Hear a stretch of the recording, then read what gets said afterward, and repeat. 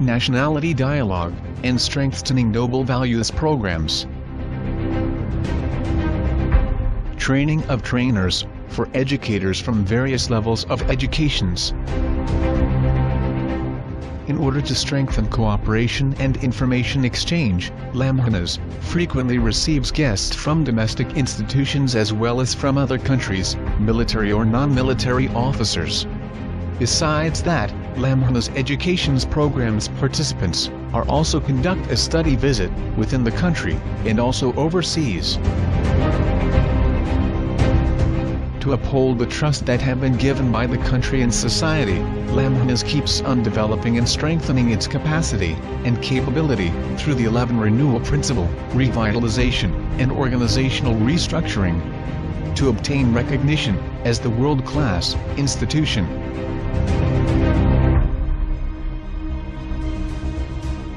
Until now, Lemhannas have been playing a significant role in generating many national leaders in Indonesia. Those are the main role and function of Lemhannas as a strategic assessment center and leadership school for cadre of national leaders of Indonesia.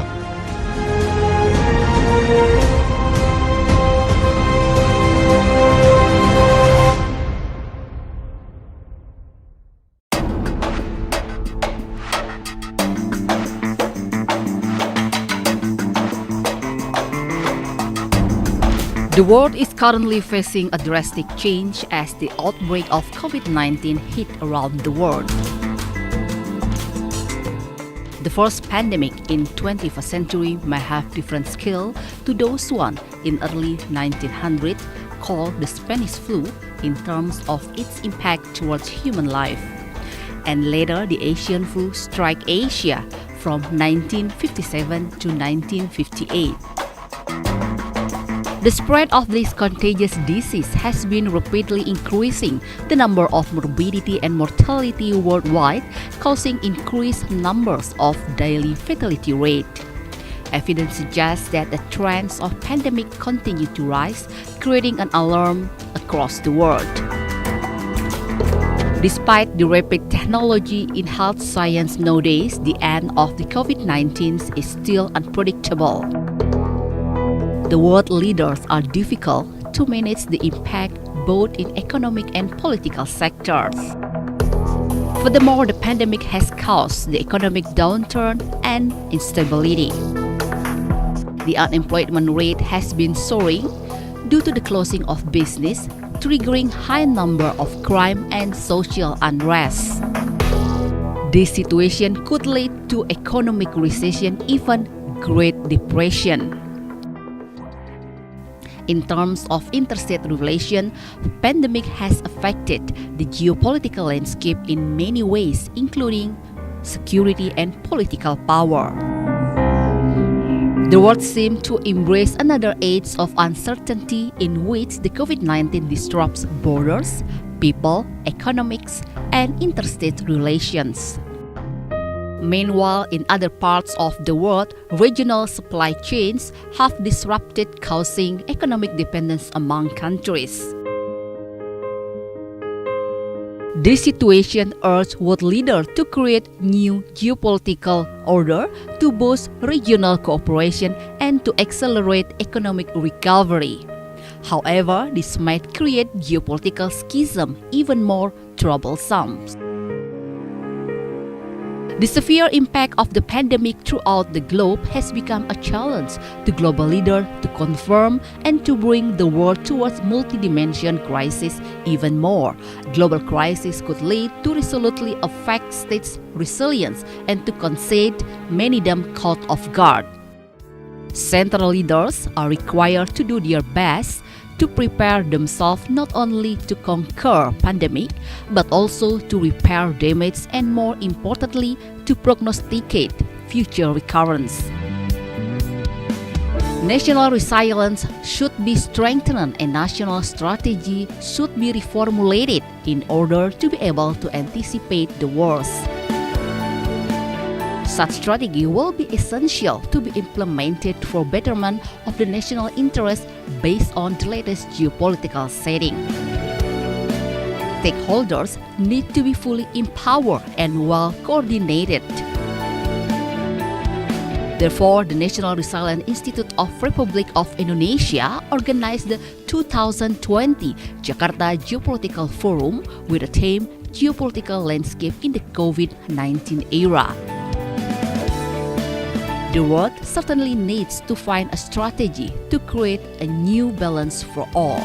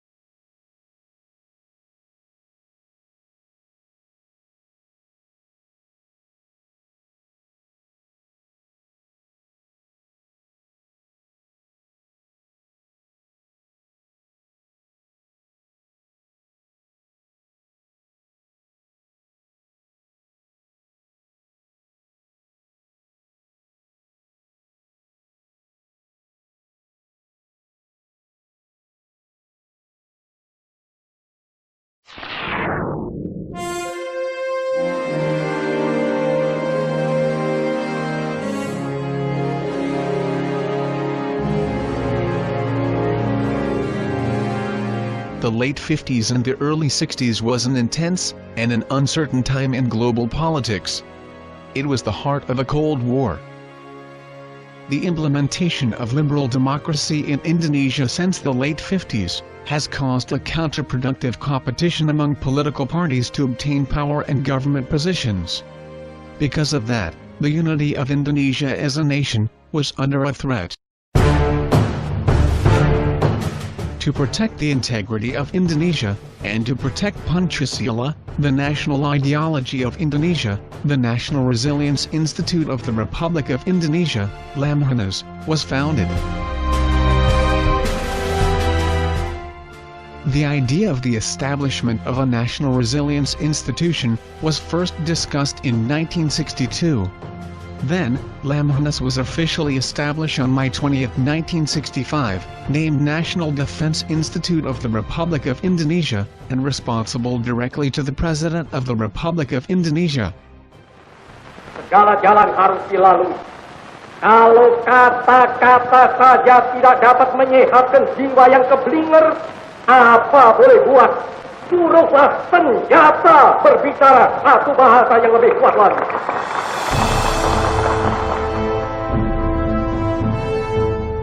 After the succession of Indonesia's presidency in 1965, based on the Presidential Decree No. 122, year 1967, Lemhannas' positions was transferred to the Department of Defense and Security, responsible to Minister of Defense and Security and Commander of the Indonesia's Armed Forces. Over time, in accordance with the separation of Ministry of Defense and Indonesia National Armed Forces, in 1984, Lemhannas was positioned under the commander of the Indonesia's National Armed Forces. And then, based on Presidential Decree No. 4, year 1994, Lemhannas' positions was moved to the Department of Defense. Simultaneously, Lemhannas changes its name to National Resilience Institute of the Republic of Indonesia. It was stated that Lemhannas is a national-level institution for developing, strengthening, and socializing Indonesia's national insights and national resilience.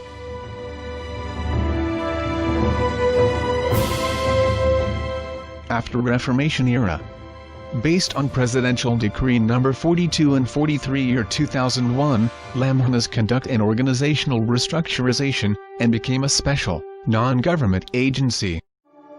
Lemhannas is now led by a governor, with equal status to a ministerial level. Finally, based on a Presidential Regulation No. 67, year 2006, and Presidential Regulation No. 98, year 2016, guided by 11 Renewal Principle, Lemhannas undergo a revitalization and restructuring process. This step was taken to support Lemhannas' vision to be a high-quality, credible, and world-class institution in the field of national resilience. Lemhannas has three primary missions. Firstly, to generate cadres of national leadership, with competitive advantage, strong national character, democratic values, and ability to play their role in international relations through the education programs. Secondly, to provide the government with recommendations in decision-making at international, regional, and national levels through the Strategic Studies program. Thirdly, to generate national components with strong national characters, based on the four basic national consensus, through the Strengthening National Values program. In order to achieve these objectives, Lemhannas organizes regular education program and short education programs. These programs are designed for future national leaders, which selected across Indonesia institutions and organizations. Participants include senior officers from the Indonesian Armed Forces, Indonesian National Police, as well as from across government ministries and private institutions.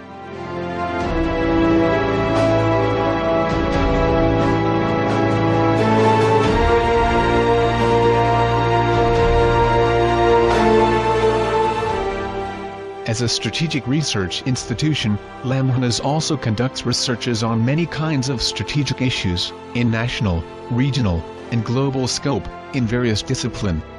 From geography, natural resources, demography, ideology, politics, economy, socio-cultural, to defense and security, through a national resilience measuring laboratory.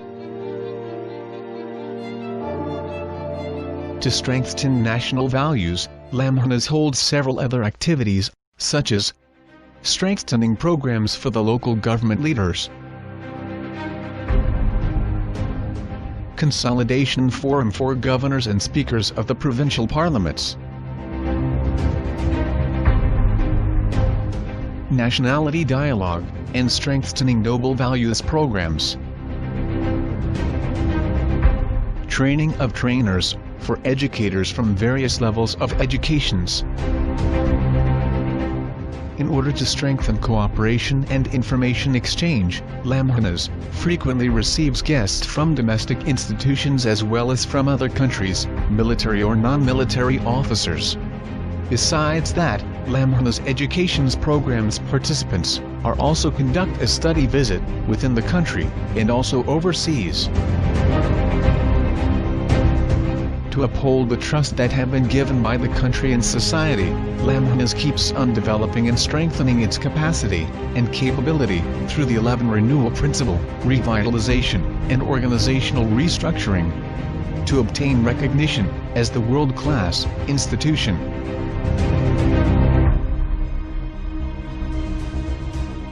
Until now, Lemhannas have been playing a significant role in generating many national leaders in Indonesia. Those are the main role and function of Lemhannas as a strategic assessment center and leadership school for cadre of national leaders of Indonesia.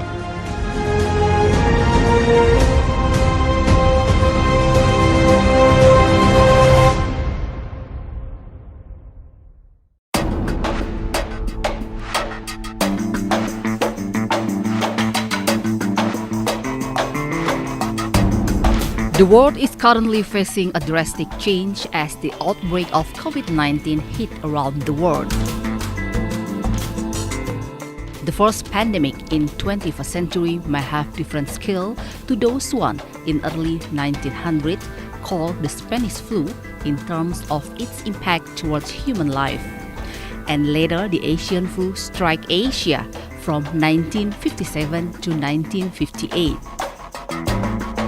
The spread of this contagious disease has been rapidly increasing the number of morbidity and mortality worldwide, causing increased numbers of daily fatality rate. evidence suggests that the trends of pandemic continue to rise, creating an alarm across the world. Despite the rapid technology in health science nowadays, the end of the COVID-19 is still unpredictable. The world leaders are difficult to manage the impact both in economic and political sectors. Furthermore, the pandemic has caused the economic downturn and instability. The unemployment rate has been soaring due to the closing of business, triggering high number of crime and social unrest. This situation could lead to economic recession, even Great Depression. In terms of interstate relation, the pandemic has affected the geopolitical landscape in many ways, including security and political power. The world seemed to embrace another age of uncertainty in which the COVID-19 disrupts borders, people, economics, and interstate relations.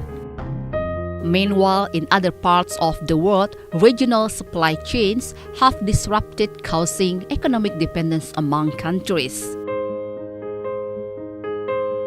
This situation urged world leaders to create new geopolitical order to boost regional cooperation and to accelerate economic recovery. However, this might create geopolitical schism even more troublesome. The severe impact of the pandemic throughout the globe has become a challenge to global leaders to confirm and to bring the world towards multidimensional crisis even more. Global crisis could lead to resolutely affect states' resilience and to concede many of them caught off guard. Central leaders are required to do their best to prepare themselves not only to conquer pandemic, but also to repair damage and, more importantly, to prognosticate future recurrence. National resilience should be strengthened and national strategy should be reformulated in order to be able to anticipate the worst.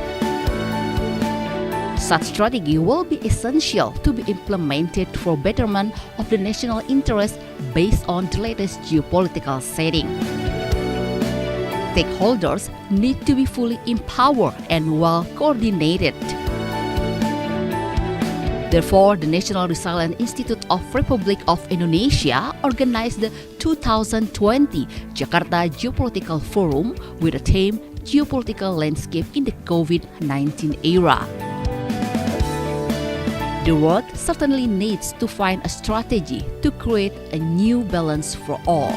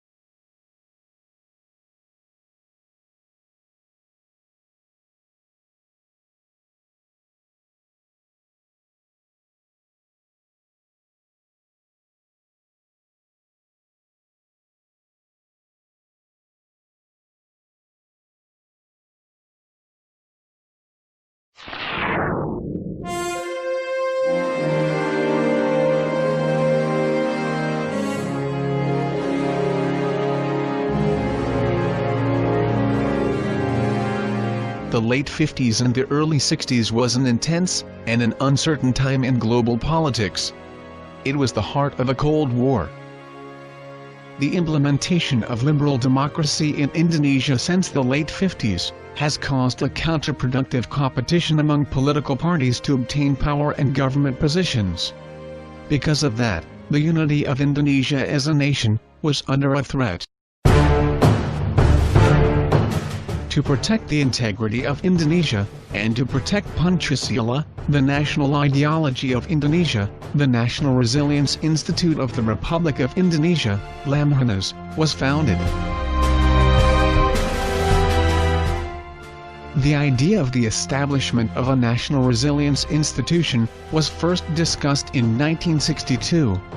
Then, Lemhannas was officially established on May 20, 1965, named National Defense Institute of the Republic of Indonesia, and responsible directly to the President of the Republic of Indonesia.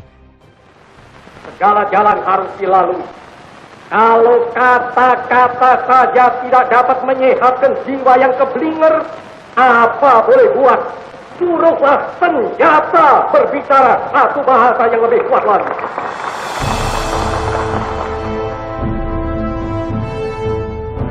After the succession of Indonesia's presidency in 1965, based on the Presidential Decree No. 122, year 1967, Lemhannas' positions was transferred to the Department of Defense and Security, responsible to Minister of Defense and Security and Commander of the Indonesia's Armed Forces. Over time, in accordance with the separation of Ministry of Defense and Indonesia National Armed Forces, in 1984, Lemhannas was positioned under the commander of the Indonesia's National Armed Forces. And then, based on Presidential Decree No. 4, year 1994, Lemhannas' positions was moved to the Department of Defense. Simultaneously, Lemhannas changes its name to National Resilience Institute of the Republic of Indonesia. It was stated that Lemhannas is a national-level institution for developing, strengthening, and socializing Indonesia's national insights and national resilience.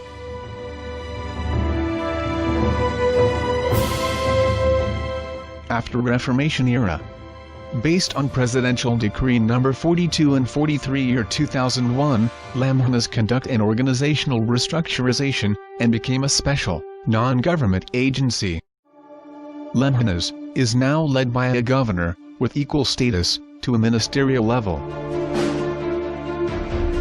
Finally, based on a Presidential Regulation No. 67, year 2006, and Presidential Regulation No. 98, year 2016, guided by 11 renewal principle, Lemhannas undergo a revitalization and restructuring process. This step was taken to support Lemhannas' vision to be a high-quality, credible, and world-class institution in the field of national resilience. Lemhannas has three primary missions. Firstly, to generate cadres of national leadership with competitive advantage, strong national character, democratic values, and ability to play their role in international relations through the education programs. Secondly, to provide the government with recommendations in decision-making at international, regional, and national levels through the Strategic Studies program. Thirdly, to generate national components with strong national characters based on the four basic national consensus through the Strengthening National Values program. In order to achieve these objectives, Lemhannas organizes regular education program and short education programs. These programs are designed for future national leaders, which selected across Indonesia institutions and organizations. Participants include senior officers from the Indonesian Armed Forces, Indonesian National Police, as well as from across government ministries and private institutions.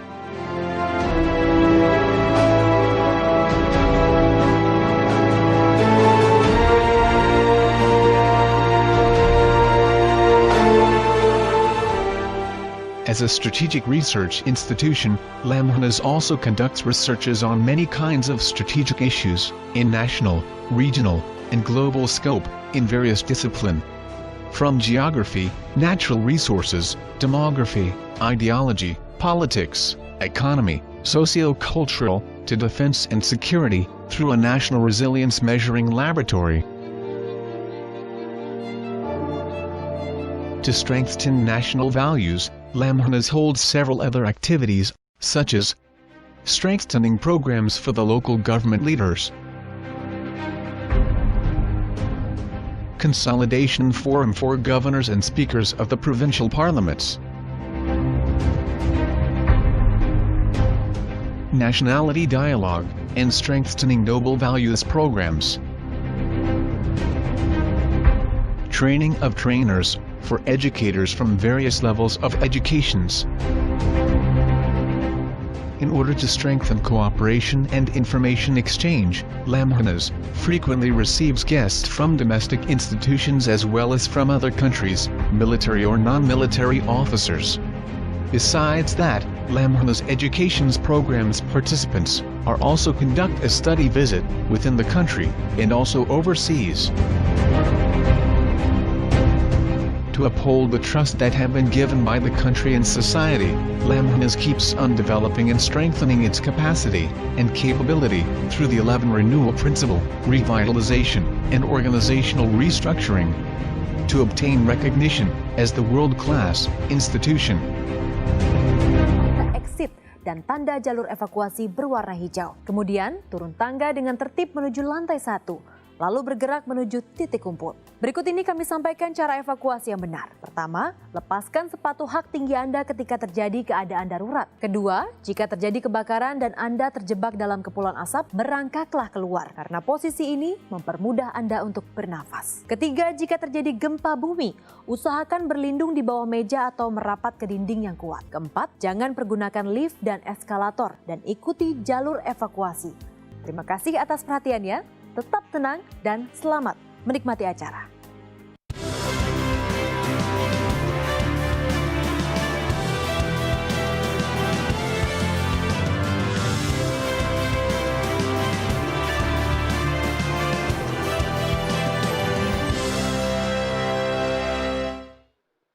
Live from MNC Conference Hall, Jakarta. This is the Jakarta Geopolitical Forum IV 2020. Please welcome our host, Anissa Dasuki.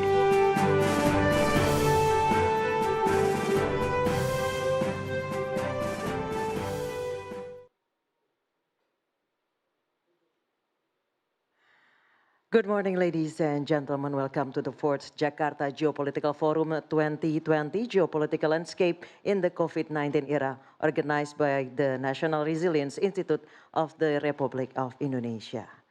Let me introduce myself. My name is Anissa Dasuki, and I would be your host for today.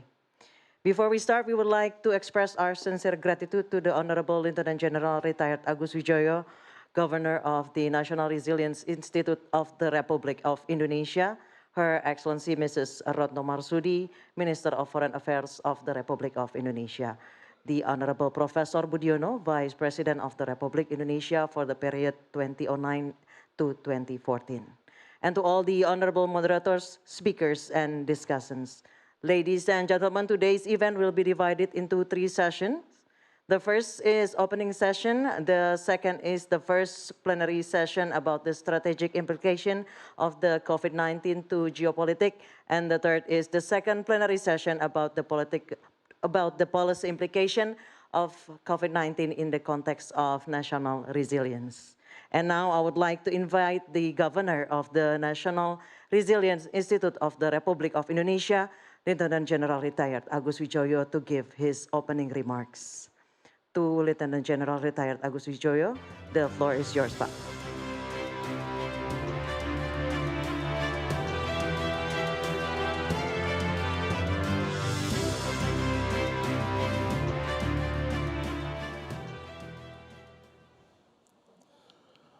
Honorable Professor Budiono, Her Excellency Minister Retno Marsudi, distinguished speakers, discussants, moderators, and participants, ladies and gentlemen. It is with a very honest mixed feeling, happiness, and at the same time sadness that I have to welcome you today to this 4th Jakarta Geopolitical Forum of 2020, which is convened under a very unique as well as unprecedented circumstances in the midst of the COVID-19 pandemic. I am very happy to see you, colleagues and friends, from different parts of the globe and time zone are well and in a good shape, despite this difficult situation, to participate in this gathering of paramount importance. Besides, I must also render my high appreciation to you who have been sacrificing your evening dinner and also your midnight bedtime rest, while many of us have just finished our breakfast. But I also in a dismal feeling, because as the host, I cannot personally and directly greet you and have a frank chat with you. However, I am of particular happy and proud to once again welcome you and thank you wholeheartedly for your presence in the virtual conference. Distinguished participants, ladies and gentlemen, this COVID-19 pandemic has no doubt changed our life, naturally and overwhelmingly. This pandemic permeates to every aspect of our daily life. It affects every country, small and big, practically in almost every corner of the world. The scope and scale is up to date, far less and uncomparable to the Spanish flu or Asian flu of the 20th century, but its damage to health, economy, and social life have been staggering, and its collateral damage, according to many, may lead us into recession or further depression. Moreover, we should bear in mind that despite of the rapid advancement of health science and technology, the end of this contagious disease has not in sight yet. Yes, we are now in a very critical situation. However, this danger and damages posed by the COVID-19 is only one side of the coin. At the other side, in the context of the international relations and geopolitics, the pandemic demonstrates another worrying trends concerning the behavior of countries, most notably the big ones. Amidst the fast-spreading disease, big powers continue to expand their influence and strengthen their footstep in almost every part of the globe, not only economically, but politically and militarily. Big powers' rivalry for supremacy in the hotspot also continue to heighten the tension among the regional countries, making the existing problems to become more delicate and the solution unpredictable. Distinguished participants, to our common concern, Asia and the Pacific, and Southeast Asia in particular, is undoubtedly susceptible to this rivalry. The recent US and China military maneuvers in the South China Sea, for instance, have been of great concern to the coastal states as they will threaten peace, security, and stability in the region they have endured to maintain. While common resolve is supposedly needed to mitigate the pandemic and overcome the damage, big powers seem to pay little attention to ease the consequences of their dangerous behavior in the region. At the time when multilateralism and regionalism need to be empowered to conquer the plague, further grave implications of the COVID-19 need to contain. Under these circumstances, I would assume that we can concur to say that strengthening national resilience will pose a prerequisite for adapting and adjusting our life in the midst of the pandemic before we can respectively and collectively be able to lessen the disastrous consequences of the disease. May I, in this regard, quote Thomas Friedman when he said, unquote, "Geopolitics is all about leverage. We cannot make ourselves safer abroad unless we change our behavior at home." For me, it is nothing more than emphasizing the importance of national resilience. National resilience can later become a stepping stone towards empowering regional resilience to confront big powers' rivalry so that it will not harmfully affect peace, security, and stability in the region. Distinguished participants, ladies and gentlemen, it is against this backdrop that the theme geopolitical landscape in the COVID-19 era is chosen to underline its significance and relevance to the current world setting. As a guiding principle at the Institute and a continuance to the previous three forums, we will always focus on issue of ultimate urgency to our common resolve and national interest. And in order to make use of the time duress effectively, the proceedings of this forum will be divided into two sessions, whereby the first will be dealing with the strategic implications of the COVID-19 as in accordance to the program, while the second will have a slight change to cover a wider topic on the international security in time of the pandemic. It is my fervent hope that you all can interactively discuss and deliberate the geopolitical implications to our today's state of affairs and find a way to come up with a somehow constructive measures for future anticipation. It is hoped that based on the proceedings of the forum, we will be able to explore alternatives to formulate policy recommendations to our respective entities. Ladies and gentlemen, finally, I know full well that given fact of the wide range issues to discuss, this less than a day conference would certainly be far from appropriate. But inasmuch of your keen interest and more importantly your expertise in this subject, I am confident that we can manage to maximize the time constraint and benefit from thorough deliberations. For this, I must extend my earnest gratitude to all of you and wish you a very constructive and fruitful discussion. With this, allow me now to kindly request Her Excellency, Madam Retno Marsudi, Minister of Foreign Affairs of the Republic of Indonesia, to deliver a welcoming remarks and to officially open the 4th Jakarta Geopolitical Forum of 2020. Thank you. Thank you, Mr. Agus Wijoyo, for your opening remarks.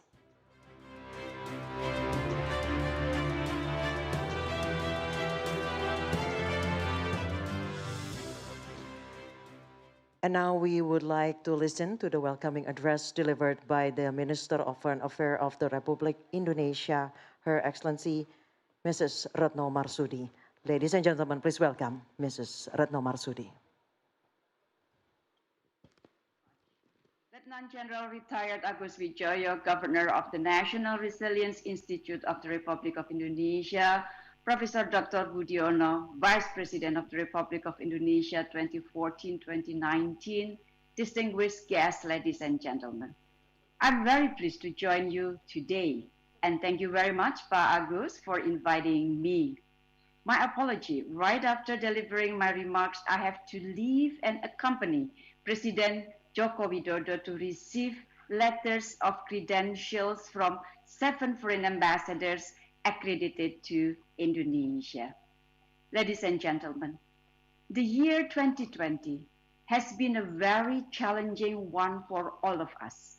Last month, leaders from around the world addressed to the United Nations General Assembly, including President Joko Widodo.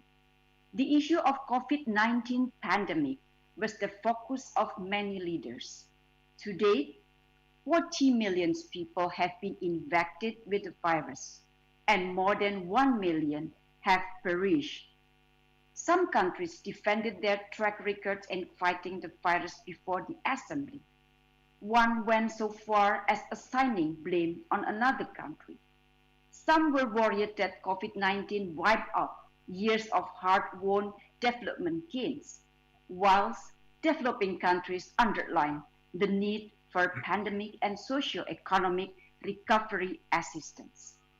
Another issue that dominated the conversation was the strategic implication of COVID-19 on the ongoing geopolitical shift. Some argued COVID-19 created new challenges and opportunities in international relations. Others cautiously warned that it added to uncertainties that already characterize our world. A number of worrying geopolitical trends were discussed. Some existed prior to the pandemic and further accelerated and brought to light by it. First, the worrying trend of rivalries between great powers in many fronts. Tensions and distrust between great powers do not abate during this pandemic. They escalate with each provocative rhetorics, and actions. The World Economic Forum Risk Perception Survey identifies exploitation of COVID-19 crisis for geopolitical advantages as one of the geopolitical risks that will be the world's greatest concerns in the coming months. Indeed, some aspects of the rivalry take place in our proximity, the Southeast Asia and the broader Indo-Pacific regions. Smaller countries often found themselves trapped in the middle and forced to take sides. Many start to think we are already in the midst of a new Cold War. Second, the worrying trend of diminished trust in multilateralism. For years, the UN has been accused of being ineffective, its work hampered by power politics between its members. This is particularly evident for the instance of the UN Security Council. The permanent members casted twice as many vetoes over the past 5 years compared to the preceding 5 years. Overall, the UN is increasingly struggling to effectively respond to the ever complex global challenges and the high expectation to deliver concrete and immediate results. There have been countless proposals aimed at strengthening the UN, but different and competing views and interests have made the task very difficult. Diminishing trust has led to countries backing away from their global commitment. Others threaten to withdraw from the UN's specialized agencies. The pandemic truly puts multilateralism at risk. Some argue the UN has not done enough to prevent and respond to this pandemic. Countries that have benefited from multilateralism in the past are now joining the rank of those who doubt the UN effectiveness. Third, the worrying trend of rising populism and extreme nationalism. Populism has been on the rise in the various parts of the world even before this pandemic, partly as a response to globalization, free movement of the people, and broader regional integration. We have witnessed how countries that place great emphasis on human rights turn into those that reject immigrants and refugees. Xenophobia continues to unfold in many countries. Foreigners are experiencing growing stigmatization for allegedly bringing in the virus, many subjected to discrimination and assault. Populism and extreme nationalism do not translate into constructive foreign policy. Rather than pursuing international cooperation, countries may resort to self-help and unilateralism in pursuit of their national interests, often undermining international law in the process. So during the pandemic, they perceived survival from this pandemic within the perspective of a zero-sum game. And as a result, there is a looming threat to vaccine nationalism, where countries compete against each other to secure massive supply of vaccine for themselves. This mentally will only hinder the much-needed international cooperation against the pandemic. Colleagues, ladies and gentlemen, habits and behaviors formed during this pandemic could become a part of our new normal. Worrying trends I have just mentioned have the potential to persist if we do not put them to an end. We must work together to put them to an end. Allow me to offer 3 messages on how we should navigate this geopolitical landscape during COVID-19 era. First, we must always promote international cooperation. No country, no matter how strong or powerful, can address the global challenges by itself. This pandemic has exposed to a limit on what each country can do. Indonesia always chooses cooperation over competition, dialogue over rivalry, win-win cooperation over zero-sum game. International cooperation is desperately needed in a crisis situation like today. Let us focus our time and energy to identify points of convergence rather than sharpen our differences. There are two urgent priorities to fight for. First, ensuring all countries have equitable access to safe and affordable vaccine, as well as COVID-19 treatment and other health technologies. Indonesia stands behind important initiative in this regard. The WHO Access to COVID-19 Tools Accelerator, the WHO's COVID-19 Technology Access Pool, and COVAX initiative. In fact, I've just returned from London and Geneva, where I had a thorough and good discussions with CEPI, Gavi, and WHO. As a reflection of Indonesia's support to this multilateral undertaking, Indonesia offered to be part of CEPI Investors Council.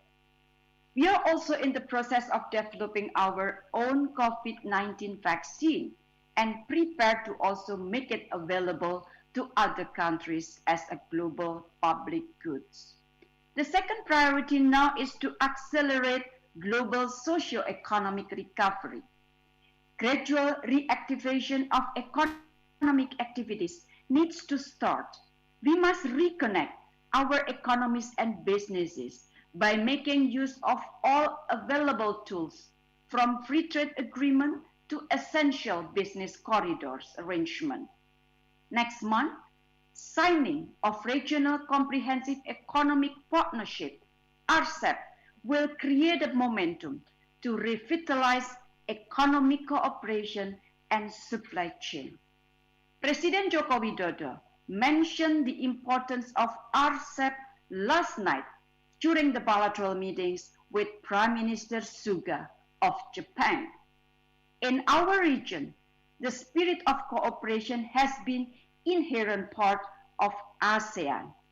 Now it forms the philosophical foundation of the ASEAN outlook on the Indo-Pacific, which will guide the quest of regional peace, stability, and prosperity in the coming years.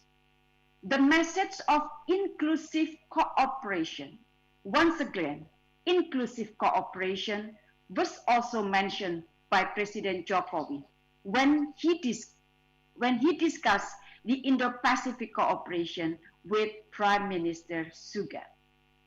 This leads me to my second message for countries to cooperate smoothly.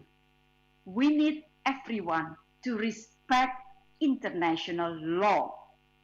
All countries must act in good faith and in conformity with the principle and purposes enshrined in the UN Charter. Respect for fundamental principles of international law, such as sovereignty and territorial integrity, is not an option, but a must. International dispute must be settled peacefully on the basis of sovereign equality among states. These principles are rules of the game, our moral compass in navigating today's world. Each of us has the responsibility to lead by example. In the region, ASEAN countries consistently affirm their commitment to international law, including the 1982 UNCLOS, and to the Treaty of Amity and Cooperation, the Zophan Declaration, and the Bali Principle. All ASEAN partners are called to demonstrate the same resolve in their engagement with the region. The same message will once again be amplified in the ASEAN summit next month. And third, we must support the collective global and regional leadership. In his address to the UNGA last month, President Jokowi reminded everyone that all countries have the responsibility to contribute to the strengthening of collective global leadership. This is where the UN remains relevant as a platform to harness political will and resources and coordinate response against global challenges. In the face of the UN shortcomings, the responsibility of each member is to continuously strengthen the UN, not to weaken it, nor leave it behind. After all, the UN is only as strong as we make it to be. It must be adequately supported and properly funded. All countries must have an equal say in reforming the UN. And similar leadership is required at regional level. And in this context, ASEAN stands ready to take the leadership role in the region. Distinguished guests, ladies and gentlemen, in short, despite the worrying global geopolitical trend, there is room for optimism. We should remain as optimistic as possible. Solid cooperation, respect to international law, and stronger collective leadership will lead to positive energy that enable us to see through this crisis together. So finally, ladies and gentlemen, I declare herewith the Jakarta Geopolitical Forum officially open. I wish you a productive and fruitful discussion. I thank you very much.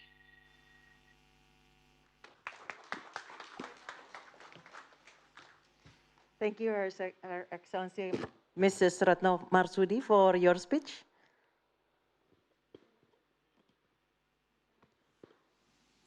We are now continuing our event to the next agenda, that is to hear an overview of geopolitics, which will be delivered by Professor Budiono, former Vice President of the Republic of Indonesia.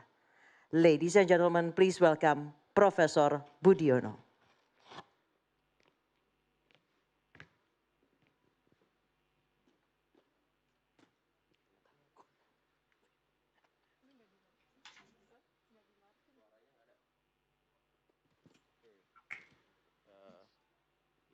I would like to thank, first of all, General Agus Wijoyo for inviting me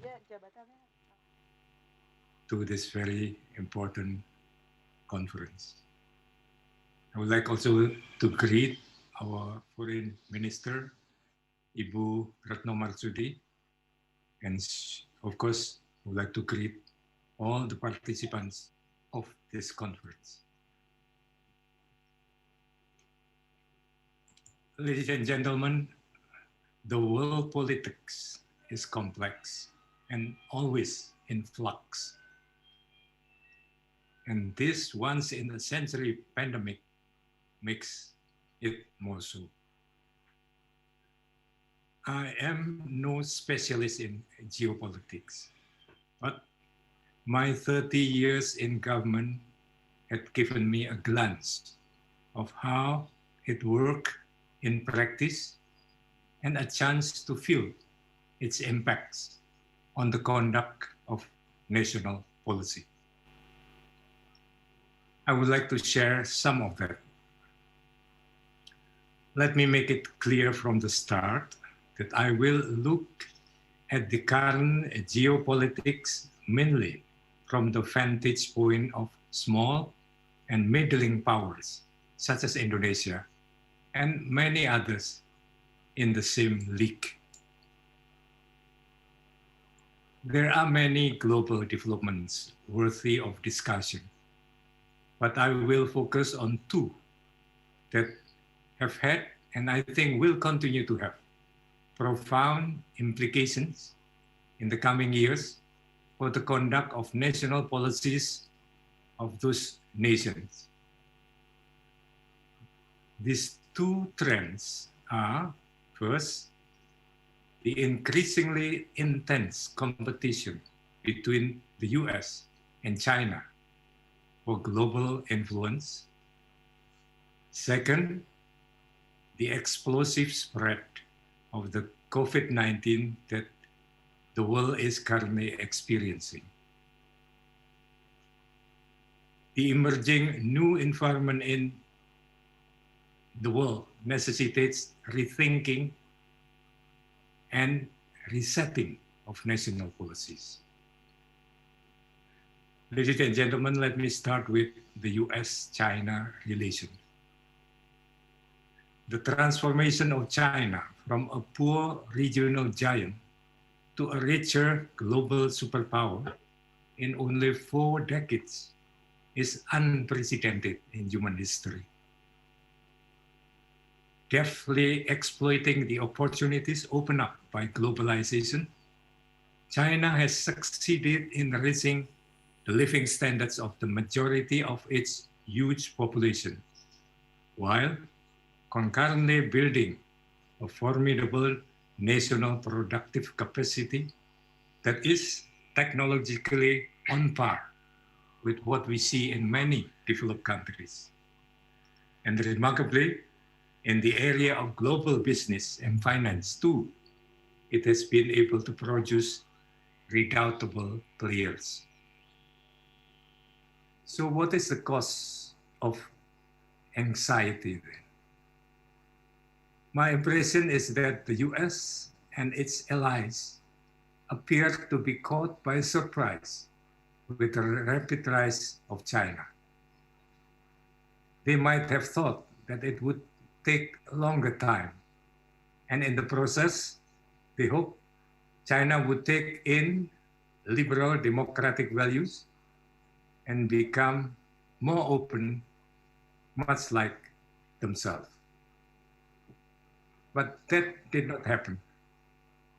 China has economically and socially changed dramatically, but, and perhaps understandably because of its very success, not in the way it governs itself, nor its broader views on politics and security. Under President Xi, it has globally projected itself more forcefully.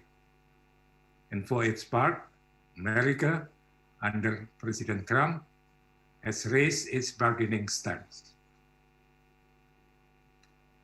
America and China, it seems to me, are set to be on the collision course on many fronts, and probably for many years to come.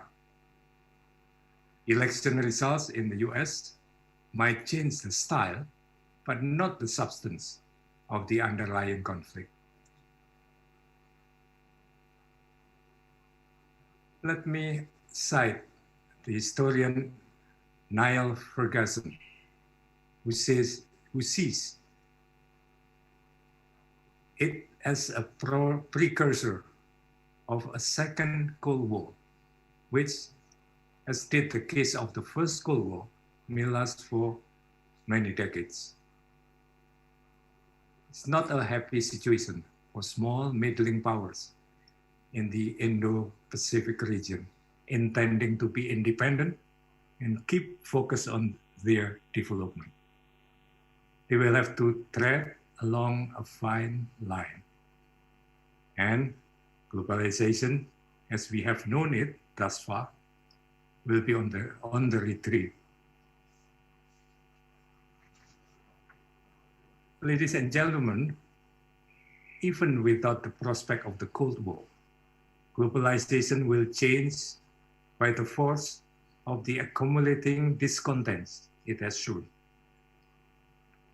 Yes, globalization has bestowed benefits in the form of higher global economic growth, improved living standards for a large number of the world population.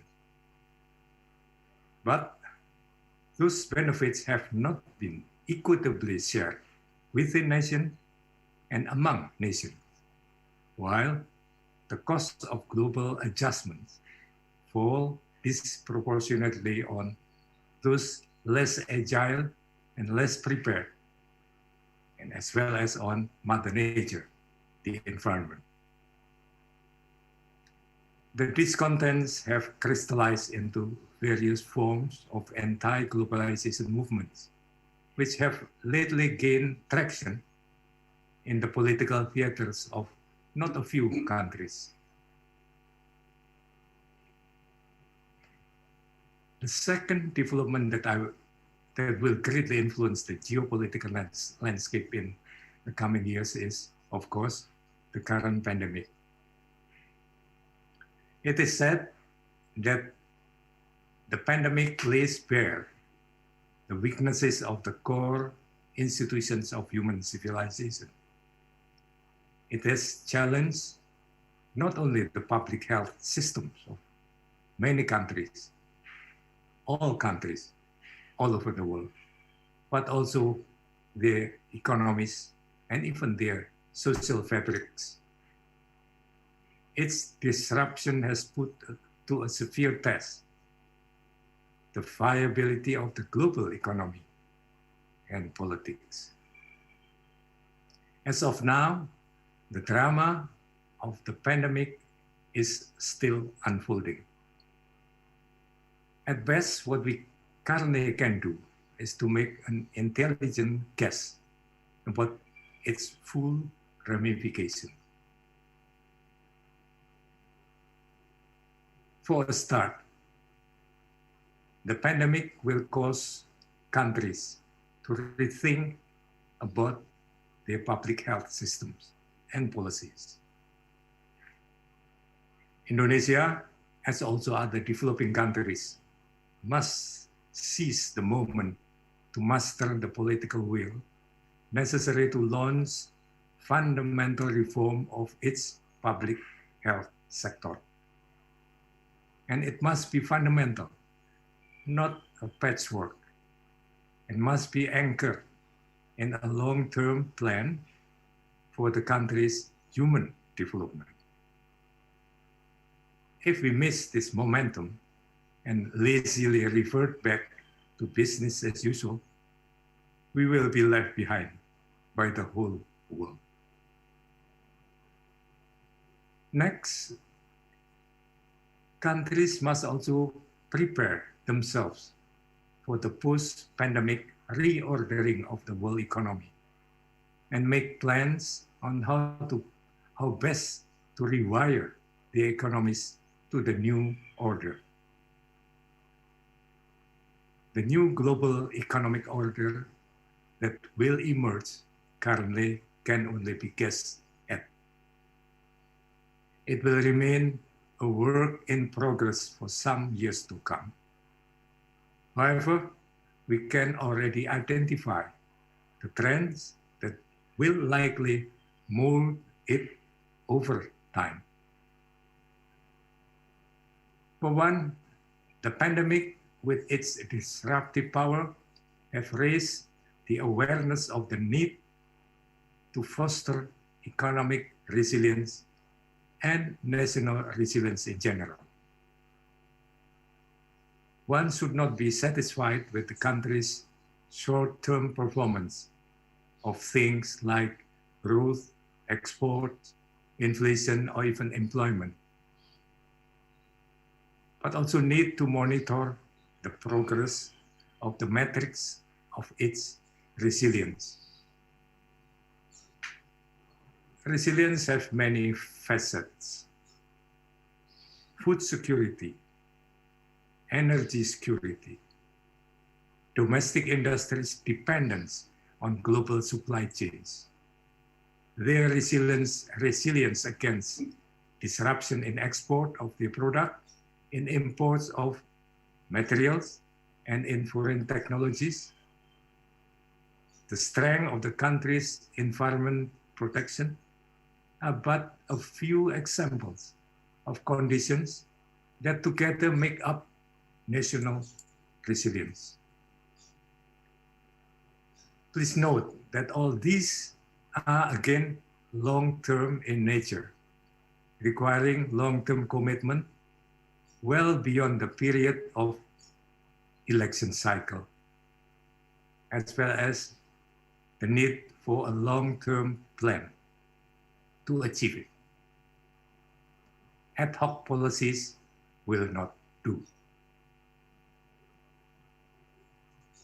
Then there is the problem of post-pandemic structural adjustment as a consequence of changes in the relative importance of sectors, industries, and occupations. These adjustments require reallocating economic resources, such as land use, capital, and in my view, the most intricate of all, reallocation and reposition of labor or human resources. It is a big undertaking where government, business, and the public have to work in concert. Reallocation of resources always entails costs, economic, social, and often also environmental costs. Government, through its policies, has to minimize these costs without hampering the reallocation process itself. It is those economies which have gone furthest in completing the reallocation which have the greatest chance of survival in the new world order. Delays entail even greater costs. Ladies and gentlemen, this is not an easy time for any government. So many things in the to-do list. Moreover, all those plans, policies, and actions must be implemented in a difficult geopolitical ambience of a looming Cold War. But all that should not be an excuse for mediocre action. At the global level, similar adjustments must occur with the nation states as the executing agents. There are probably more delicate issues at the international level than at the national level. It will need persons with more diplomatic experience than I am to offer a discourse on them. However, I will not totally evade the task. I would pick one issue that is, in my view, is so important for the international community to start seriously thinking about now, so that we, I mean the world, will not be behind the curve in acting on it. The cost of failure for timely dealing with it is too great. There is one important and difficult problem that will be faced by all countries post-pandemic. That is the problem of servicing their debts. Debts are accumulating because in dealing with the public health and the concomitant social and economic consequences of pandemic, governments are forced to live beyond their means to finance the needed program.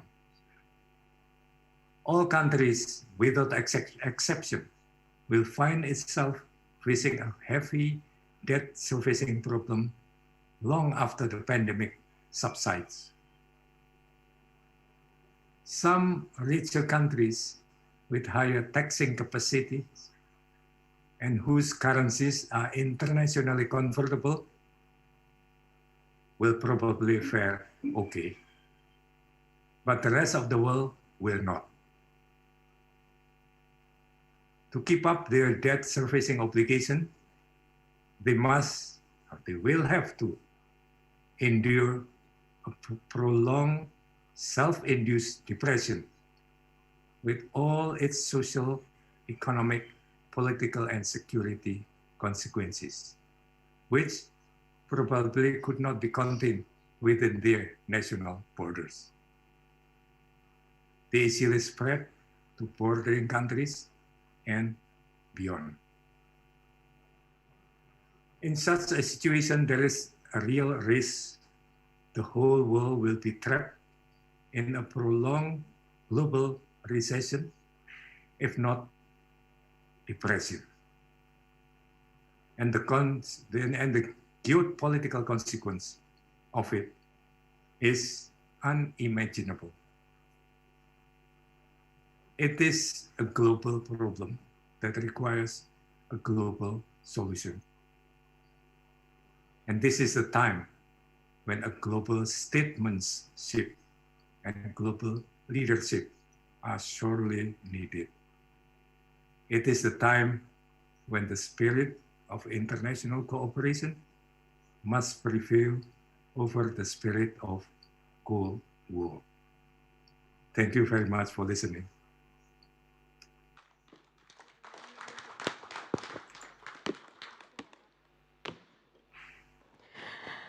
Thank you, Professor Budiono, for your insightful overview. I'm sure we all feel enlightened about what geopolitics is. Ladies and gentlemen, before we continuing this event, we will hold a photo session with all distinguished guest speakers and moderators. To Mr. Agus Wijoyo, Governor of the National Resilience Institute of the Republic of Indonesia.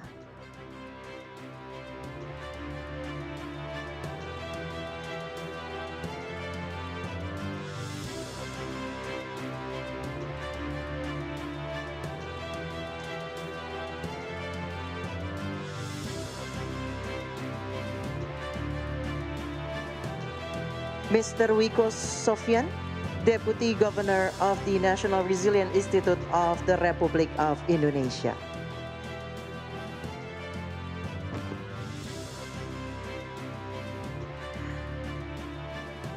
Mr. Didit Wijanardi, Prime Secretary of the National Resilience Institute of the Republic of Indonesia.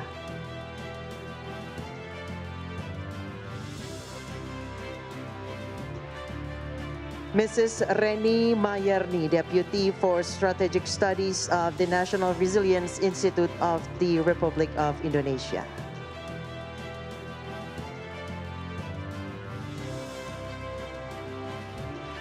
Ambassador Imron Kotan, Ambassador Makarim Wibisono, Professor Dadan Umar Daihani from the National Resilience Institute of the Republic of Indonesia, Ambassador Dian Wirangjurit, Mr. Dino Patijalal, Deputy Minister of Foreign Affairs of the Republic of Indonesia 2014.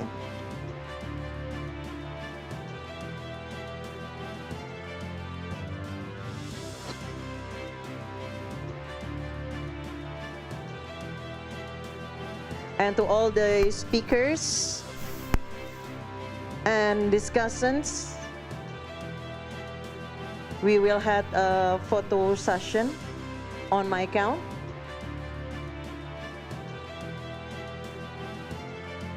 To all the distinguished guests, speakers, and moderators, we will have a photo session on my count.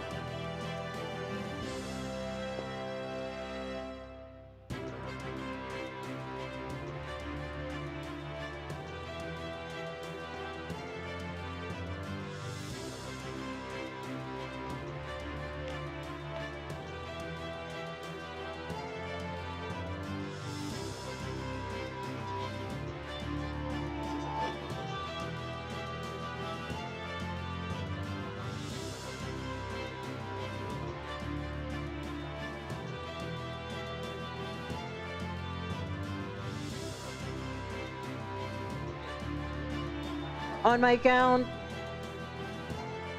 Okay. 3, 2, 1. Okay, once more. On my count, 3, 2, 1. Oke. Teman-teman yang berada di depan panggung bisa tolong permisi sebentar supaya foto dari kamera video lebih terlihat jelas. Oke? Sekali lagi on my count.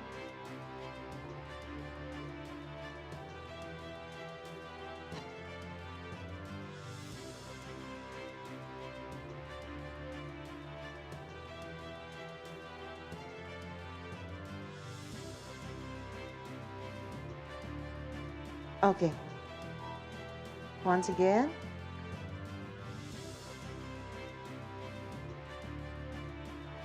Okay, clear? Okay, on my count, 3, 2, 1.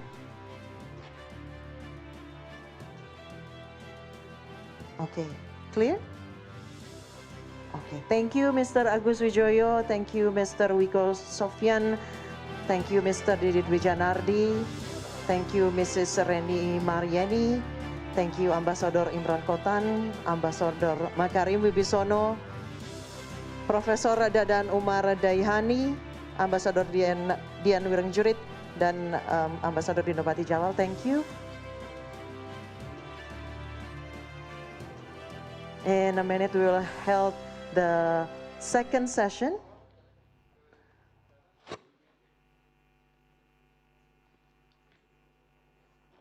Thank you, sir and madam. Okay. To Mr. Imran Kotan. Kindly check for the audio. 1, 2, 3. 1, 2, 3. Ladies and gentlemen, please welcome our moderator, Ambassador Imran Kotan. Thank you very much for the opportunity being provided for. Let me start by saying on behalf of all speakers as well as all participants to convey our sincere thanks to, first of all, former Vice President of the Republic of Indonesia, Professor Budiono, as well as for Minister of Foreign Affairs, Retno Marsudi, and last but not least, the Governor, Lieutenant General retired Agus Wijoyo, for taking this opportunity to provide us with an occasion to discuss a very strategic issue confronted not only Indonesia, but as well as the whole world. I think I would say that not only, as I mentioned, all speakers, discussions, but as well as participants of this very important meeting. I have actually 5 speakers. 3 of them are the presenters, and then after their presentations, there will be 2 discussions to basically over-ask different, probably the same opinion as to why we are all here. Now, the first speaker I would like to introduce to you all is Mr. Gita Wirjawan. Mr. Gita Wirjawan is the chairman of Anchor Group, is an investment agency, but most importantly, he was a former minister under President Susilo Bambang Yudhoyono. I think in his presentation, Mr. Gita Wirjawan will cover a number of issues, notably history as well as how history will affect the future. And then the current COVID-19, of course, we are all impacted upon, and how this word post-COVID-19 will be. And I think he will also comment on the decoupling era, and I have gone through all the presentations being provided for by the speakers. This decoupling era is indeed a very important issue to be dealt with. May I use this opportunity to invite former Minister Gita Wirjawan to present his case. Thank you. Thank you, Pa Imran. Can you hear me okay there? So. Okay, very good. I want to take this opportunity to thank the Geopolitical Forum of Jakarta for inviting me to speak. And I'd like to just go through a few slides to try to build the case in terms of how the changing geopolitical landscape has and will likely to affect Southeast Asia in the coming years. If I could ask somebody to help me with, changing the pages of my presentation, because I don't have access to it. If we could go to page 4. Yeah. Just want to basically take you back to history in terms of how the planet started out about 4.5 billion years ago, and how simple life form took place about 3.8 billion years ago. And we all know that, lobsters have outlived humanity a lot more than, we would have probably recognized. And basically, for the last couple of million years, I think, we've gone through an evolutionary process that's not too dissimilar with, whatever Southeast Asia has gone through in the last 2,000 years. And if we could go to the next page.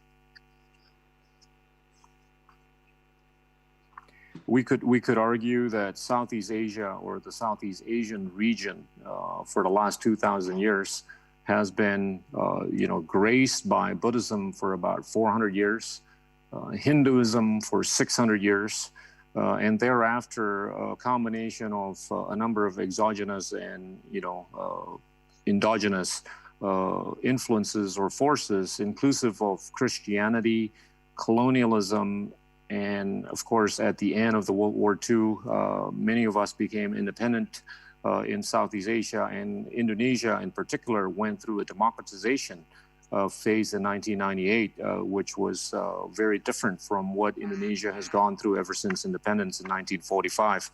I think this page is an illustration of how Southeast Asia, relative to many other parts of the world, has remained as a peaceful and stable region, despite many changing influences or forces coming from within or even from beyond. It, I think, serves as capital for Southeast Asia to remain as a peaceful and stable region for the next 1,000 and 2,000 years, on the assumption that we're going to have enough energy to live with, on the assumption that we could learn to basically sustain the planet a little bit better than what we have been doing in the last 200 years. The next page, we've basically shifted from soil to steel and to data, and this is basically an illustration of how the monetization data has changed the game in entrepreneurship, but also in economic paradigms. But also at the same time, we've seen how the planet has gotten a lot more multipolarized as opposed to the bipolar order that we would have seen for a few decades ever since the end of the World War II. And we've basically gone from a defined benefit to a defined contribution era. And this, I would argue, is somewhat correlated in terms of the multilateralism that's been reduced in such a big way. I would argue that this is somewhat correlated with how inequality developed economies and developing economies and also underdeveloped economies has basically gotten so much bigger in the last decade or two. In terms of the climate, we all know God forgives. People often forgive, but nature does not forgive.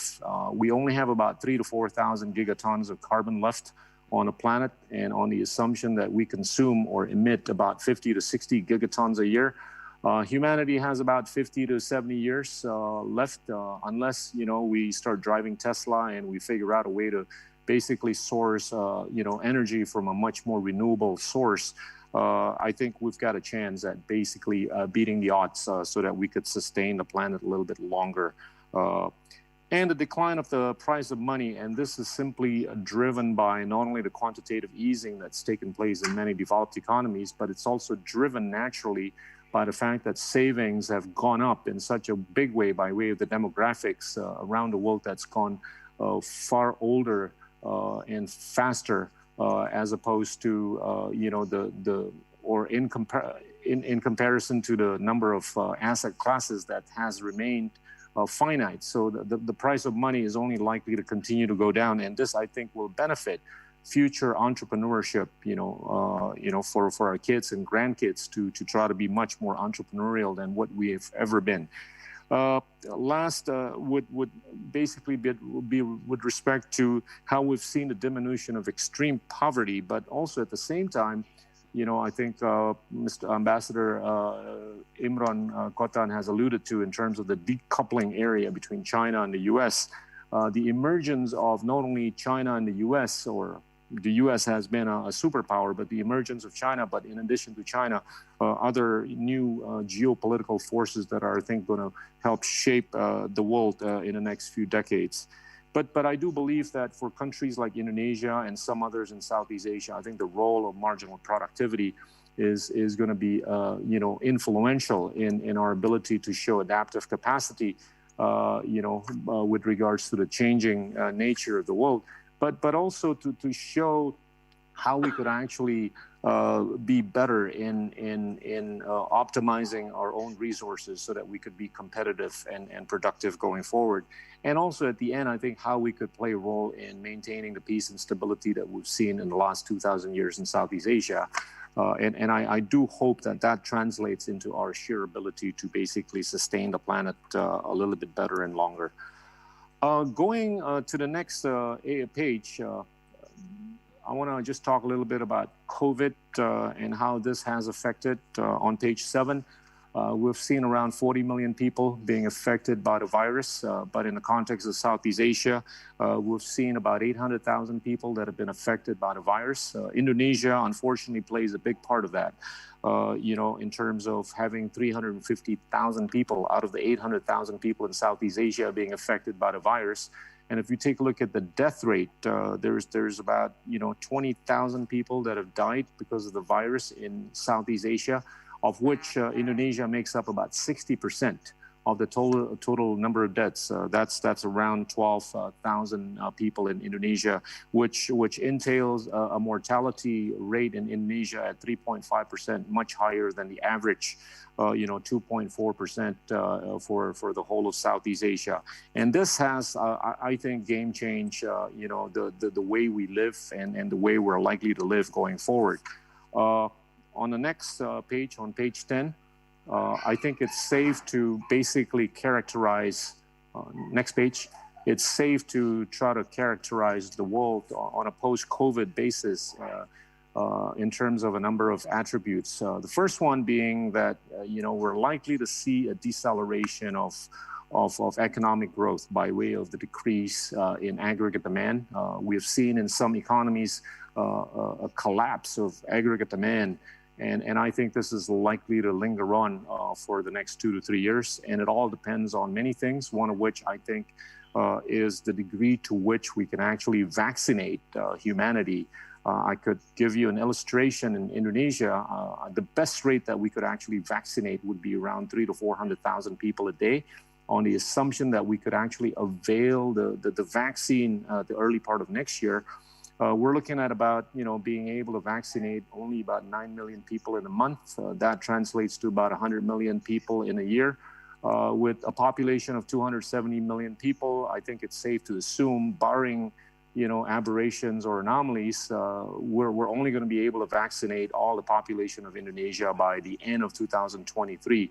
So that gives us some indication or illustration in terms of how and when full economic recovery in countries like Indonesia will take place. And I do believe that whatever goes on in Indonesia in terms of how we can vaccinate ourselves is representative of many developing countries around the world. The second attribute would be with respect to the decreased productivity, and this is by sheer disruption of the supply chain. We've seen China playing a big role in being the factory of the world, and this has been disrupted in a major way. I don't foresee this basically coming around on two accounts in a big way. Number one, there's not a whole lot of demand that's going to take place in the next year, 2 or 3. And number two, I do believe that the disruptions, I think, with respect to the supply chain will take time to get remedied. The third attribute would be what Vice President Pak Budiono had alluded to earlier in terms of the increase in leveraging activities, and this would be done at the national level and also at the corporate level, but also at the individual level. And this, I think, will likely continue to continue in the next couple of years. We're seeing that in many economies in Southeast Asia. The fourth would be the embracing of the virtual paradigm, shifting from a physical kind of activity to a non-physical kind of activity. The fourth would be the increased divergence between the inflation of financial assets and also the inflation of the real economies. And this is unfortunately something that has been evident, for the past 12 years, ever since the large piece of quantitative easing started out in the U.S. In 2008. And many other developed economies have basically copycatted that playbook. And this has, I think, entailed an increase in financial assets more than the real economies. The next attribute would be what I call the super cycle deflationary environment. And this would be driven by how technology has continued to basically help collapse cost structure, but also it's helped by the demographic argument that I've laid out earlier, and also the quantitative easing that's been done by the United States, Japan, the UK, European Union, and also to some extent China. The next attribute would be the increased polarization of conversations, which unfortunately have entailed a greater degree of protectionism. And this has basically, diminished, the hope of multilateralizing the world in a big way in the last few years by way of the collapse of the TPP conversation and a few other multilateral conversations. The last but not least, I think, is the decoupling era that's been characterized by the rise of China economically and also geopolitically. In the next page, I want to just basically illustrate, where Indonesia stands in terms of its marginal productivity. Indonesia's marginal productivity is at about $24,000 vis-a-vis Singapore, which is really the LeBron James of the world in Southeast Asia right now. They have a marginal productivity of around $170,000.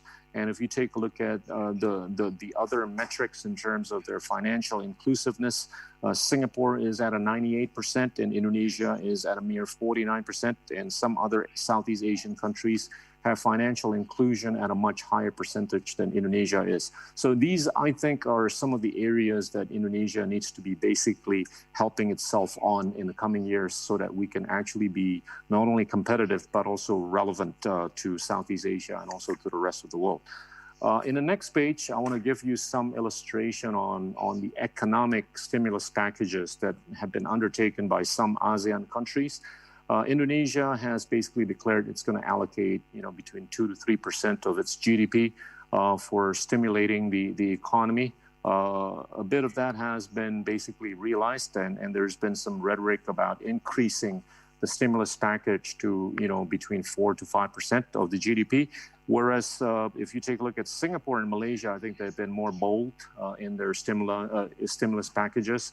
They've allocated about 20% of their GDP for stimulating the economies. So by comparing the degree to which some Southeast Asian countries are basically trying to stimulate their respective economies vis-a-vis others, I think it gives you an indication of how some Southeast Asian countries are going to be able to cope with the geopolitical changes, that are happening and that are also likely to continue happening in the near foreseeable future. And you could also peel the onion a little bit more by way of looking at how the stimulus is actually allocated for helping out the small, medium entrepreneurs vis-a-vis the corporates and others, or for social, safety net purposes. And I do believe that this pandemic on an unprecedented basis has affected the small, medium entrepreneurs in such a massive way this time around compared to what we have experienced in 2008 or even 1998 because of the lack of physical mobility. And this has, I think, just basically collapsed the entrepreneurial activities of many of the small, medium entrepreneurs around Southeast Asia. In the next page is an indication of both the monetary space and the fiscal space of some countries in Southeast Asia.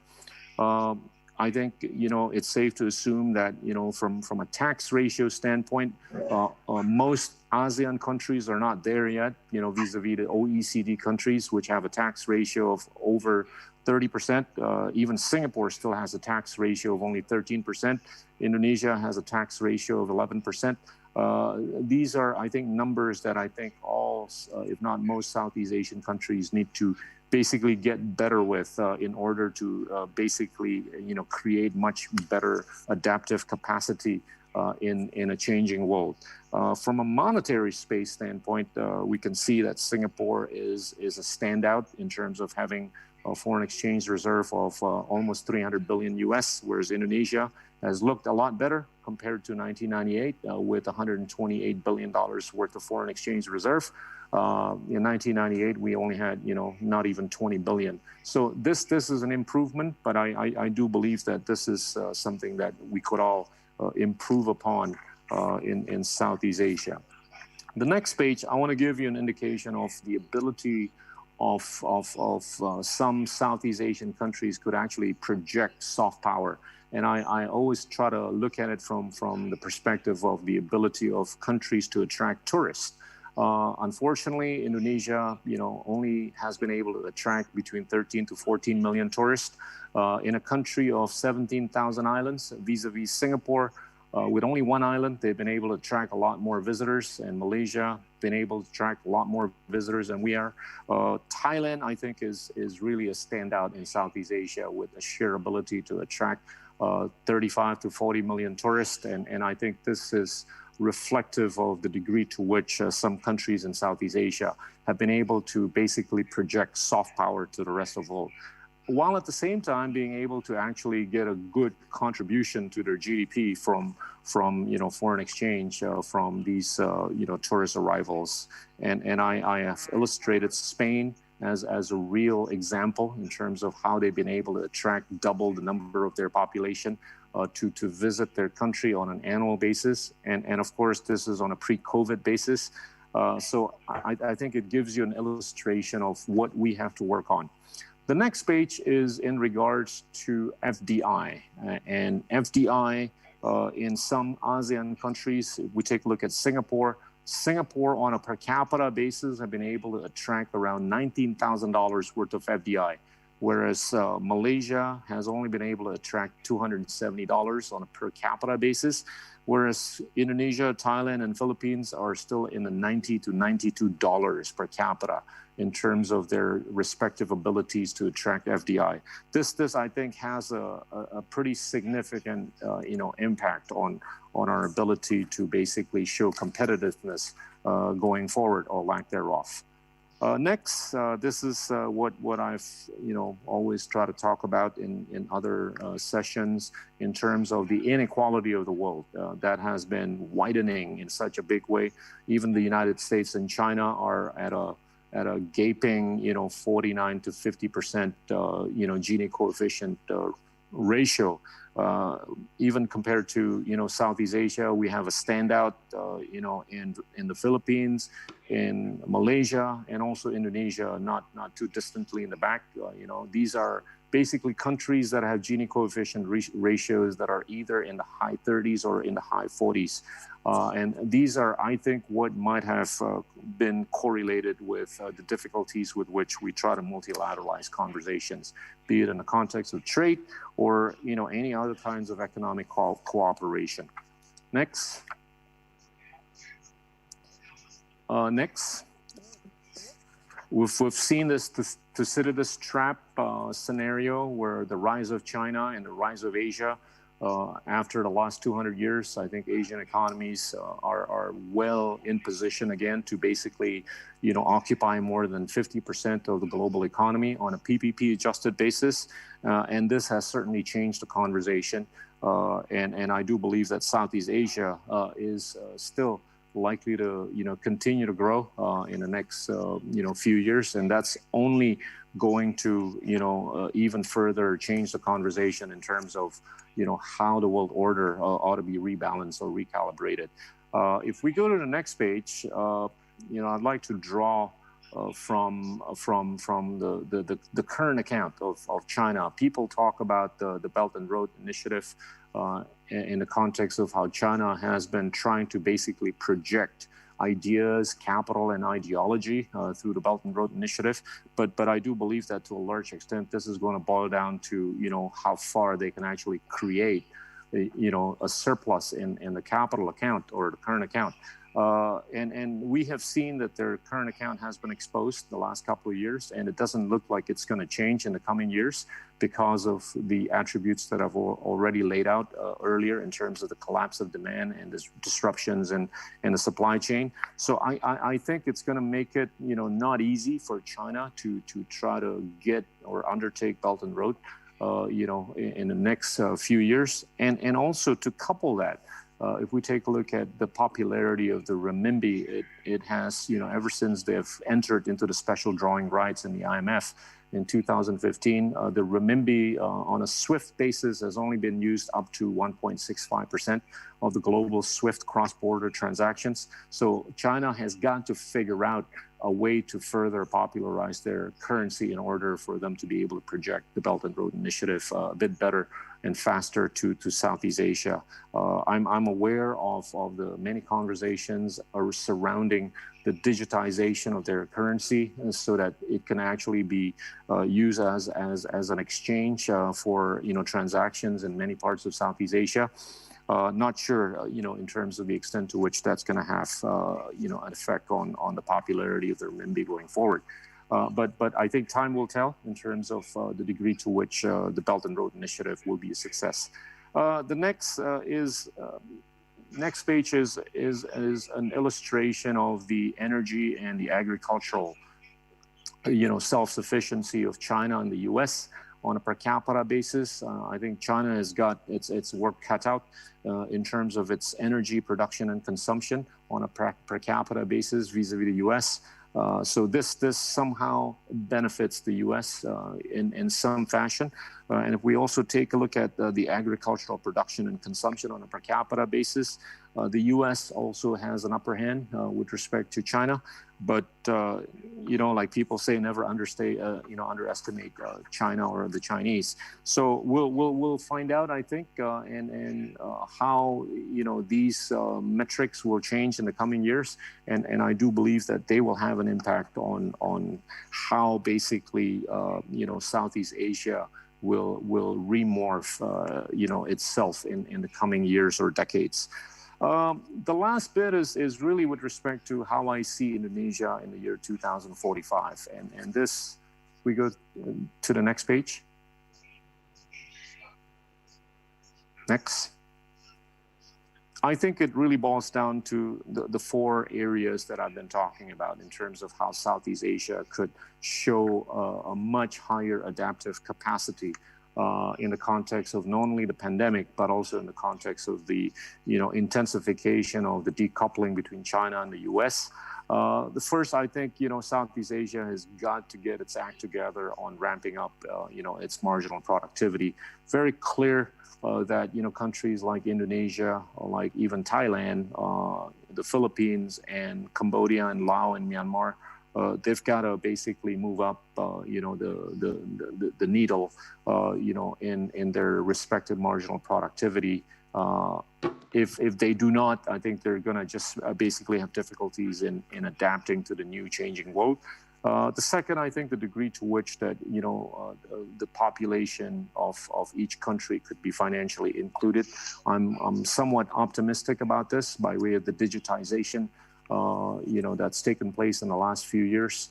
And I do believe that, by way of the digitization of more and more transactions and many pieces of the economy, I think Southeast Asia is going to get much more financially included as opposed to, what we have seen in the last 10 to 20 years.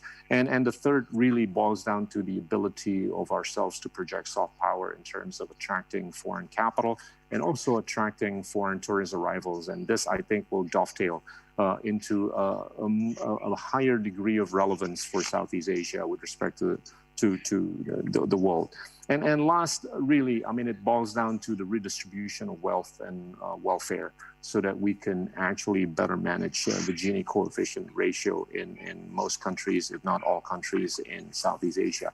The next page is an illustration, if barring, of course, anomalies where I see Indonesia. I think Indonesia is likely to be the fourth most populous country, be the third largest democracy in the world with 320 million people and hopefully a GDP per capita of $35,000.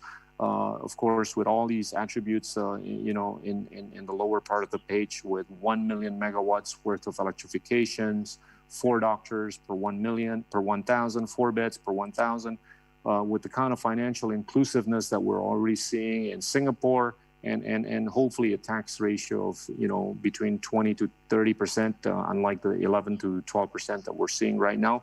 It's going to be a much better picture, economically speaking, for Indonesia and Southeast Asia. And I do believe that this will, I think, entail a much higher degree of relevance for not only Indonesia, but also for Southeast Asia. And the last page really is with respect to the geopolitical equity that I see. And as a thriving democracy or third largest democracy with a 30% Gini coefficient ratio, I think there's hope for Indonesia and Southeast Asia to stay on as a peaceful and stable region, if not country. And it's really all about soft power, in terms of our ability to basically be in the top 5 nations in the Olympics medal tally. And hopefully, we could win 10 Nobel Prize winning, trophies by 2045. This is something that, not many nations have aspired for. And hopefully we could win the World Cup championship by 2045. And the last bit, I know many of you don't know this, but, we have a musical thing called dangdut. It's sort of like a Bollywood kind of music. And we hope that, we can dangdutize the world, similar to what the Koreans have done with K-pop. And there's really no reason for Indonesia or Indonesians not to be known as a dangdutizers, to the world. And there's really no reason for the world not to basically recognize Indonesia as smart people, the way, the world over right now recognize the Indians, the Chinese, the Japanese, and the Koreans, and the Israelis. And I do believe that in the next 25 years, we work our ass off, I think we have a good chance at basically defining and refining our narrative. That's it, really. Thank you.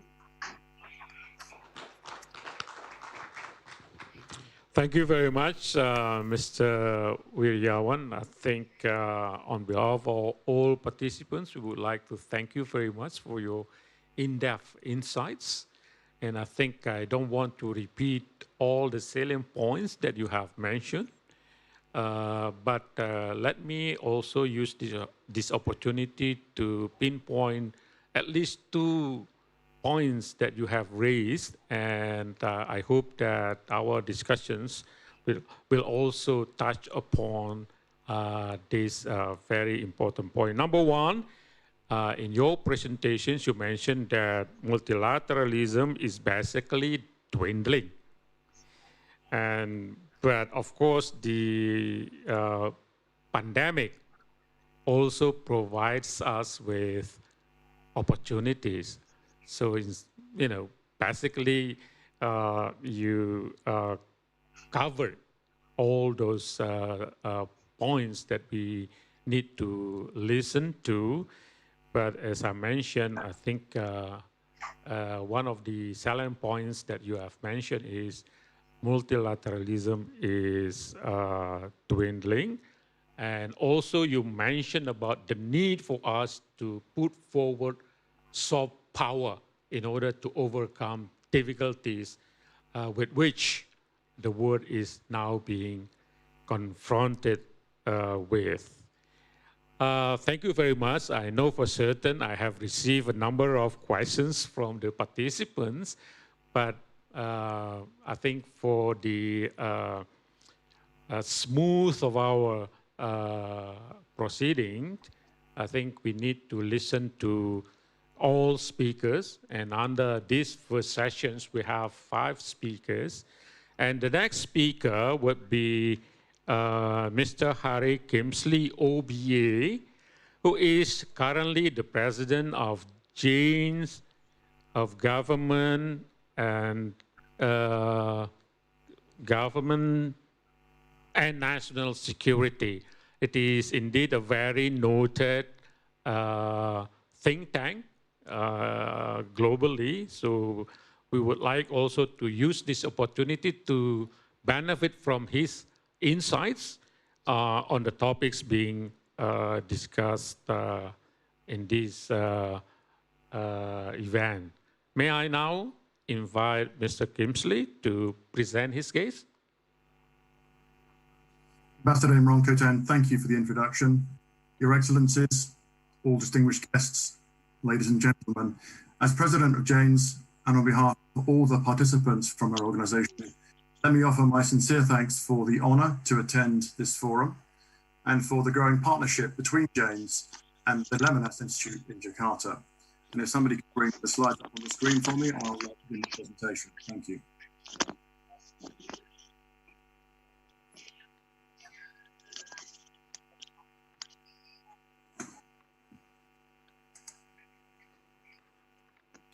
Thank you. I've been asked to look at 2 questions, as you can see on the screen. The first question: how can a stronger and more effective multilateralism with soft military presence be established to create security and stability, including at the regional level? The second question I've been asked to address is how do regional states strengthen and endure their respective national resilience in order to keep them away from the big power rivalry we've heard about already this morning? Clearly, with only 15 to 20 minutes to talk to those questions, the most I can do is, of course, address just really 1 or 2 key points about both those questions. And in regard of that, I say unashamedly, as an ex-military officer, I will prioritize on 1 or 2 areas specifically to give some, I hope, practical and useful insights from my own experience and from the analysis of Janes that will help the panel go forward. The first, I will focus on why it is specifically that multilateralism may well be dwindling and why it is that it has not been a stronger part of our regional and international foreign policy. Second, I'll move from that through the understandable uncertainties of the future that COVID and other factors have brought to look at how we can address those uncertainties and how we can begin to plan our resilience in preparation for the uncertain futures. Slide.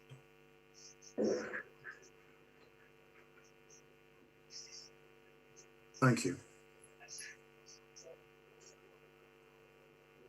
Now, as I've said, multilateralism we are recognizing as not having been the major part of many post-war international relations, where we've seen much of the international foreign policy actually dominated by bilateral and unilateral actions rather than multilateralism, which is interesting given that evidence has demonstrated that multilateral approaches often bring better outcomes.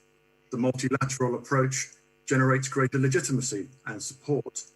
And certainly in the soft or hard military arena, the ability to share burdens for smaller states in the face of larger problems that they could deal with individually suggests that the multilateral approach would be preferred. And yet it has not been, as I've already said. But why might this be? I'll focus specifically in the security and national resilience context Other speakers have spoken about the economic and socio-economic issues. I will reserve my judgments on the challenges in security and national resilience context.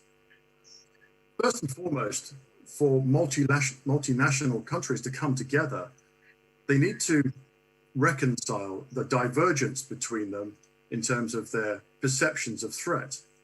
Each country will have its own objectives, it will have its own perceptions, and if these objectives and perceptions are not somewhat uniform and common, then clearly it'll be difficult for them to operate as a cohesive mass against the threats and challenges they face.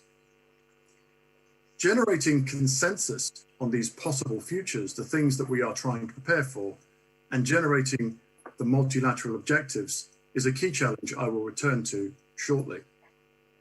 But in the defense and security arena, cooperation is often challenged most. We must overcome sovereignty concerns that we often bring to them, where due to a lack of trust or lack of understanding between organizations and countries, we may be reluctant, for example, to allow our military forces, our resilience capabilities to be shared or indeed controlled by a central governing body.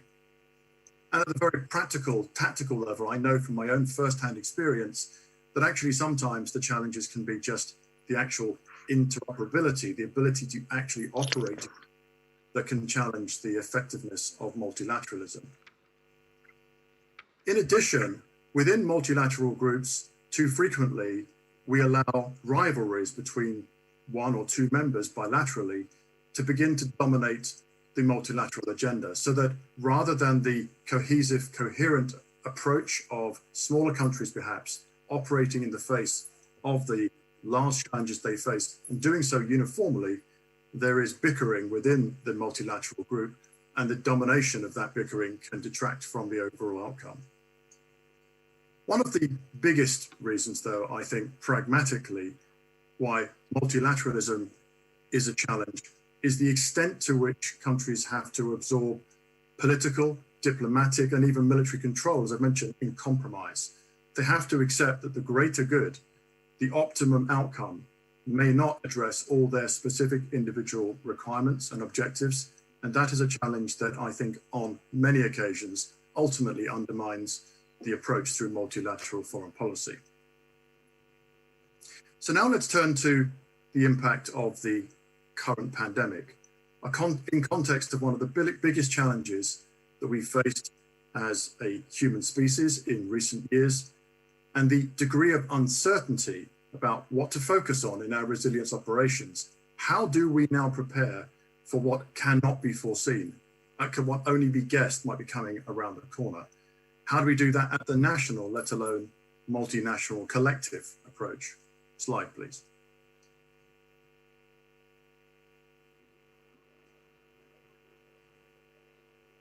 Thank you.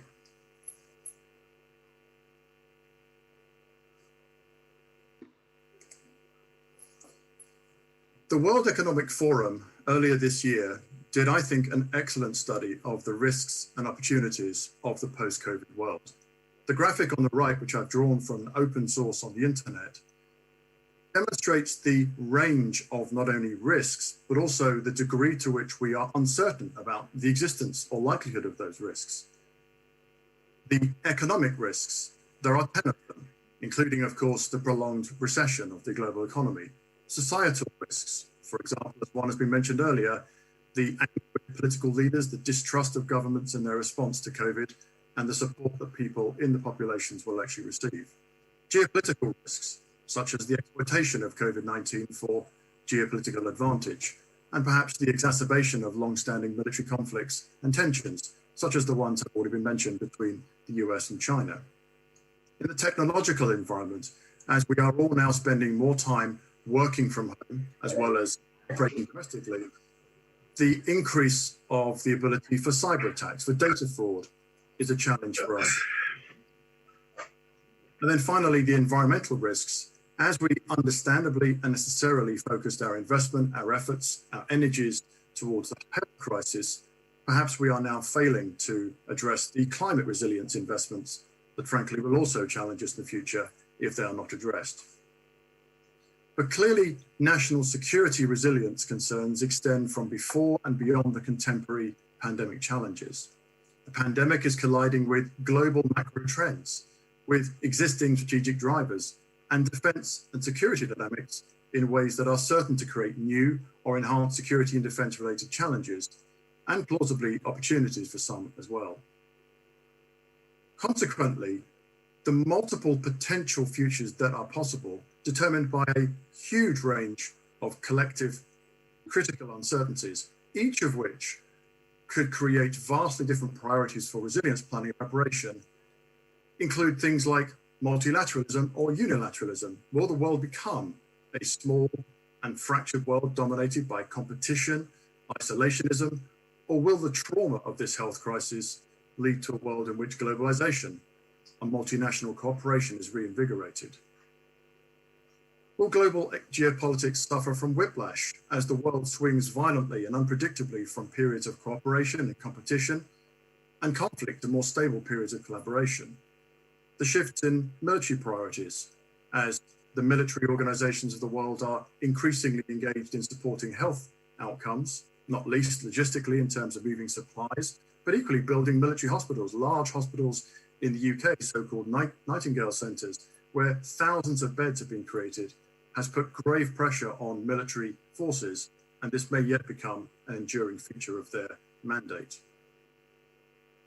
The vulnerable sovereign and pandemic vectors will states struggle to govern, and within that lack of governance serve as incubators, and also potentially exporters of COVID-19 as populations flee conflicts crossing borders. With all these myriad uncertainties, how do we plan for and build resilience in the face of such uncertainty? Now, there are, of course, many ways that we can plan, and I won't insult the intelligence and expertise of the august audience I'm talking to by talking about much of those. But let me give you two perspectives about how we may address the uncertainty.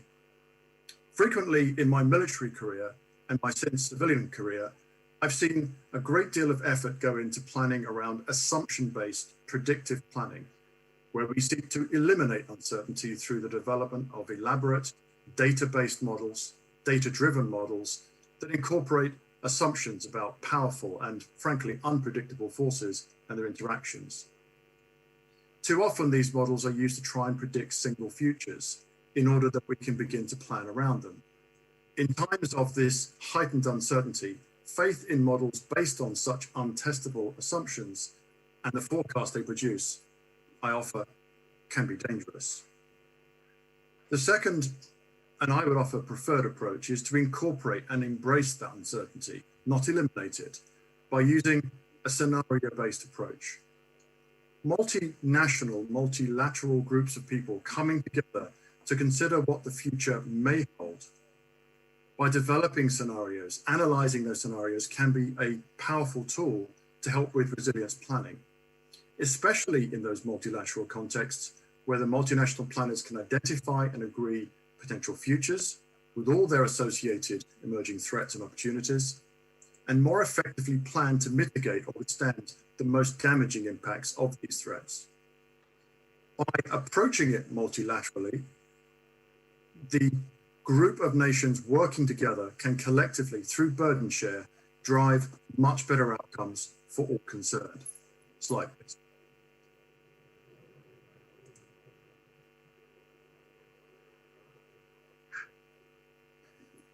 This slide moves us on from having developed the scenarios to now understanding which of those scenarios may now be emerging. Clearly, scenario planning exercises seek to challenge the inherited assumptions about the future and expand our understanding of the range of possible future environments and the contingencies that may be required.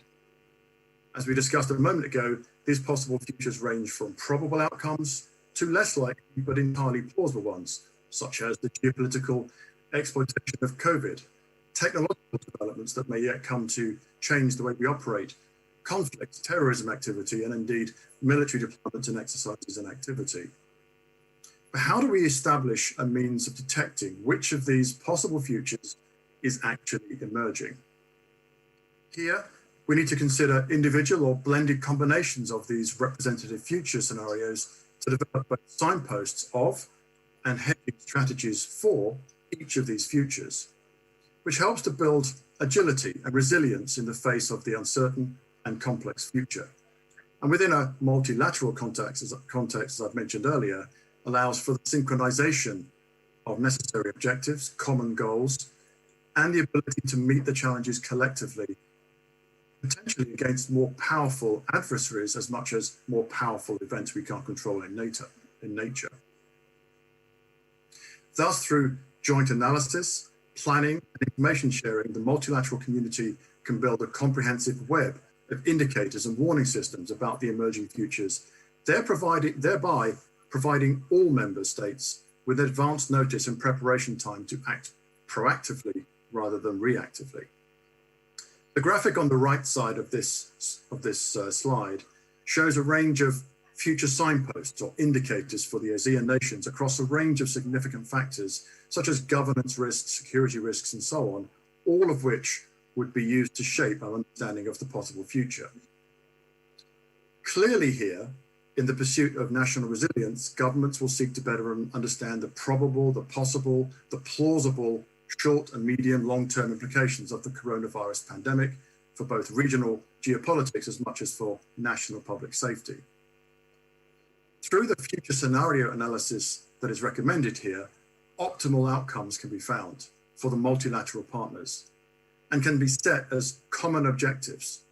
Burdens can be shared from these jointly agreed collective goals that each nation now takes upon itself to prepare for the range of novel futures.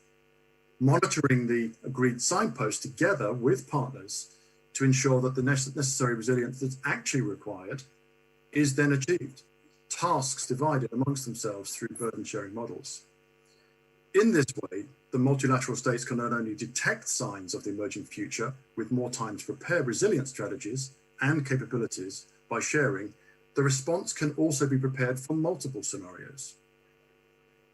Now, a key challenge that I alluded to in the earlier slide around why multilateral groups often fail is around the concerns of trust. A core component of any successful multilateral foreign policy that can mitigate the challenges of the uncertain regional and global futures relies upon a number of things. I will touch on only two or three. Multinational, multidisciplinary research and analysis to systematically identify and examine key factors and adequate signposts of the potential futures is a key aspect of how we will need to operate to prepare ourselves for the yet unseen future.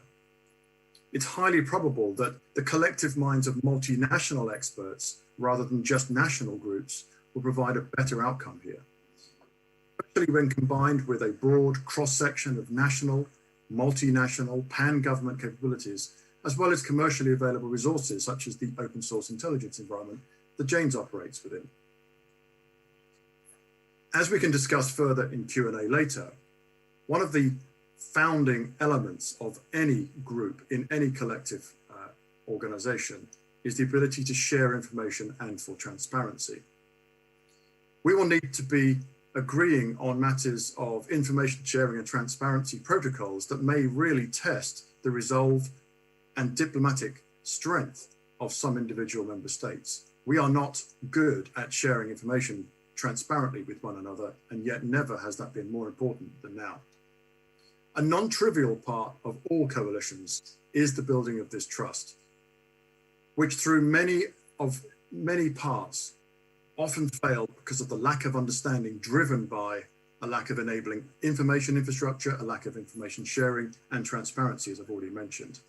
So establishing the protocols and infrastructure for information sharing and transparency is a vital component of how we go forward, both in terms of the scenario planning, the signpost tracking, and the actions to be taken upon it.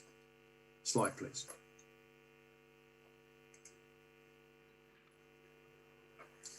On this slide, I'm showing you two levels of future signpost tracking. On the left-hand side, from a partner company, tracking over the last 7 or 8 years, a series of signposts that help us forecast into the future what is happening that may yet require us to build resilience capabilities. This macro level understanding of our futures is done both technologically, it's done analytically, and it is done in this case multinationally with a variety of inputs from a variety of different factors, none of which, of course, I have time to explain now. The key part of this macro view, though, is that it is possible to track these key signposts. And from these key signposts, from the white line you can see to the right middle of the diagram, we can begin to forecast what may be coming next. And as I've said already more than once, we can begin to plan for those eventualities. On the right-hand side, a much more micro form of signpost, in this particular case, using social media to track the movements of potential adversary military forces, and therefore being able to understand what they're doing, where they're operating, and so on. The combination of these macro and micro tracking signposts gives us the opportunity to, as I've already said, potentially predict the future. Slide, please. Now that we have begun to understand the possible futures, then of course we can begin to plan for the futures. And the resilience planning is going to require a range of capabilities, both within government and from outside government in commercial arenas, such as those provided by James. We're going to need to understand what threats we're facing. Terrorism and insurgency, for example, what military capabilities are operating in our region that may yet affect the multilateral policy objectives. Country risks, CBRN, all of these things will need to be considered, but only when we understand what the future may hold can we effectively plan. To plan without an understanding of what we're planning against, I would argue, is a fool's errand. Slide.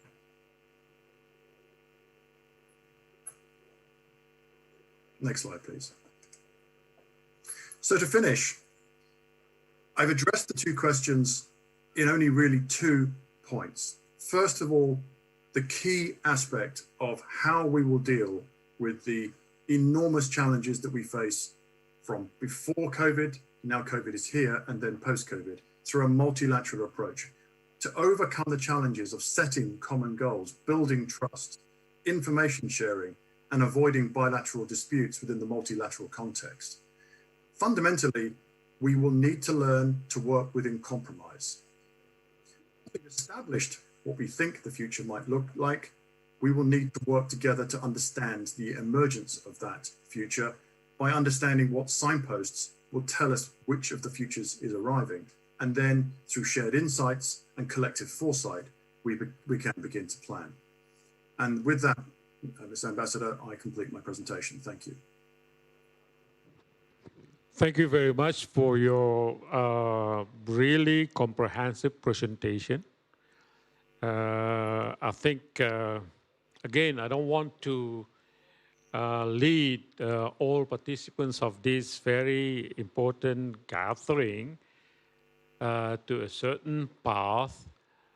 But again, you have basically also underscored the important point being touched upon by the previous speaker, who is a good friend of mine, Mr. Wiryawan, that multilateralism has currently been sidelined. Probably, I tend to argue it is because of what happens currently in the United States. But we have to avoid what we call as a blame game scenario. And I think it is only appropriate to mention that instead of sidelining multilateralism in this current situation in which we are being confronted with this COVID-19 pandemic, instead of signing or basically sidelining multilateralism, I think Instead, we need it in order to be able to overcome the challenges being brought forward by the pandemic. I don't want to basically turn to be a shaman. Probably the next speaker, who is Mrs. Gupta, probably may also touch upon this, the importance of multilateralism in confronting the challenges we have in front of us. So before we go further, I would like to introduce the next speaker, Ms. Gupta, who is a senior analyst of Jane's military capabilities.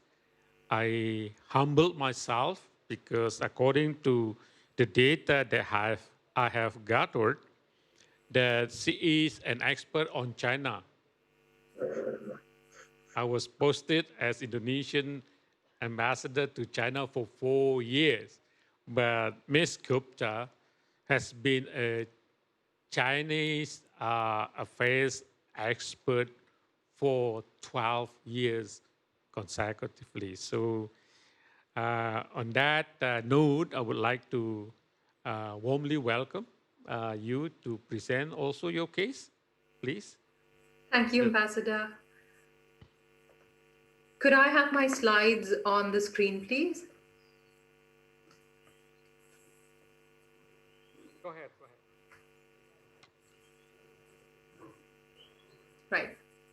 So I'd like to begin by expressing my gratitude to Lemhannas for inviting me to the forum.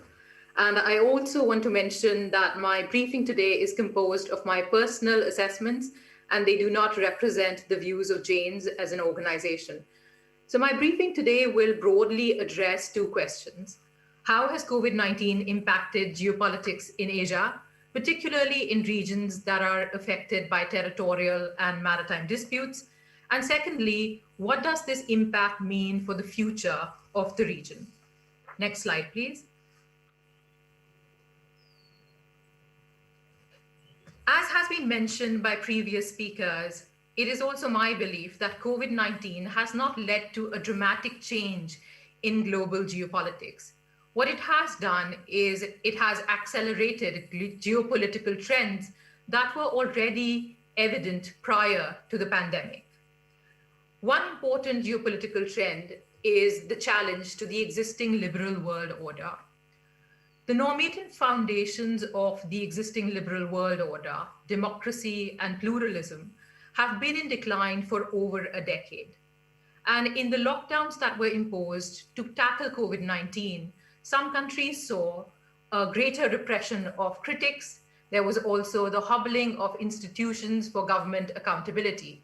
So in this sense, COVID-19 accelerated the trend towards illiberalism globally.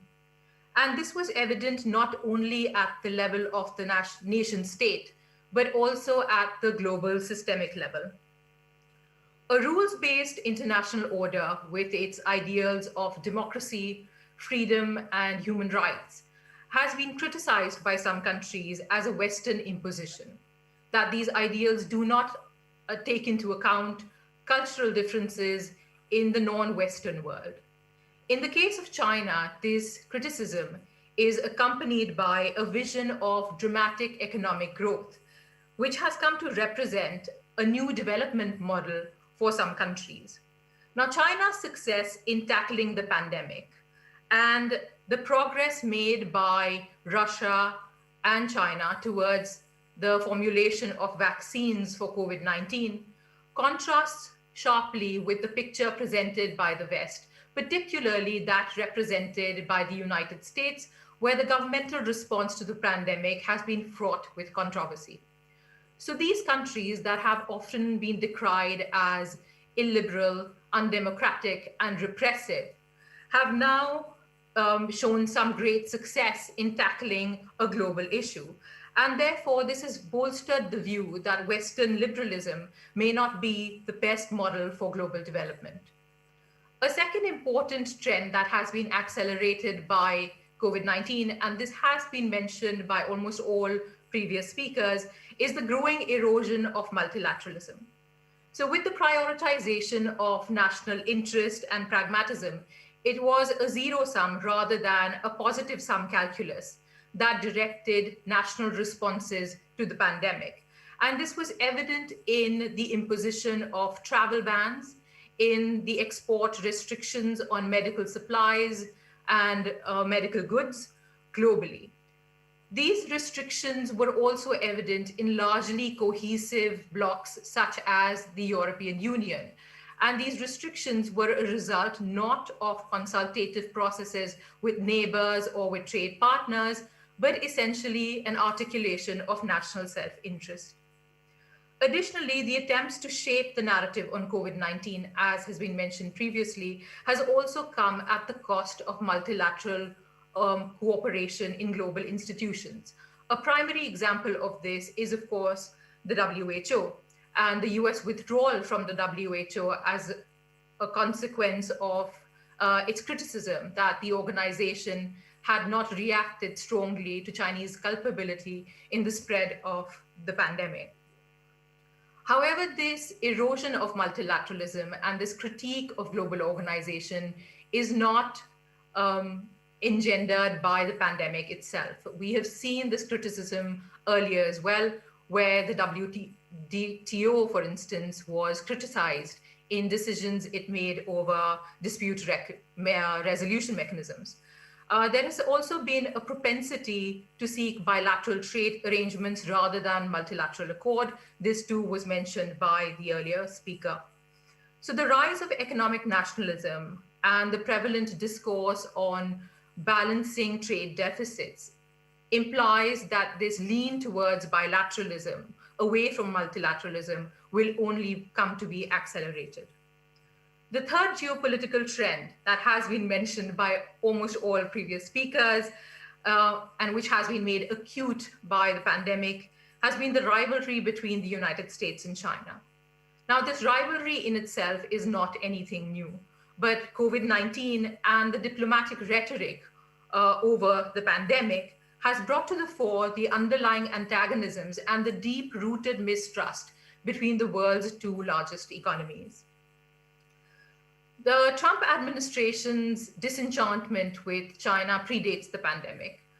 The belief that China has cheated the international economic system to gain unfair economic advantage can be seen as a primary reason for the 18-month-long trade war between China and the United States. So even as these economic stresses in the bilateral relationship were growing, but they came to be stabilized in January, there emerged the COVID-19 pandemic and the diplomatic efforts by the United States to demonstrate China's culpability in its spread, both at the domestic level as well as the global level. And this entire effort on shaping the narrative and demonstrating the responsibility of individual countries in its spread is what has made the divisions and the tensions between the United States and China ever more acute. Apart from the trade relationship, which was already stressed, and this diplomatic wrangling over COVID-19, the United States has also been extremely critical of Chinese military activity, particularly in the Indo-Pacific. So the US has characterized China's activity in the South China Sea as essentially bullying tactics. And an uptick in Chinese military activity in the region, especially around Taiwan, has prompted a consequent frequent use of military action by the United States. It has bolstered US military activity in the region.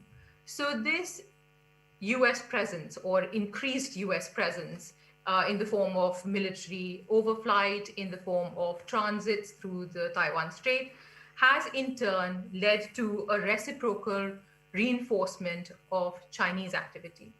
So both the United States and China now appear to be in an escalation loop. which is strengthening mutual threat perceptions. And this economic, diplomatic, and military wrangling is at the heart of the issue, is about power and in the international order. Next slide, please. So these three geopolitical trends that have been accelerated by COVID-19 have led to three important developments in the region, in Asia and in Southeast Asia in particular. The first of these is the reaffirmation of China's centrality in the economic architecture of the region. The second is the entrenchment of Chinese territorial claims in the region. And the third is the revival of great power rivalry rather than multipolarity in the geopolitics of Asia. Next slide, please.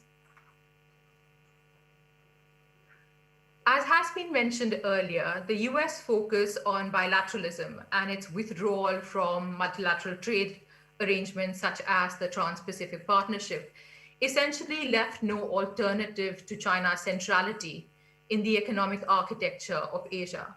China, for its part, has been continuously engaged in the formalization of the RCEP, the Regional Comprehensive Economic Partnership. It is also continuously engaged in facilitating the formalization of the China, Japan, Korea trilateral trade arrangements. According to a study by the Peterson Institute of International Economics, China's participation in RCEP will lead to an increase of about $100 billion in its national income in 2030. And this will, to a large extent, offset the negative impact of the trade war between the United States and China. China's success in tackling the pandemic has also meant that it has been able to open up economically much faster than other countries, and its economic recovery is already underway. If we look at the economic indicators from China over the last few months, we can see that China's industrial output has grown at 5.6% in August, and this marked the fifth straight month of increase for China. Its retail sales have also begun to rebound. They grew at 0.5% in August. In September, China's manufacturing purchasing managers index stood at 51.5%, and a rating above 50% indicates expansion. China's exports also grew 13.2% in September. The World Bank has forecast that in 2020, China will see a growth of 2%. And this contrasts quite sharply with the rest of East Asia and the Pacific region, which is expected to contract by 3.5%. According to the latest data provided by the Chinese government, the Chinese economy from July to September grew at 4.9% compared to the same period last year. So China's economic recovery is seemingly well underway. And within this economic recovery is the potential for providing the fillip to the economic recovery of the region at large, and in particular, China's primary trading partners, especially as its consumer spending rebounds. Chinese economic recovery also indicates that China will possibly be able to meet its investment pledges as part of BRI. And these represent the most viable option for capital inflows for much of Asia. Attached to this focus on Chinese recovery now is the issue of access to vaccines. So China's engagement with much of Southeast Asia has also involved what has come to be termed vaccine diplomacy, the pledge that Chinese vaccines will be available to much of the region at fair prices. However, there are lingering concerns over growing economic dependencies with China. The fear is that these dependencies will be used as leverage by China for political gains. In fact, it has been speculated that the Chinese ban on commodities imports from Australia has been put in place in retaliation to the Australian government's criticism of Chinese handling of events in Hong Kong. Next slide, please. A second important development for Asia as a consequence of these important geopolitical trends has been the entrenchment of Chinese territorial claims. There is a noticeable increase in Chinese military activities in the region. According to Chinese state media, between mid to late July and the middle of September, a period of no more than 7 to 8 weeks, the PLA had conducted over 30 maritime drills in the 4 major sea regions of China, which are the Bohai Sea, the Yellow Sea, the South China Sea, and the East China Sea. China's territorial standoff over its contested border with India is also entering its 5th month now. And according to Chinese commentary on the standoff with India, the focus has been not only on China's military superiority, but also the inability of the Indian government to manage the pandemic. So India's growing caseload is considered a reason why India should not seek confrontation with China, but also India's economic disruption as a consequence of the pandemic. All of this commentary seems to indicate that China's success in tackling the pandemic has only given it greater confidence in the military realm as well. Earlier this year, China has gone ahead with consolidating its presence in the South China Sea. It has already put in place the bureaucratic structures for extending administrative control over the Spratlys. It has also set up 2 more permanent research bases in the Spratlys, and these call for a consolidation of civilian presence in the region. Now, this permanent civilian presence in the South China Sea will necessitate a normalization of military presence for the security of these civilians. There is also the fact that there has been an uptick in China's military drills that are targeting or putting pressure on Taiwan. There have been numerous instances of the PLA Air Force crossing the median line in the Taiwan Straits. In August, China undertook missile drills that included short and medium-range ballistic missiles targeting an area in the western South China Sea. Now, one reason for this increased focus on Taiwan is speculated to be the re-election of President Tsai Ing-wen, who has not sought closer ties with mainland China. Her re-election was also the precursor to closer ties between the United States and Taiwan, which were reflected in high-level visits, in arms trade deals, and also a coordination between these 2 countries on tackling the COVID-19 pandemic and their messaging globally on investigating the antecedents of the pandemic itself. So all of these developments indicate that China's pursuit of its territorial claims can be expected to continue, and its position on sovereignty and territorial issues will continue to be entrenched. Next slide, please. A third consequence or a third development that is of great importance to the region is the revival of great power rivalry. One consequence of China's military activity in contested areas has been the renewal of attempts to balance China. And an important manifestation of this is the quadrilateral security dialogue between Australia, India, Japan, and the United States. Now, the Quad may be viewed as symbolizing a return to great power rivalry and the relative diminishing of multipolarity in the region. Because apart from the United States, all the other members of the Quad are also engaged in bilateral competition with China. Japan in Northeast Asia, India in South Asia, and Australia across the Indo-Pacific. These 4 countries are also actively involved in deepening their defense relationships in Southeast Asia. These defense relationships are aimed at bolstering maritime domain awareness in the region.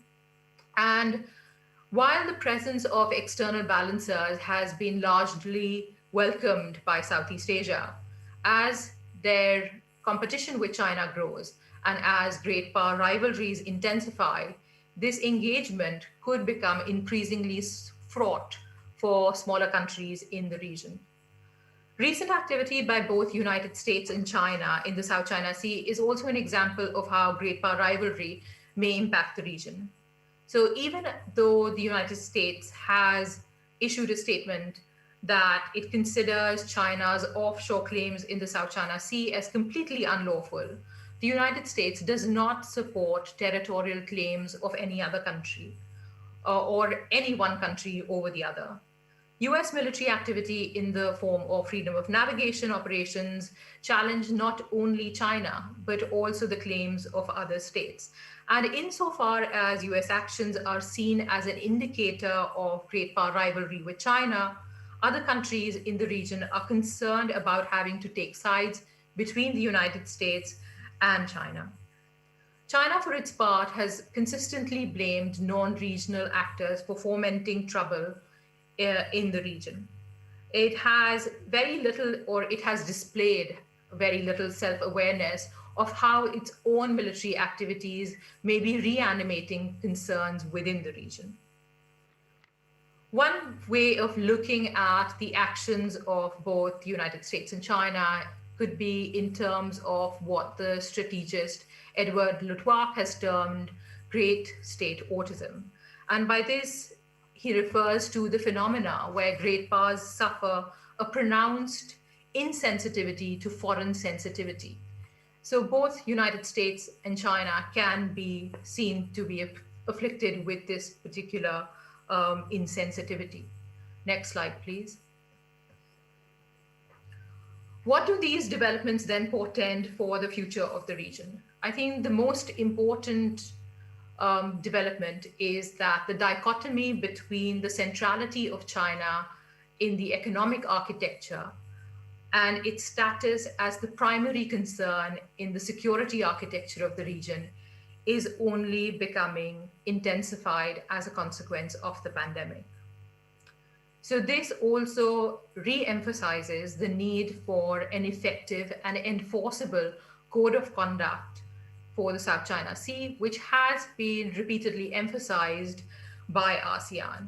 So the need of the hour is for a multilateral COC that is enforceable and that will limit military activity that can perhaps lead to an exacerbation of existing tensions.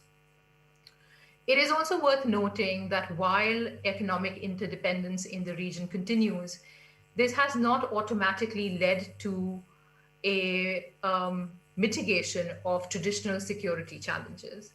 So the countries in the region may eventually have to prioritize one over the other.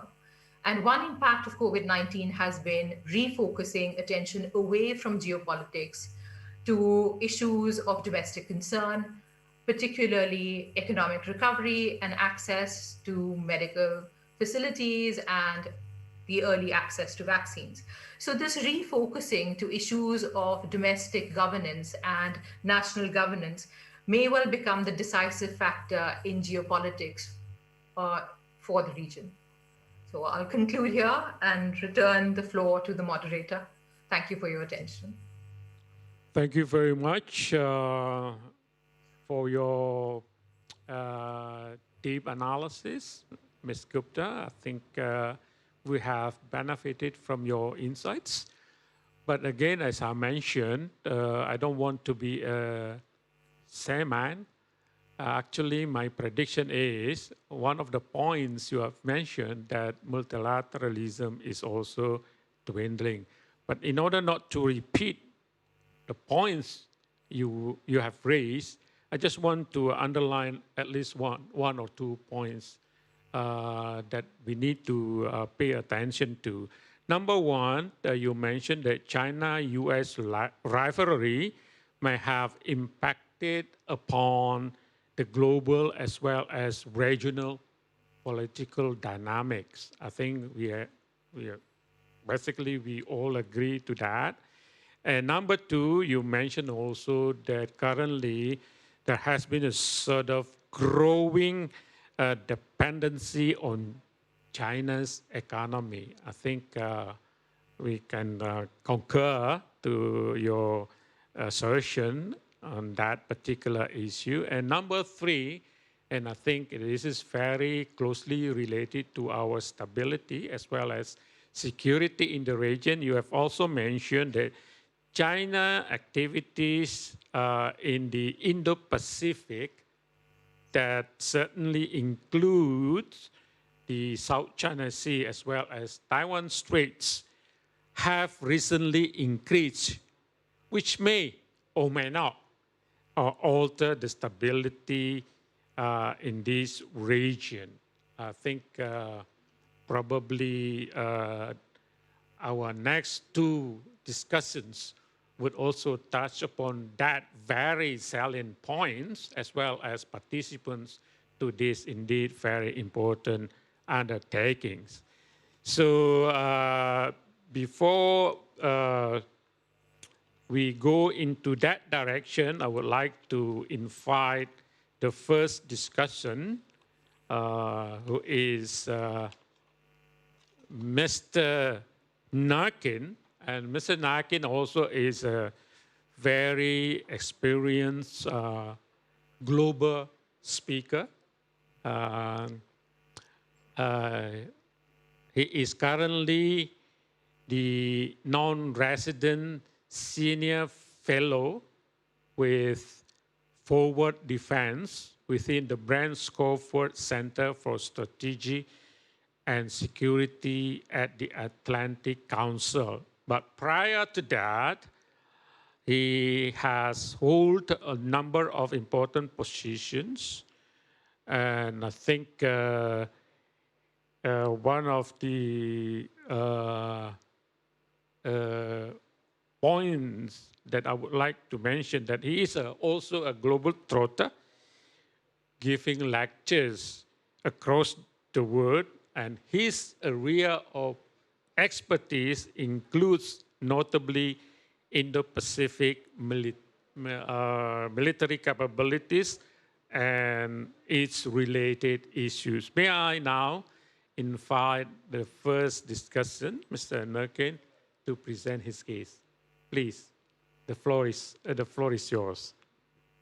Outstanding, and thank you so much, and thanks to the organizers for the opportunity to be part of this fantastic high-level event. It's a real honor to be able to participate. You know, I want to use my time over the next 15 minutes or so to try and do three things that I think amplify and explore many of the insights and themes raised by the excellent previous presentations. And first, I want to offer a couple of additional thoughts on the geopolitical environment, and most importantly, identify what this changing geopolitical environment means for the types of missions and challenges facing security communities, largely traditional security communities, but also kind of some of the non-traditional security communities as well. It seems to me that COVID has definitely amplified some old trends and dynamics, but it's also, I think, introduced some new ones for security communities that are expanding and reordering priorities. Second, I want to drill down on one kind of broad area of the current and emerging security challenges that I think pose a particularly prominent threat to national resilience, which has been a common theme and stress point for this conference so far, especially for mid-sized powers that are caught in between the United States and China in this great power competition. And indeed, we are already seeing an uptick in the sort of gray zone contingencies that both manifest and contribute to the uncertainty and complexity that Harry Kemsley spoke about a little bit earlier. Third, I do want to offer some thoughts on how security communities can get ahead of these challenges and build in the flexibility and resilience to craft agile and effective responses. And again, we'll return to some of the themes and sentiments expressed by Harry, especially around the utility of methods such as scenario planning, but also war gaming or policy gaming and red teaming in particular.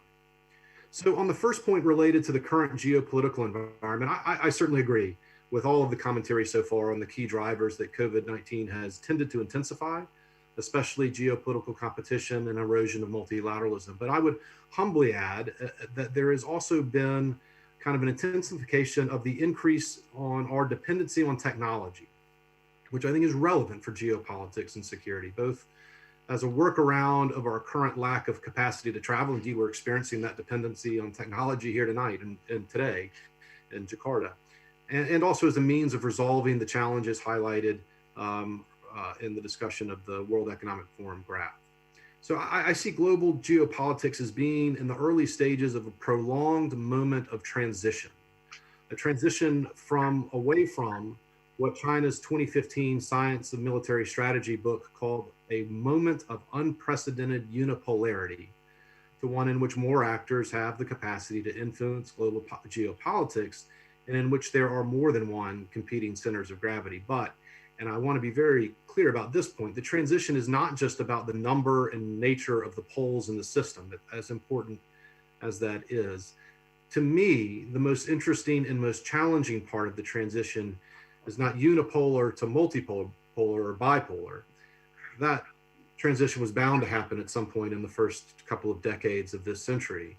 It is the ongoing competition to shape and implement the rules, norms, standards, and principles that will buttress global geopolitical discourse and action going forward. So we are moving from what Rumani called the global liberal rules-based order to, well, something else, some other form of geopolitical relations that has, at least not in my mind, fully crystallized. And there is no new equilibrium to take its place, and critically no agreement on the new set of norms that will bound and govern this equilibrium and hopefully get us beyond this zero-sum great power competition. So those are some of my insights on the geopolitical environment that I've heard so far and that I've been able to maybe extrapolate on. But into this environment of uncertainty and transition and competition and tension, 2020 through a global pandemic that suddenly became the most important priority for government leaders and security communities around the world, as it should be. As a result, COVID has expanded and reordered the priority missions for security communities, adding urgent missions such as immigration control, food security, biosecurity, even natural disaster response has become more of a priority, public health support, pandemic response support, domestic policing in some cases, enforcing of COVID-related restrictions. And so this expansion has been acutely felt over the last several months, and it sounds like certainly in Southeast Asia it has been as well. But I would argue that this is just a particularly intense extension of a trend that has been going on for most of the last 25 years. Think about it, at least from a hard traditional security community perspective, in the mid to late 90s, the display in the early 90s of overwhelming military power of the first Gulf War set in motion this sort of military competition between the ability of states to project power and the ability of other states to deny access to regional theaters. That is still a key focus area of many militaries, small and large, throughout the world today, especially in the Indo-Pacific.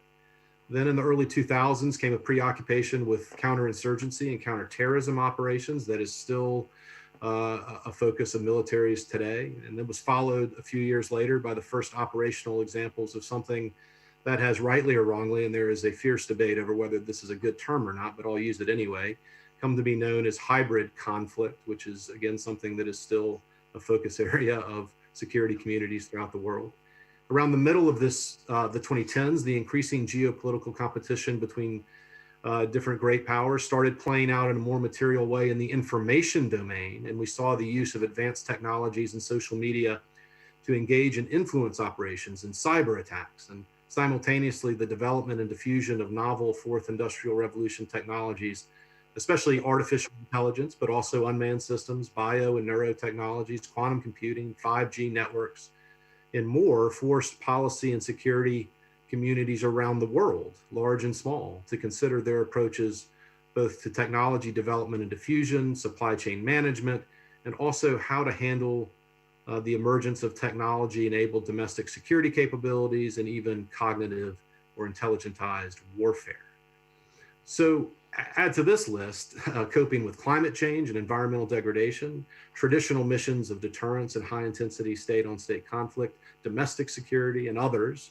And you see that security communities generally are faced and have been faced with an expanding, rather than just merely shifting one to the other, set of challenges. And while for understandable reasons, much of the attention of policymakers and decision makers has been and will continue to be for the approximate future on COVID-19 related missions and managing the challenges of great power competition, what is more and more keeping me up at night, besides doing virtual teleconferences from halfway around the world, of course, is actually the proliferation of gray zone contingencies that I think can have real and long-lasting consequences for geopolitics and security in Southeast Asia, the broader Indo-Pacific region, and really throughout the world.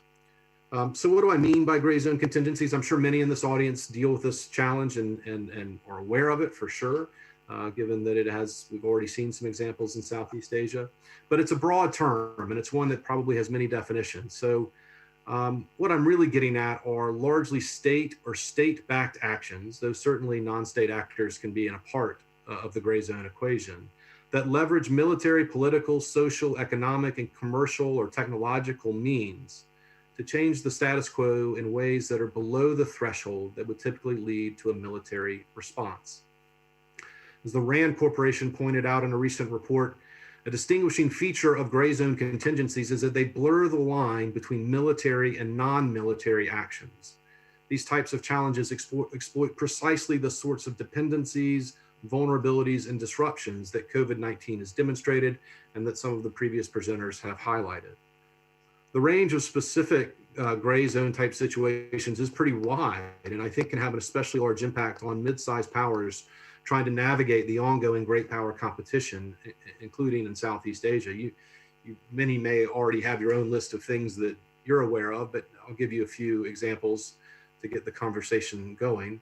Cyber attacks against national critical infrastructure, or theft of critical personal or commercially valuable information that can later be used to change the decision-making calculus of national decision makers or commercial enterprises. Economic or resource coercion. Information and disinformation operations, a method that has been particularly prominent and effective during the age of COVID-19. Even as far back as April of this year, the CEO of a company called Blackbird AI that tracks social media fueled disinformation campaigns noted that COVID-19 constituted the quote, Olympics of disinformation. Uses of drones to threaten or shut down critical infrastructure, including potentially even national security infrastructure. I don't think anyone thinks that the use of drones to shut down Gatwick Airport back in December of 2018 was a state-sponsored challenge, but the technique could easily be replicated as a means to intimidate or coerce by a savvy state or non-state actor, especially as these technologies become more sophisticated and diffused more widely. Using military or commercial vessels in unprofessional or escalatory ways, while still not explicitly engaging in traditional kinetic military operations. Think of buzzing of ships or planes or ramming of commercial vessels, or even surrounding one state's commercial vessels with commercial vessels of another state. The list goes on, and in some ways that's the point. The range of possible gray zone contingencies is large and largely bound only by the imagination. But it is also important before we throw our hands up on this to note what this diverse and far from inclusive set of examples has in common beyond the merging of the civilian, commercial, and explicitly military. I remind the speaker that the time is basically up, but probably you may conclude as soon as possible. Yeah, no, that's no problem at all. Look, there's a lot to this problem, but I think what can help build resiliency, what can help build the agility required to meet these threats, to anticipate them, to see them coming, are precisely the sorts of methodologies that Harry stressed. Scenario planning in particular, because it allows you to build signposts. It allows you to expand the analytical filters of the things and begin to examine not just the likely, but the possible and the plausible and the unexplored contingencies that 2020 seems likely to unleash. And of course, multilateralism is critical to this as well. I think with that, I'll just say that there needs to be some multilateral effort, but given the severity of these challenges, for states in the region to begin to discuss norms and standards and beyond, particularly China, the US, potentially Australia, others, the norms and standards of behavior for the use of novel technologies, such as unmanned systems, and especially behavior in the cyber and undersea domains. Thanks very much for your time.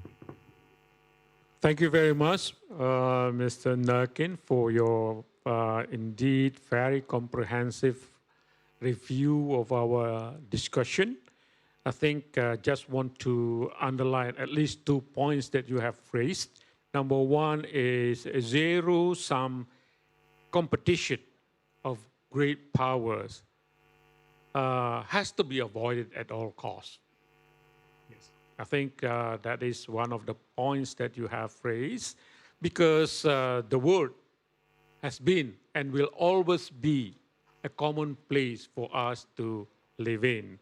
And number two, you also mentioned about the need to stress the importance to revive multilateralism instead of regressing to what we call as bilateralism in the international order. I think thank you very much for your insights, and I would like to again thank you for your insights on behalf of all participants of this very important seminar. Now we turn to the last speaker, the second discussion, Mr. Son Kobe. I don't know how to pronounce it because probably it sounds like a French name, but in any case, Mr. Kobe is a Air Vice Marshal, a very senior position indeed, is the founder and CEO of Insight Global, a consultancy specializing in strategic thinking, open source intelligence, as well as business optimization. And I think this is the time for him, Mr. Kobe, to present your case as well.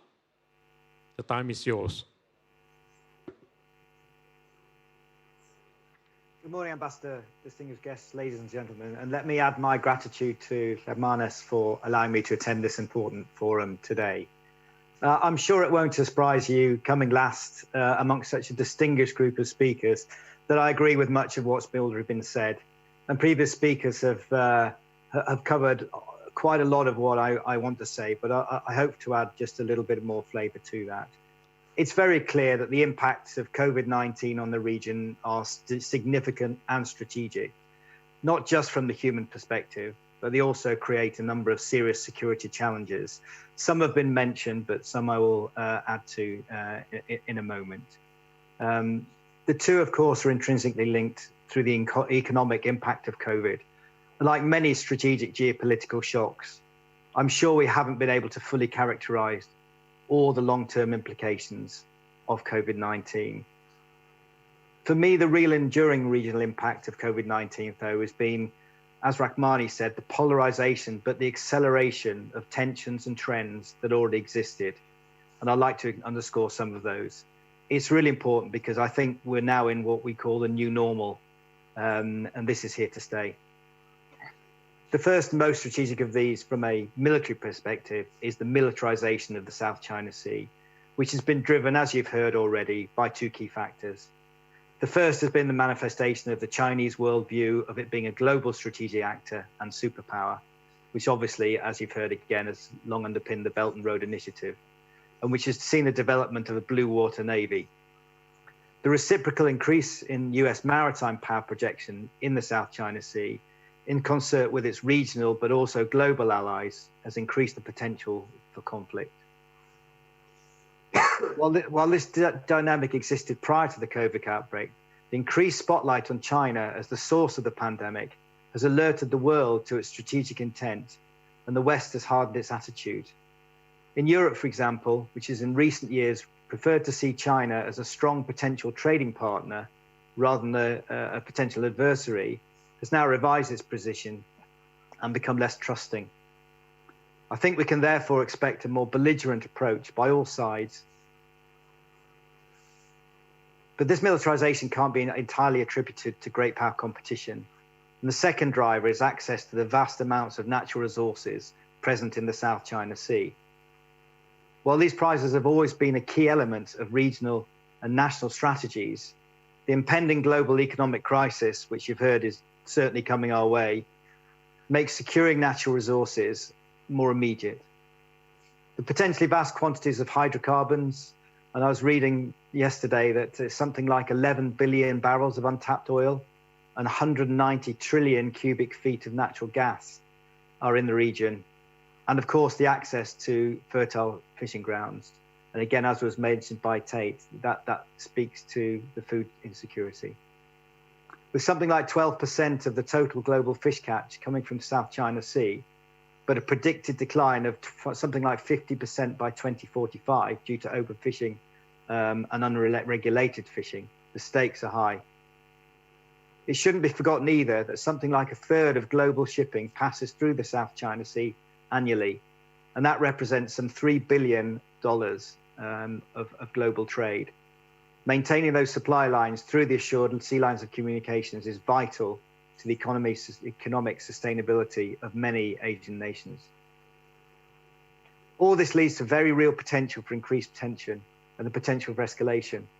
Now, I'm not saying here that there's necessarily likely to be deliberate, pre-planned, large-scale military action, but the increased inevitable interaction between the various actors could lead to tactical errors in processes and procedures, particularly where there are a number of different parties not acting in concert.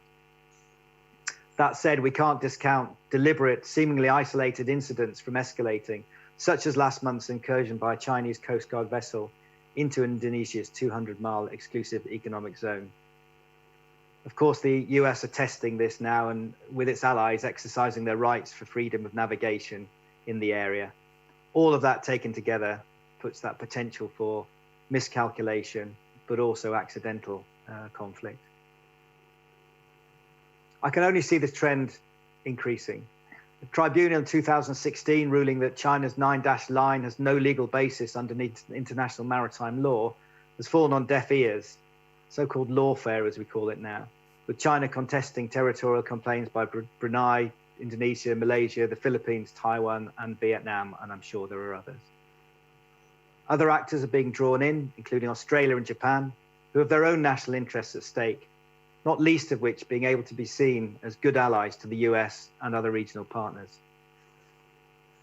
Moving on, what to have been termed as non-traditional threats in the region, which we haven't talked about too much, i.e. those that represent potential state-on-state, do not represent potential state-on-state conflict.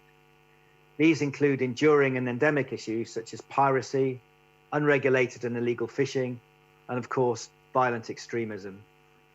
The potential for an increase in each of those as a socio-economic result of the pandemic is very real. Historically, there's been a very direct correlation between economic downturns, wherever they occur in the world, and piracy, and that's the same in the region. There's normally about a 2-year lag before incidents peak. The more severe the economic crash, the greater the incidents and the faster the rise in those incidents.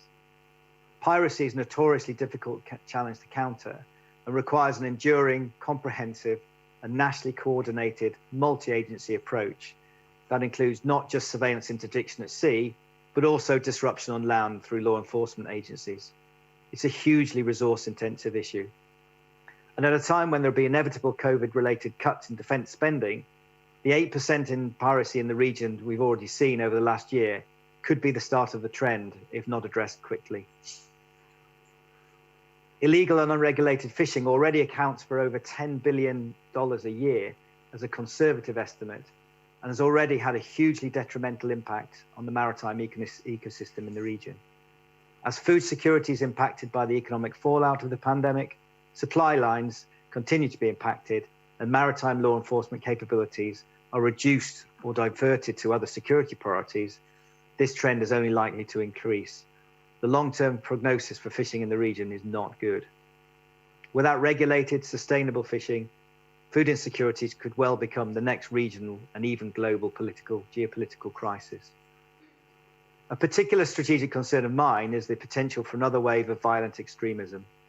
The rise of firstly Al-Qaeda and then the so-called Islamic State was triggered and fueled by socioeconomic factors, particularly in places of high proportion of educated young single men, where extreme inequality and high levels of unemployment prevailed.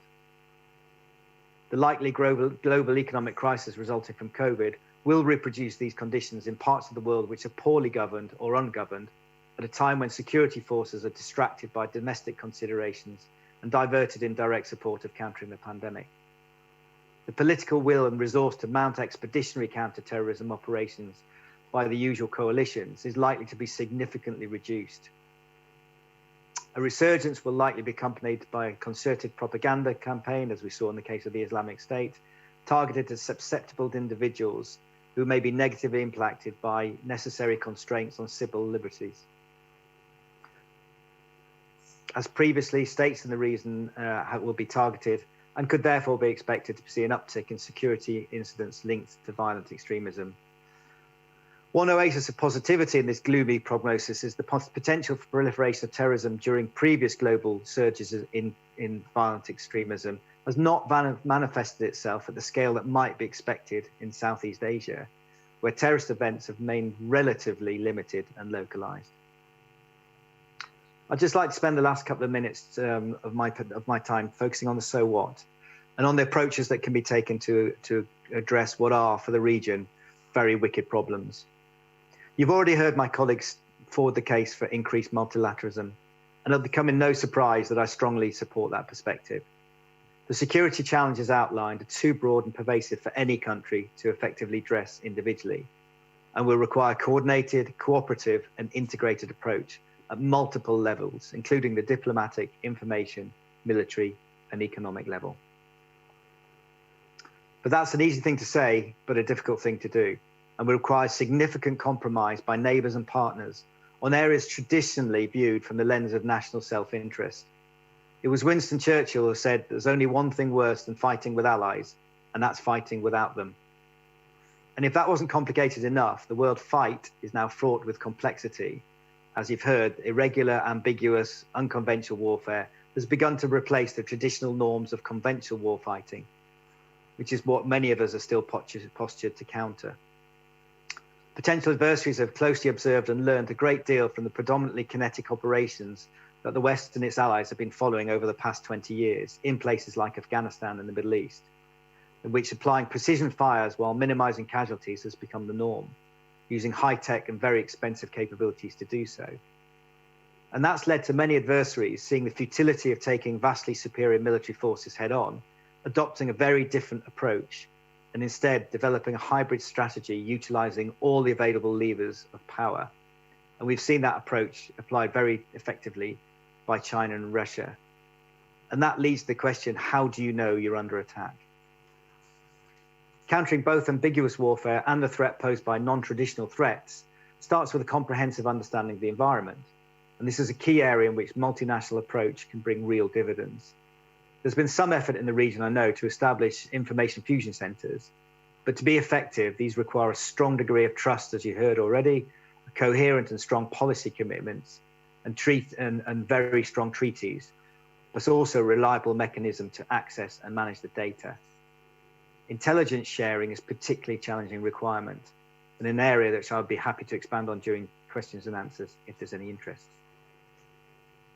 Investing in counter-irregular warfare is a particular focus for the US and a number of our allies right now, but it shouldn't be forgotten either that mass still matters, and effective deterrence requires all levers of national and allied powers, including both the will to respond to aggression, however that is manifested, and importantly, the credibility to be able to respond if necessary.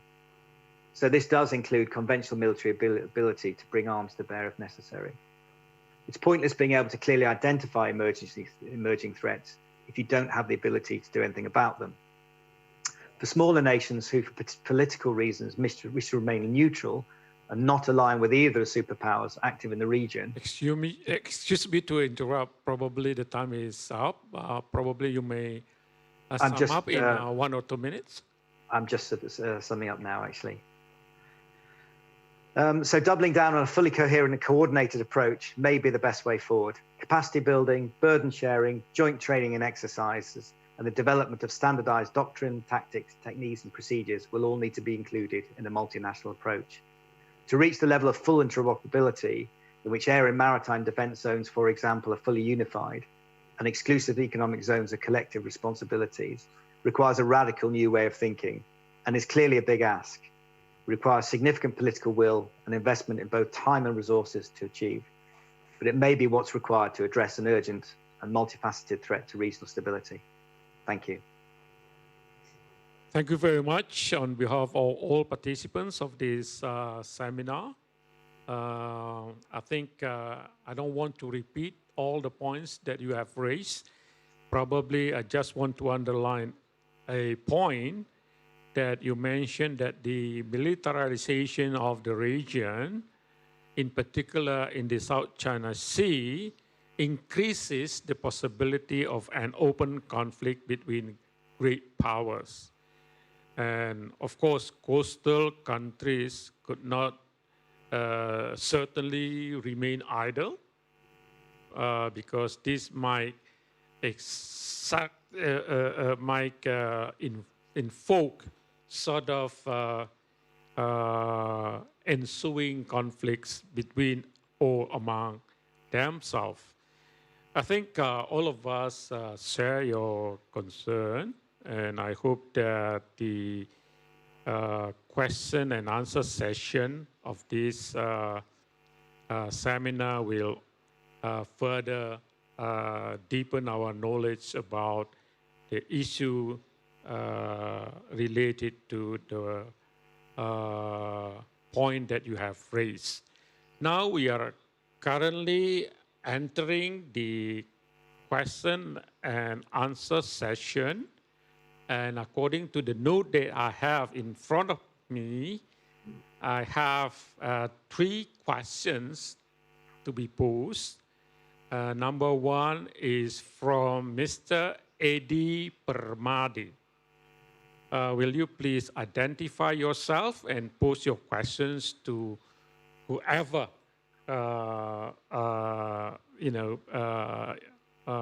in front of us? Thank you. Thank you, Pak Imran, as the moderator. I would like to have a question for Pak Gita Wirjawan. I think the presentation is very excellent, and I would like to say this is very knowledgeable presentation that Pak Gita delivered to us. One of the key question that I want to deep more get the understanding from Pak Gita is about the challenge for the productivity. As Pak Gita mentioned, the challenge for the productivity is quite big, and I think one of the least in terms of the current situation in pandemic.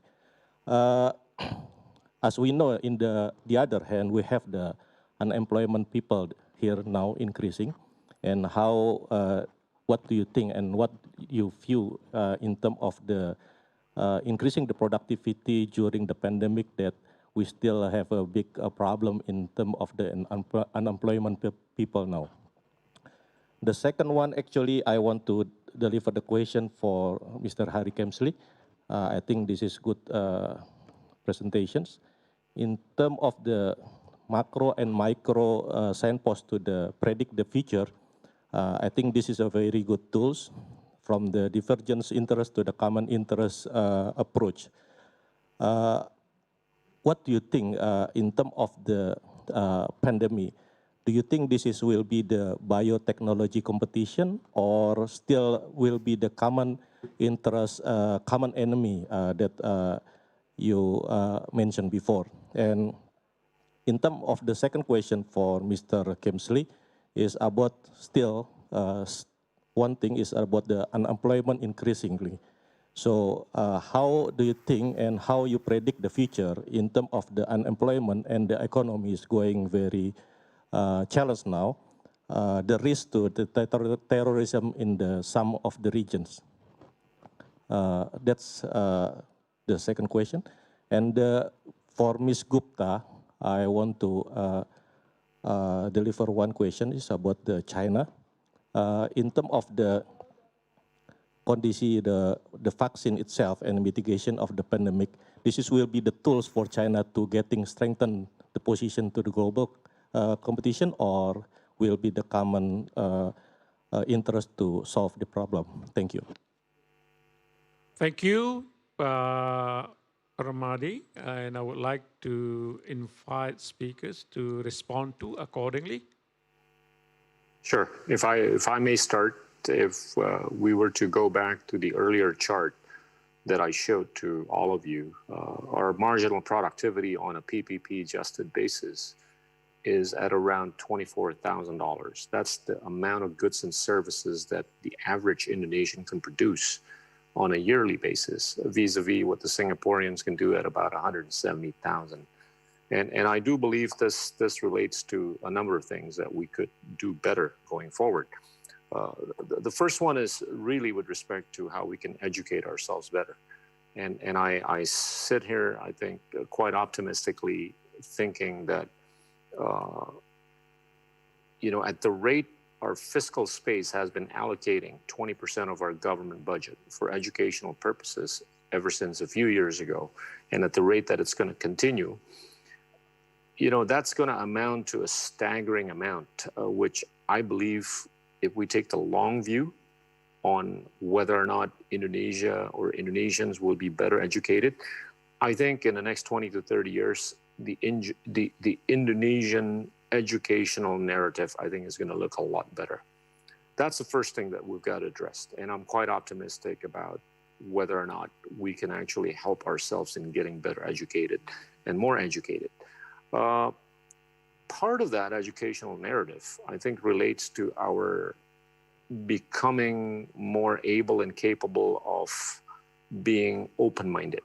And I think the reason why we have not been able to get the kind of FDI on a per capita basis that the Singaporeans have been able to is really the lack of open-mindedness. And there is really no reason for, an award-winning professor from anywhere around the world not to be able to teach at any of the universities in Indonesia.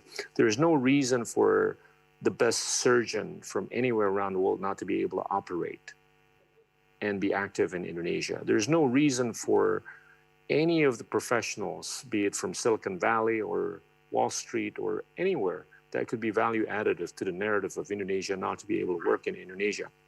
That, I think, has stymied, Indonesia's efforts to, number one, be open-minded, number two, be able to basically relate to the rest of the world in a better manner.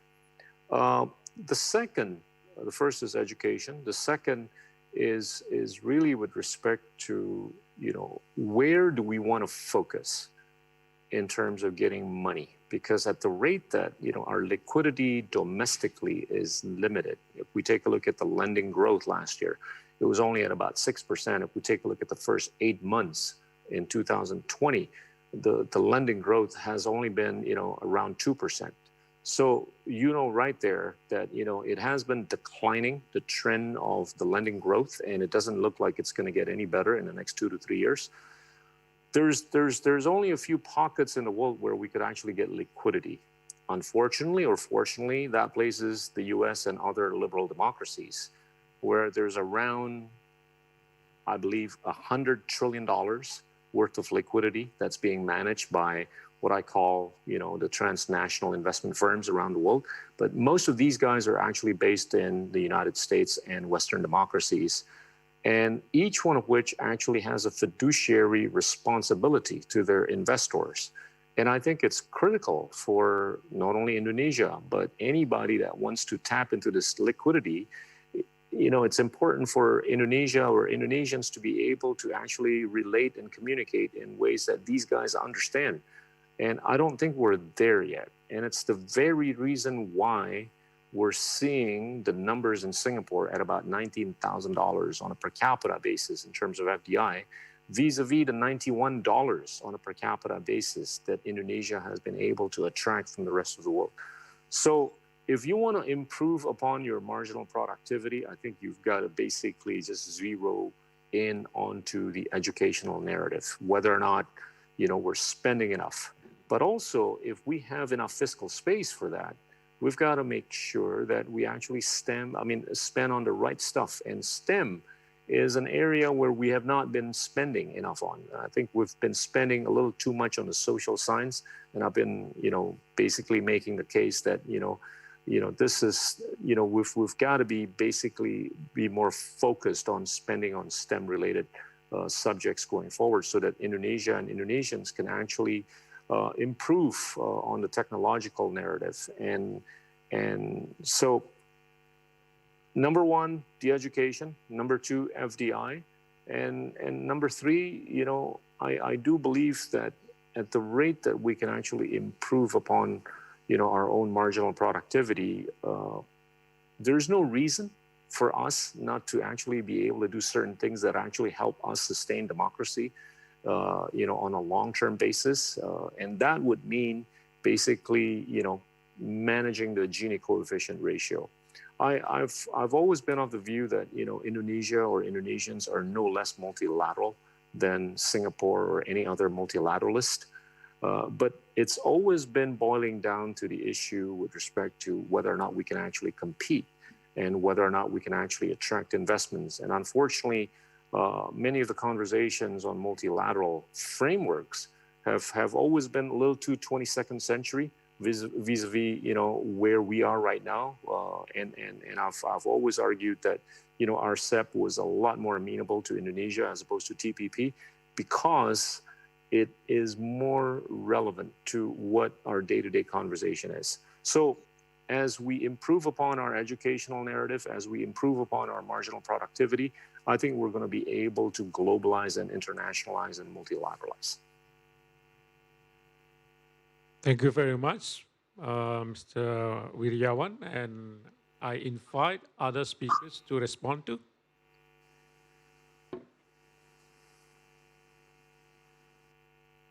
If I, Mr. Moderator, if I pick up on the point that Gita has quite rightly outlined in terms of the educational narrative, helping both with opening minds, helping us to become more multilateral, but also in productivity.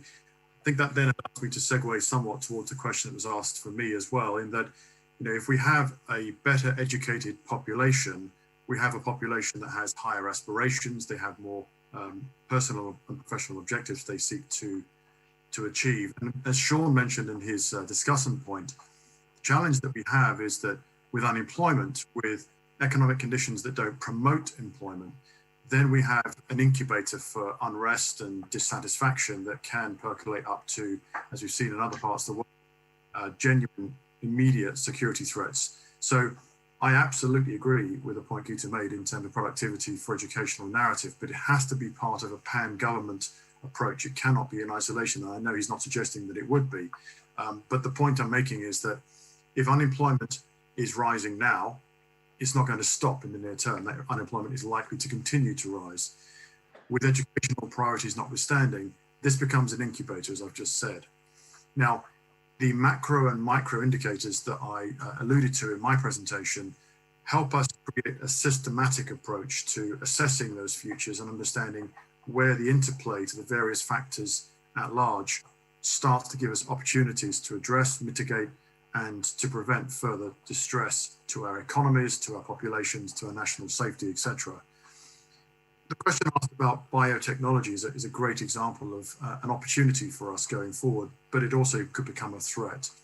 The reality is that there are many millions of man-hours every week now being spent looking at, through biotechnologies, at the possibilities of virus vaccines. And of course, the challenge we must overcome, and this must be a multinational, multilateral approach, is that we should not allow it to become a lever, a political or diplomatic lever that a country can use against others, in that they've managed to develop the biotechnology that addresses the challenges of the vaccine. So the answer to the question I was asked, and segueing from the question that Gita was asked, I think unemployment is a genuine concern. It incubates.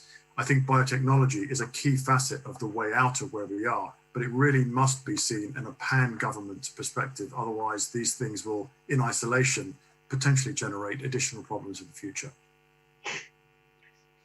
Thank you very much. May I now invite Ms. Gupta to respond to the question being raised? Thank you. Yes, the question I was asked was about China's response to the pandemic and whether it would be useful or be helpful for the rest of the world as well. I think the Chinese response to the pandemic has contrasted quite sharply with the response of many other large countries.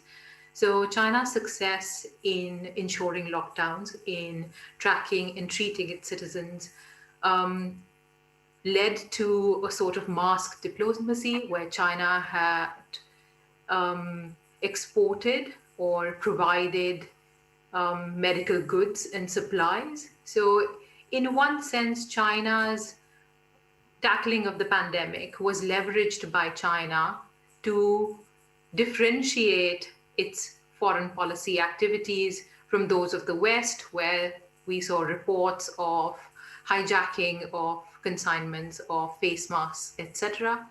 Also, I think there are at least 11 Chinese vaccines under development at this moment. Sinovac is undertaking stage 3 trials for one vaccine in Indonesia, in Brazil, and in Turkey. And what stands out with Sinovac is that it has stated that these countries where these phase 3 trials are being undertaken will receive the vaccine the same time as mainland China. So the Chinese position on tackling COVID-19 is quite different from the position of many Western countries, including the European Union and the United States, who have actually vetoed a proposition in the WTO to suspend trade agreements related to intellectual property, related to the creation, the manufacturing of vaccines. So I think China's diplomacy as it relates to access to vaccines will be for the good of the world and not just for China itself. And this is very much in keeping with the larger Chinese foreign policy articulation of, looking at the needs of the developing world and its stance that there should be equitable access to medical care. Thank you very much, Ms. Gupta, for your response, and Mr. Permadi. I think the responses being provided for by all speakers more than adequate. If you need further clarity, you may wish to contact them through emails to be supplied by, I think, the organizing committee. And on my notes, I have another 2 questions from the Zoom. May I now invite them, one of them, to post their questions to the speakers or a speaker during this session?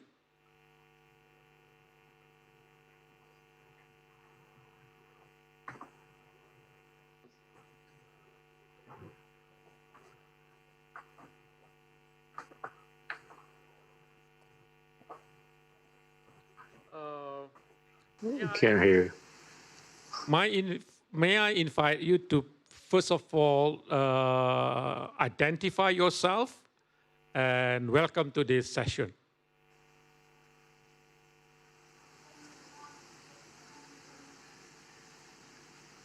I'm sorry, we can't hear you. Yeah, I think you're on mute. Yeah, I think you need to unmute your microphone.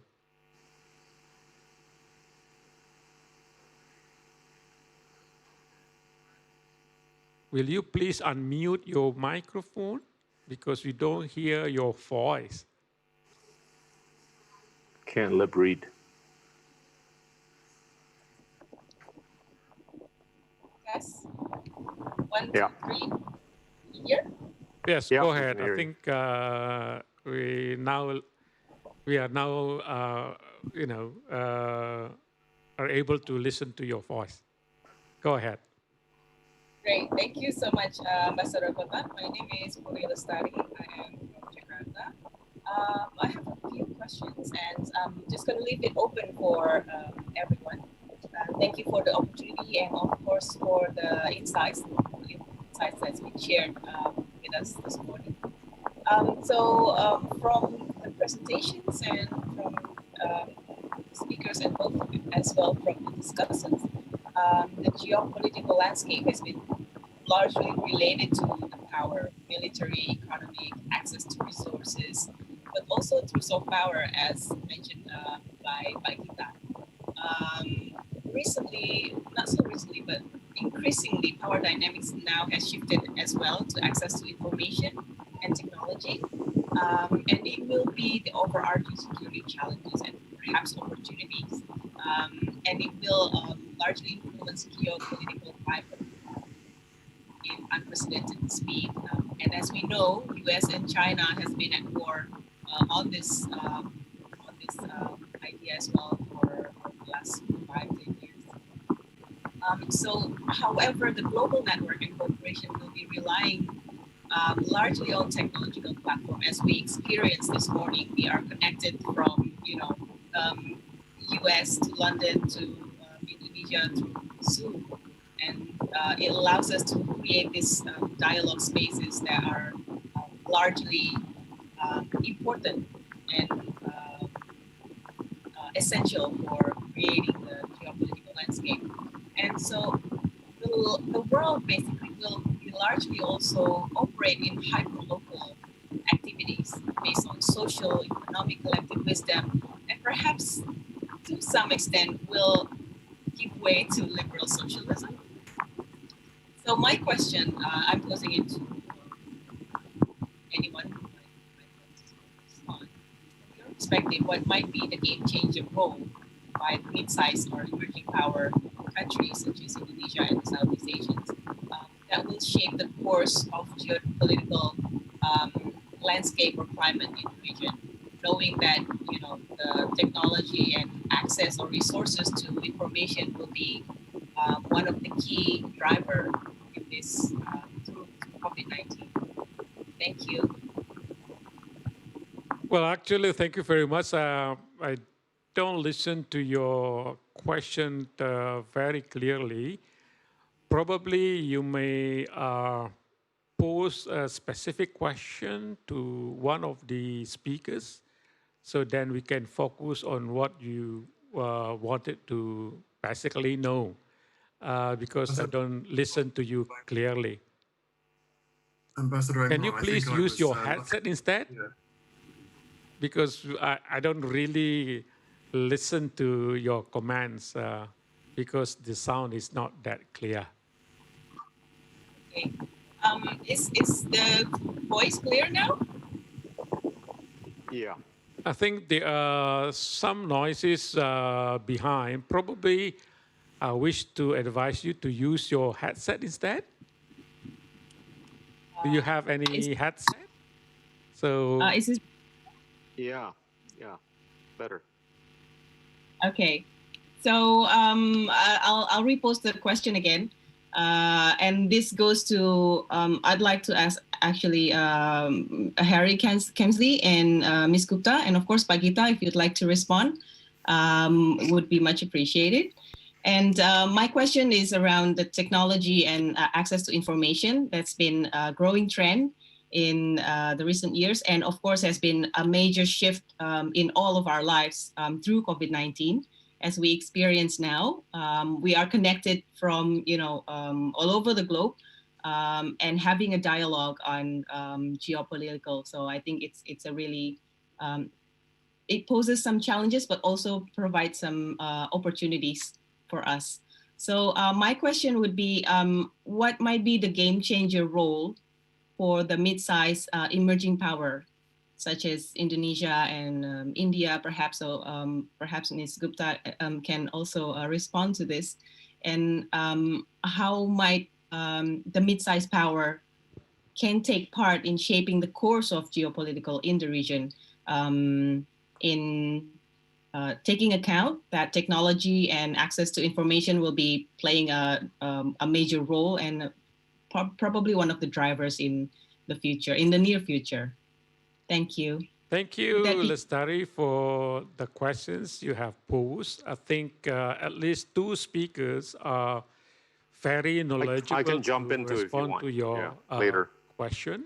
Probably we start with Mr. Kemsley, and then to be followed by Ms. Gupta, and then probably we may wish also to listen to other comments from other speakers. Yeah, sure. We will start with Mr. Kemsley and Ms. Gupta, and then Mr. Wiryawan. Mr. Stari, thank you for your question. I could hear what you were saying the first time, but thank you for repeating it for us. Let me start to answer your question by focusing on one aspect of your question, which is this technological evolution that we've been going through in recent years and the preeminent data, information, and that is both an enabler for the changes we need to see, but it's also presenting risks, as I alluded to in my presentation and I've heard elsewhere. The evidence of those risks, I think we can see everywhere with disinformation around COVID and many other things we've seen in recent years.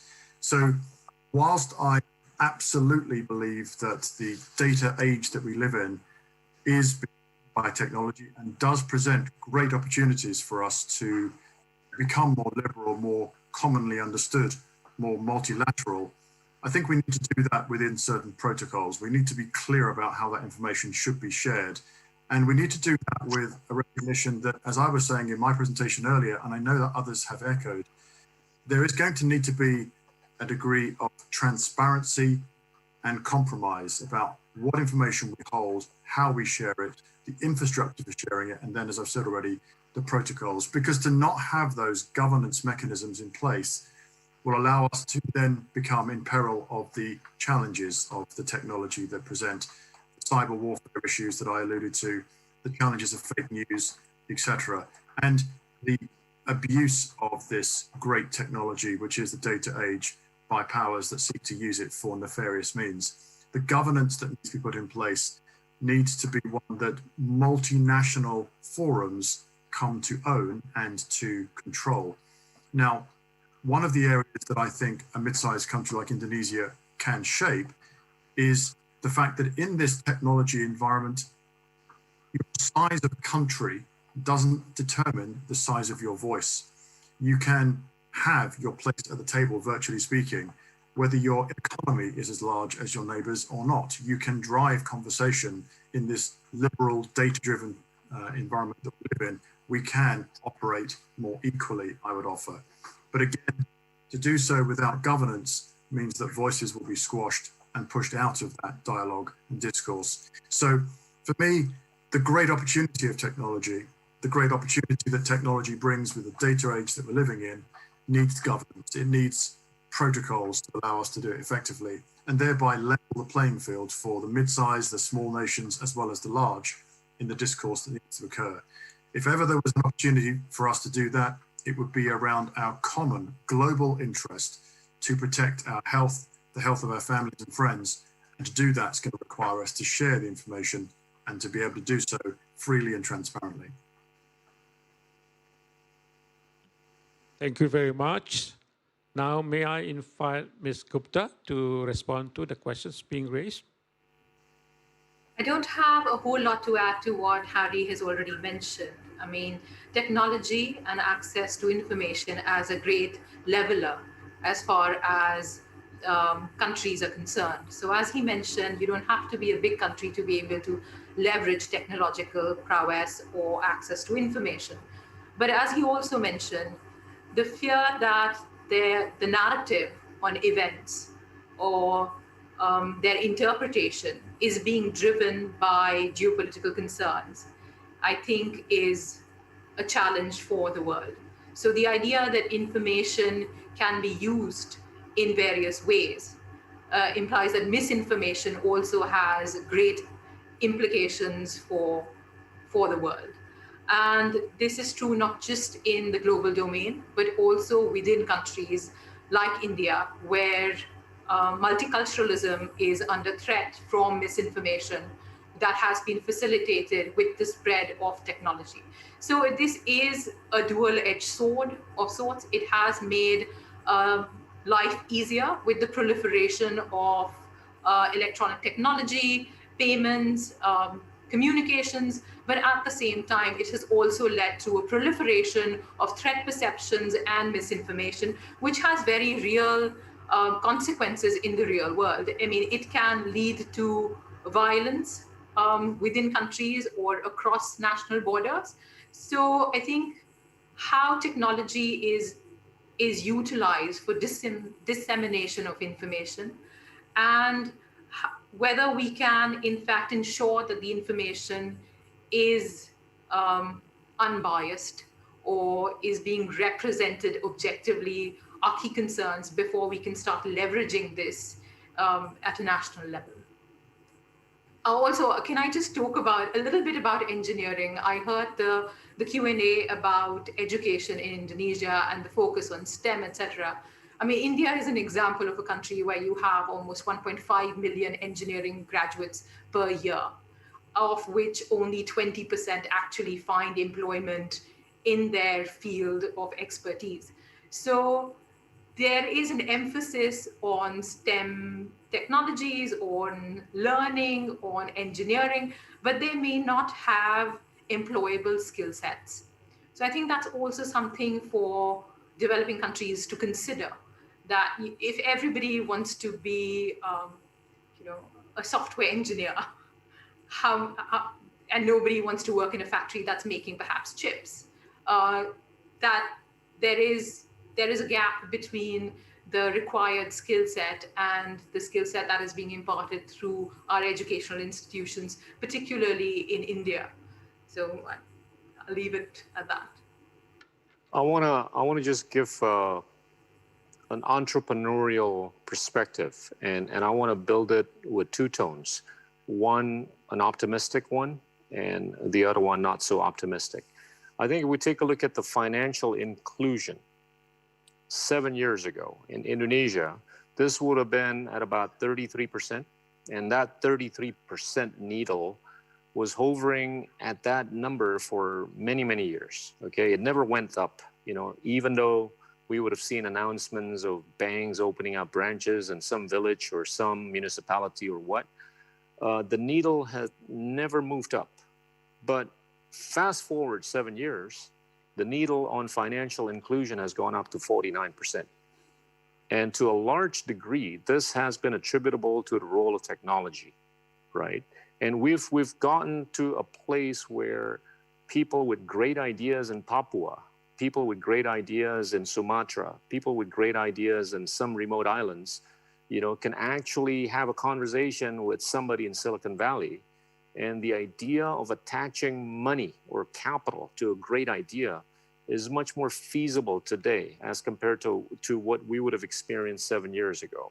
And I'm a big believer of the fact that this needle is going to move up from 49% to the 90s in the next few years, as opposed to our having to wait for decades, until 7 years ago. So that, I think, is the optimistic tone on my answer in terms of how technology is going to play a part with respect to how Indonesia is going to be this new rising middle power that's going to be relevant to the rest of the world. But I think on the flip side of this is how we have seen data democratization has really not led to a proper redistribution of welfare or wealth, right? We have seen empirically that inequality in settings where data democratization has taken place in a big way really just widening more than ever. And this, I think, to a large degree, has to do with the fact that, we're just spending most of our 6 hours looking at our handphone, reading garbage, and that I think is negative energy. And not to mention that a lot of the technological innovation that was supposed to be value additive to humanity or to the Indonesian welfare was basically being used for co-opting, political processes in not only Indonesia, not only in the United States in 2016, but many countries around the world. I think we've got to be careful about it. And I think the beauty about Indonesia is that it is a nation, or it has been a nation, of incrementalism. I do not forget the days in 1998 when we became a democracy. People were basically, labeling us as the next nation to balkanize. But guess what? We sort of survived, with democracy, at early stage, and we've been a democracy for more than 22 years. So I'm an optimist in the sense that as much as we're going to go through some shortcomings with respect to technological innovations that are being used in a wrong way, I do believe with incrementalism, I think Indonesia will move in the right direction. Thank you very much for the responses being given to the question. I think the three speakers adequately responded to the question being posed. And now we still have another participant who is adamant enough to pose questions to you, speakers. May I now invite him or her to speak to us? Thank you.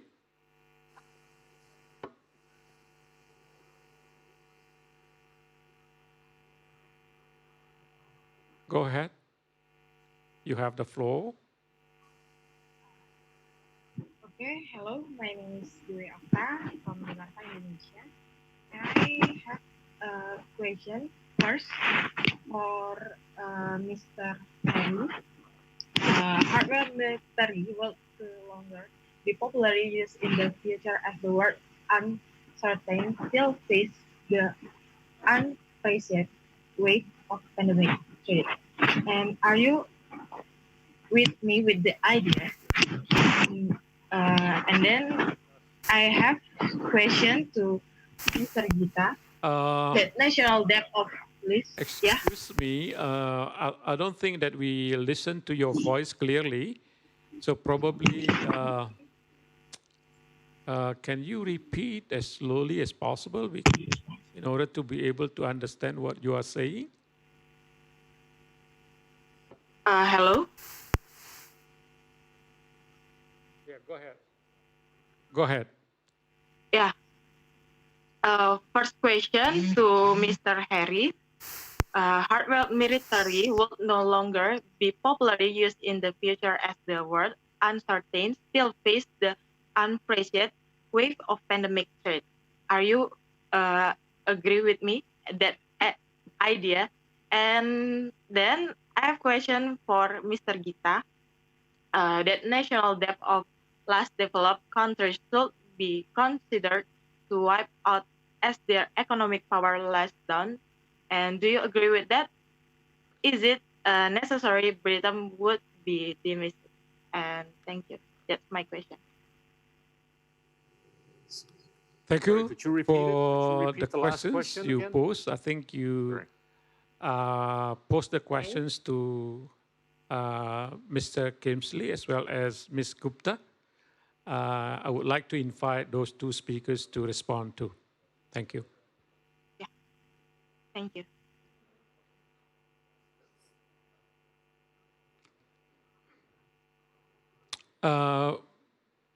Mr. Kemsley, I would like to invite you to unmute your microphone because we don't listen to your comments. No, I'm sorry, Ambassador. I was saying that I did not hear the question in order that I could answer it. I apologize. So I'm not sure if we can get the question by voice a second time or whether we can get it written to us by email, because I would like to answer the question. I'm afraid I didn't hear it. I apologize. Yeah, neither do I. So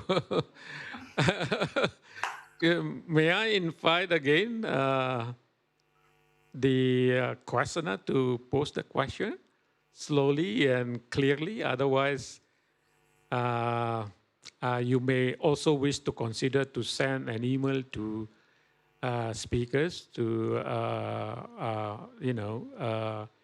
to inquire whatever you want to know about our conversation.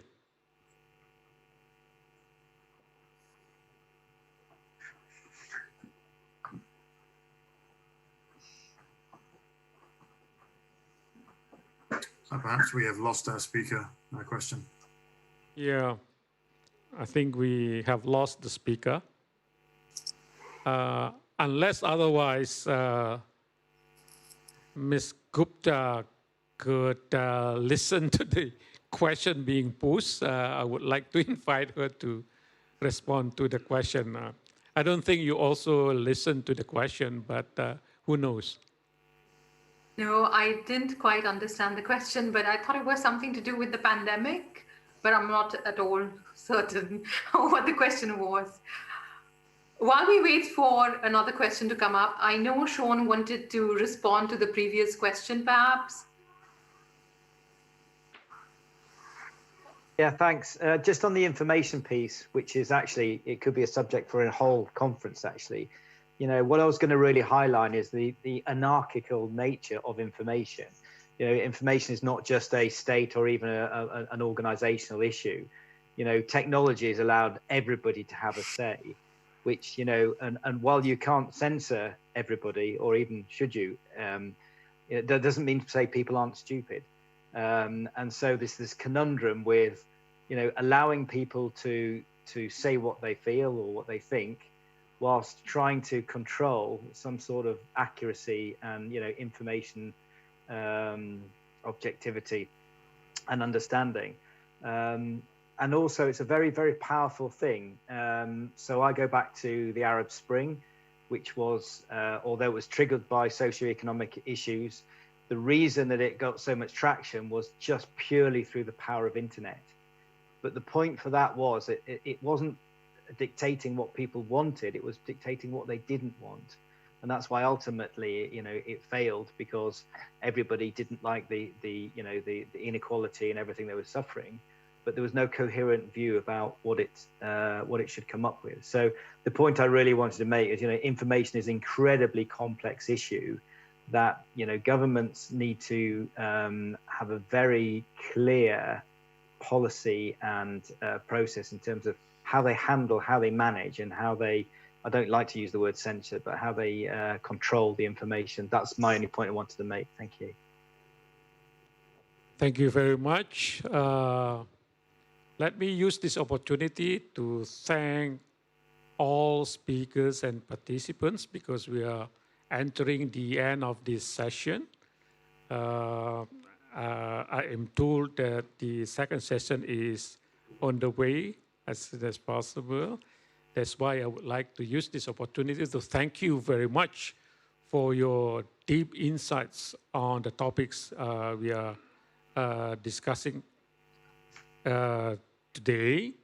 And I think before we conclude, I would like to take as well this opportunity to basically provide you with a sort of conclusion of our lengthy discussions this morning. Number one is COVID-19 pandemic is a game changer.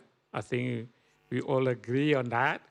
And number two, it may be exacerbated, or it may be worsened by the fact that during this pandemic, you know, the great powers rivalry is also ongoing. And of course, I know for certain that the governor of the institute will provide sort of input to the president of this republic as how Indonesia would be able to respond to this, situation as to allow Indonesia to go through this indeed very difficult situation. Not only Indonesia, actually, all countries across the globe are facing this very difficult situation. And indeed, I completely agree with all speakers that multilateralism is a key driver for us to overcome these challenges, not only in terms of health crisis, but as well as economic crisis. I think I know for certain that the governor is taking note seriously, and we hope that he would be able to submit policy submissions to the President of this Republic in order to be able to go through these difficult circumstances with which we are now being confronted. And again, on behalf of the Institute, as well as all participants, I would like to thank you very much for your insights, and we hope to see you again in the next future. Thank you. Thank you. Thank you, Mr. Imran Kotan, for the discussion, and thank you for all the speakers and also discussants. Thank you to Mr. Gita Wiryawan, Sir Harry Kemsley, Ms. Rukmani Gupta, Mr. Tate Narkin, and Mr. Sean Corbett. Thank you for joining us today at the 4th Jakarta Geopolitical Forum 2020, even though we have time differences. Thank you, Pak Imran.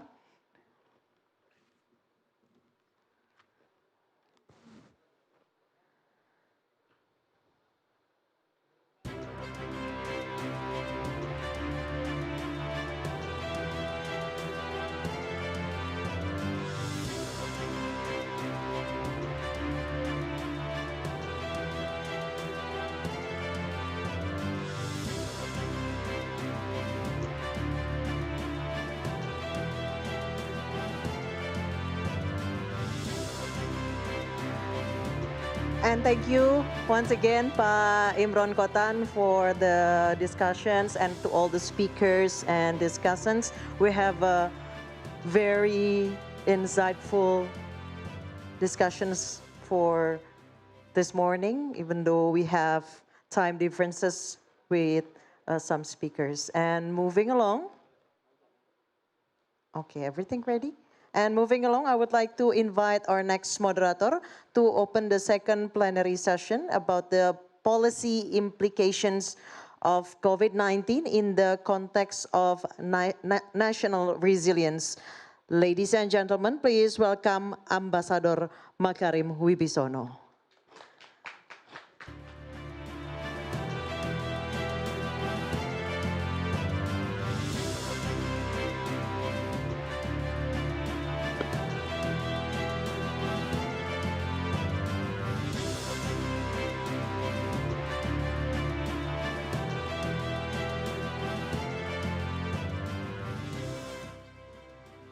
Thanks, Ms. Dazuki, for giving me the floor.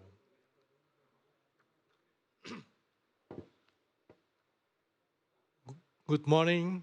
Assalamualaikum warahmatullahi wabarakatuh. Welcome, everyone, to the second session.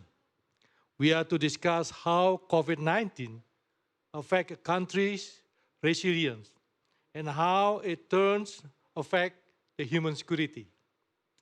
But before we begin the webinar, allow me, on behalf of the speakers, discussion, and myself, to greet and to thank His Excellency Lieutenant General, retired Agus Wijoyo, the Governor of the National Resilience Institute, Her Excellency Madam Retno Marsudi, Minister of Foreign Affairs of the Republic of Indonesia, His Excellency Professor Dr. Budiono, former Vice President of the Republic of Indonesia, and distinguished guests. Ladies and gentlemen, COVID-19 reminds us that we are at a pivotal time in history.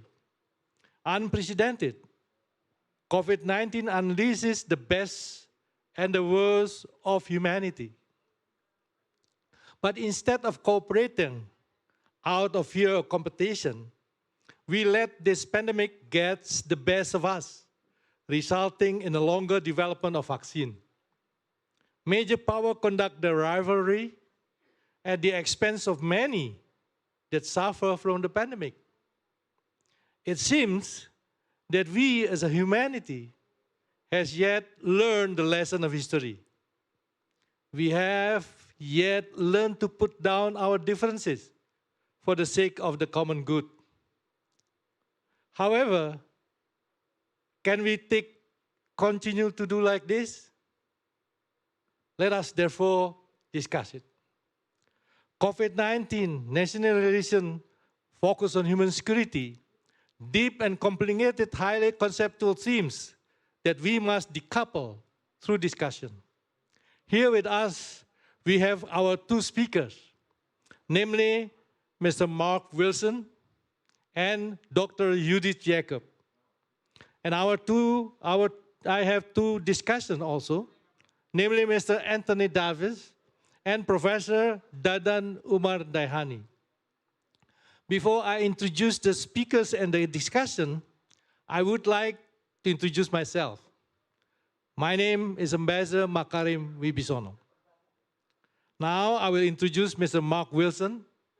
He is an open source intelligence specialist in Gene Intelligence Unit. Mark focuses on understanding online extremism, terrorism, and information operation, with emphasis on non-state armed groups. You may find the detail of bio in Plasma books.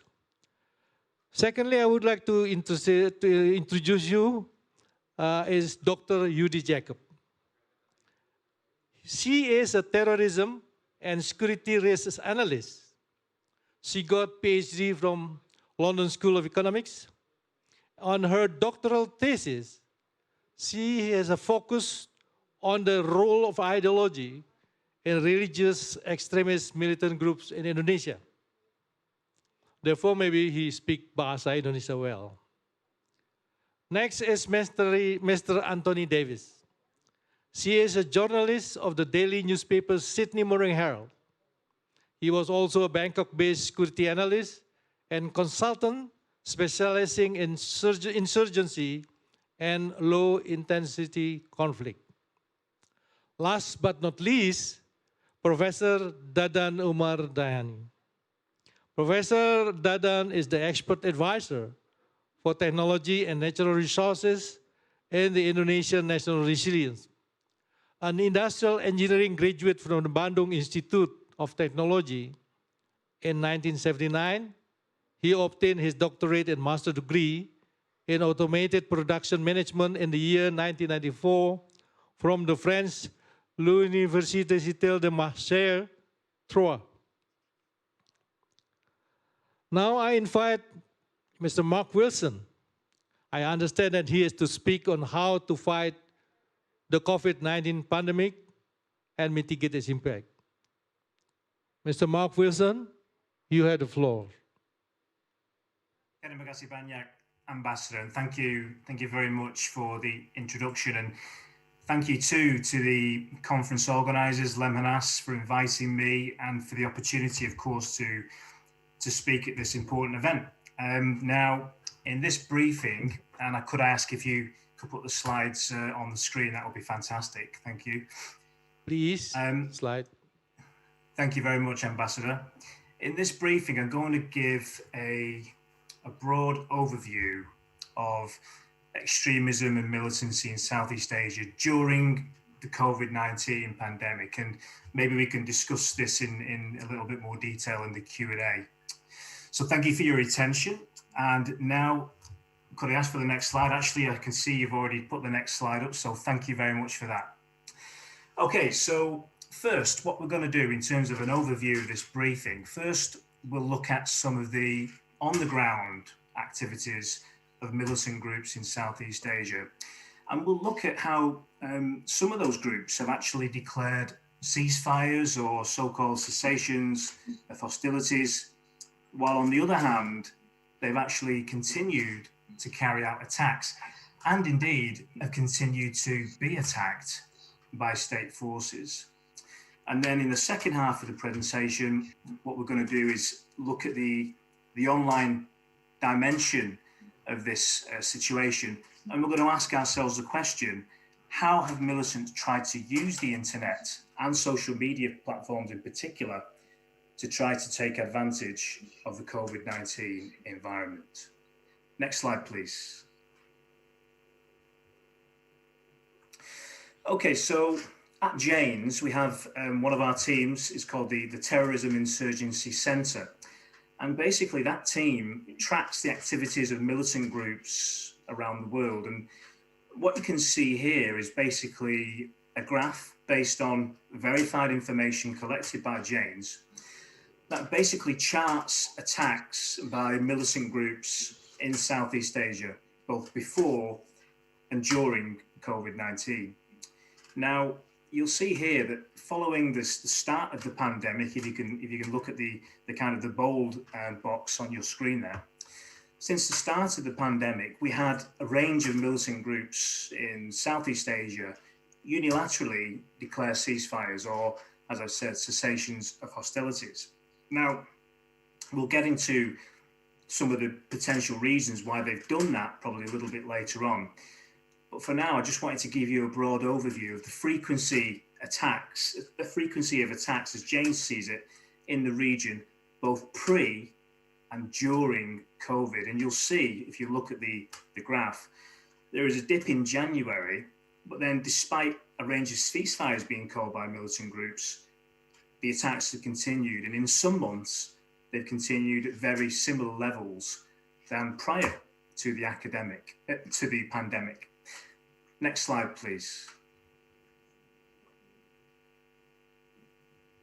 Thank you.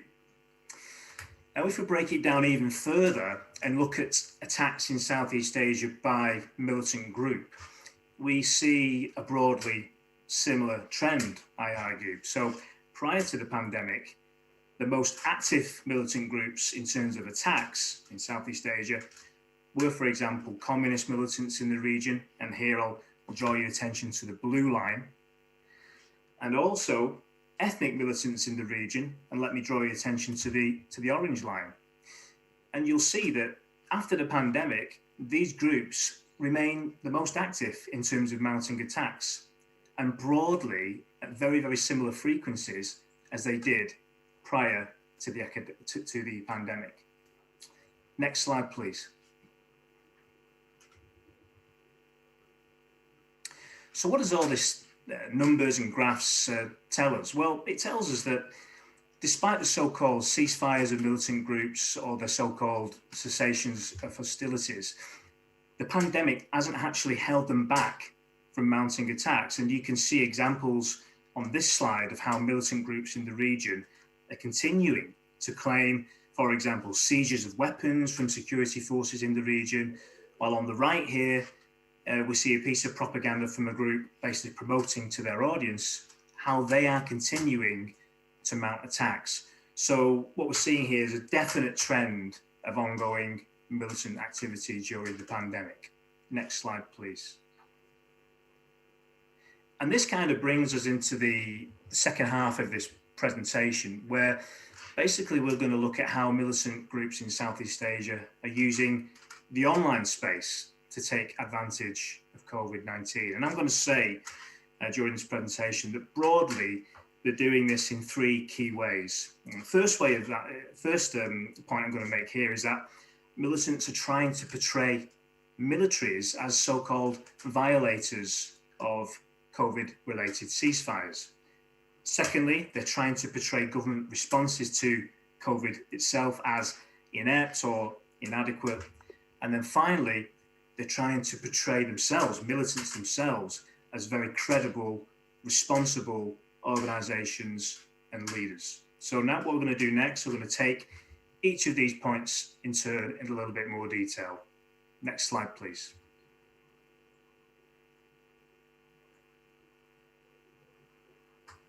Thank you very much.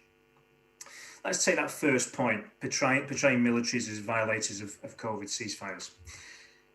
And while militant groups have declared ceasefires, on the other side of that is that whenever security forces have acted against militant groups, so for example through counterinsurgency or counter-terrorism operations, for example, we've actually seen the militants really try to draw attention to that. And we've seen militants try to draw attention to alleged attacks on civilians by militaries, with militants basically saying that, you know, actually it's not COVID that is killing people in specific areas where they operate, but actually it's attacks from state forces that the militants say are the true cause of people's pain. And you can have a look at the example at the bottom here, which is a statement from another militant group in the region that basically criticizes the military for continuing counterinsurgency operations amid the pandemic. And you can see from the quote there from that militant group, is basically trying to portray the government in that particular country as being more interested in actually pursuing conflict than it is with dealing with a response to the pandemic. Next slide, please. Thank you. And we've actually seen similar narratives being disseminated by militants in other parts of Southeast Asia too. So on the slide here, you can see essentially on some of the points here is lines of propaganda from these militants, which basically accuse governments in the region of not using public funds in the most appropriate way. For example, perhaps they are directing funds to purchase military equipment rather than directing those funds towards the public health response to COVID. So again, this basically sees militants trying to portray governments as kind of being out of touch with the needs of the people in those countries and trying to portray those governments as being more concerned with buying military equipment, boosting their military capabilities, rather than they are in terms of addressing the pandemic itself. Next slide, please. Now, even where governments have actually responded to the pandemic, militants have still tried to take the opportunity to criticize governments. And we saw very prominent leaders of militant groups in Southeast Asia talk about how government lockdowns in certain countries have gone too far, so the militants say, to the point of preventing treatment for the sick or disrupting the movement of goods around the country, which these militants have claimed have actually left millions in hunger in certain parts of Southeast Asia. Now, the overall objective of militants in recent months has been to try and portray the government as the real problem, not COVID-19. And this has really manifested itself in militant propaganda. And that propaganda tries to turn government narratives on the pandemic against the government itself. So, for example, earlier in the pandemic, we saw some governments introduce some very, very strict lockdown measures, to the point where people were even advised very strongly not to participate in any protests against lockdown restrictions. Now, from a militant perspective, they've tried to use that to their own advantage. They tried to portray governments as using COVID as a tool to repress the people in their eyes, rather than a tool to help people with a health response. And I think the interesting thing here is that this narrative, this militant narrative of governments, so-called, using COVID as a tool of repression and control, is something that we've seen disseminated not just by militants in Southeast Asia, but also violent extremists of various different types in Europe and North America. I mean, for example, in those regions, we see violent extremists there pushing a range of anti-establishment narratives in relation to COVID. And the thing to note is that, of course, these extremists have always been anti-establishment. It's just that COVID has given them a new narrative with which to try and undermine the resilience of national and local governments. So I think this is definitely a trend we can see globally, taken forward by basically anybody who is interested in creating tensions in society aimed at the so-called establishment. Next slide, please. Now, militants have also tried to portray themselves as being credible, responsible leaders during the pandemic. And to give you an example, we've seen some militant groups in Southeast Asia claim to take forward sanitation programs in the villages that they claim to control. Now, these groups have said these programs include things like setting up COVID clinics where people are educated by the militants on the pandemic. And you can see here on your screen is a piece of militant propaganda that tries to demonstrate that, tries to demonstrate from the perspective of this militant group that is giving care, COVID-related care, to local residents in the areas that it operates in. And we've also, as part of these kind of programs of support from militants, we've seen militant groups also claim to be helping those people who are or might be cut off from food supplies due to lockdown measures in certain areas. And militants claim, look, we're trying to set up a range of food planting activities to try and help address some of the hunger of people in rural areas who are cut off from those food supplies due to those lockdown restrictions. And the key is kind of so what here is that basically, this is basically aimed at sending a message from the militants to the people in these areas that basically says, from a militant perspective, look, we care more about you than your government does. So essentially, at the end of the day, for these militant groups, COVID is clearly an opportunity for them to generate support for their causes in these specific areas. Next slide, please. Staying on with this theme as militants portraying themselves as responsible leaders, we've seen militants try to use social media too to promote guidance for people in local areas on how to protect themselves from the virus. And you can see some of the propaganda from militant groups on the screen here to this effect. And it seems to me that these groups are doing this partly as a public relations exercise. So, for example, some groups in Southeast Asia have really tried to promote some of the medical backgrounds of their leaders to try to create images of a group that has at least some expert knowledge when it comes to dealing with health issues. And I'd add to that, there's also an international dimension to what the groups are trying to do here. So, for example, militants have welcomed in international medical organizations into the areas in which they operate in a bid to tackle the virus. And I think the point here is that these groups are trying their hardest to try and build international support for their cause, and they're trying to portray themselves as credible organizations, not only domestically in the eyes of people in the local areas in which they operate, but critically also in the eyes of the international community. And that brings me to my final slide, please. If I can have the final one.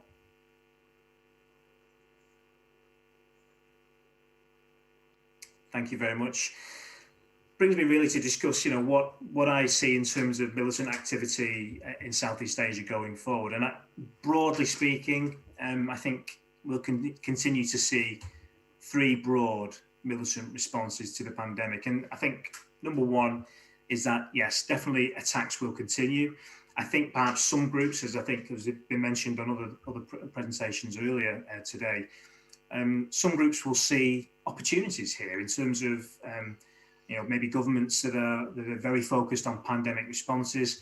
Militants will see that and they'll want to try to test state resilience, and that goes for the situation right now and for the months ahead. As long as the pandemic is with us, I think that threat exists.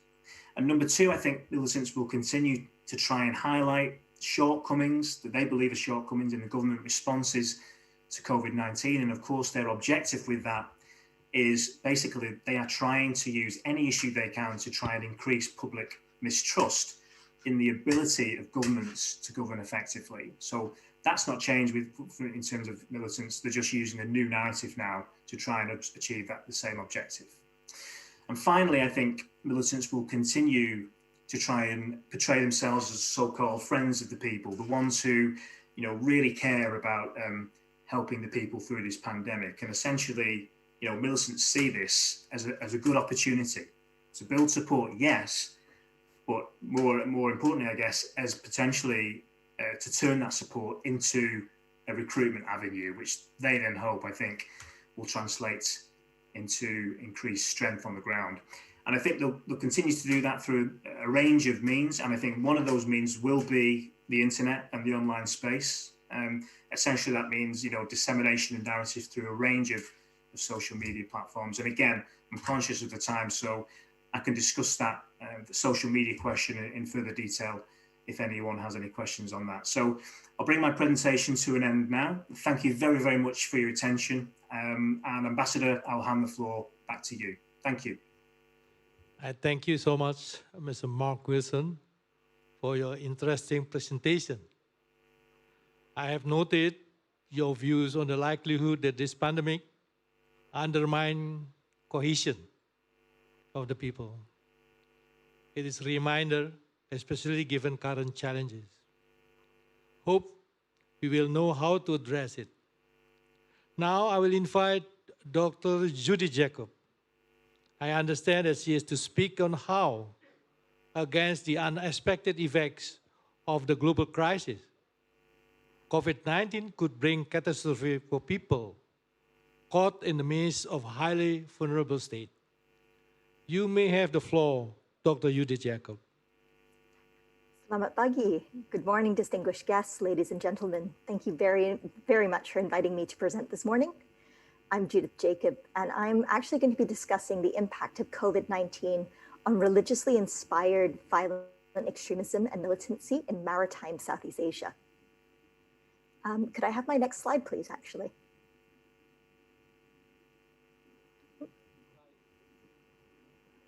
Great. I'm going to begin by giving you all some history and then a quick overview of the current capabilities of groups operating in maritime Southeast Asia. Then I'm going to go on to discuss some of the narratives put forward by these groups in responding to COVID-19, much like Mark did. And finally, I'm going to talk about how extremists and militants have capitalized on the opportunities presented by the pandemic. Could I have the next slide, please? So let's begin with some history. Since the May 2017 siege in Marawi, the center of gravity of militant activity has shifted from Indonesia, frankly, to the islands in the Sulu Sea and in the Mindanao region. While these issues persist, we can see here that there is a combination of push and pull factors that's led to Mindanao and the islands in the Sulu Sea being the center of gravity for this sort of activity now. And this is the result of effective counterterrorism policing in other nations, whereas the success in Marawi has given rise to the prominence of the militants operating there, and also its designation as a wilayah or province by the Islamic State has given credibility and status to the extremists who operate there. So there's a push and a pull factor in that regard. So it shows here the importance of holding territory in order to gain that status and that credibility, not just from bigger organizations like the Islamic State, but amongst violent extremists operating in the region itself. They are willing to travel and stay in the area. They are willing to donate money and resources to that cause rather than going further overseas. But holding territory has its limits. The siege itself in Marawi was crushed on October 23rd, so we're almost 3 years to the date out of that. And remember, it's not just militants in maritime Southeast Asia who've suffered setbacks since 2017. Islamic State itself has lost its core territorial stronghold in the Middle East, Mosul in 2017 in July, and Raqqa in October again in 2017. So groups both abroad and in maritime Southeast Asia have had a difficult time reconsolidating themselves and holding areas as large as Marawi since. Could I have the next slide, please? So given this backdrop of uneasy success for counterterrorism forces, what's been going on since the pandemic began? Here, I'm going to talk about the current capabilities of violent extremist groups. I'm going to talk about the narratives, such as the development of one specifically about the end of days and about confirmation bias, how the pandemic has played into that as well. And finally, I'm going to talk about the opportunities seized by the militants as presented by the pandemic, and specifically the issue of prisoner releases here. Have the next slide, please.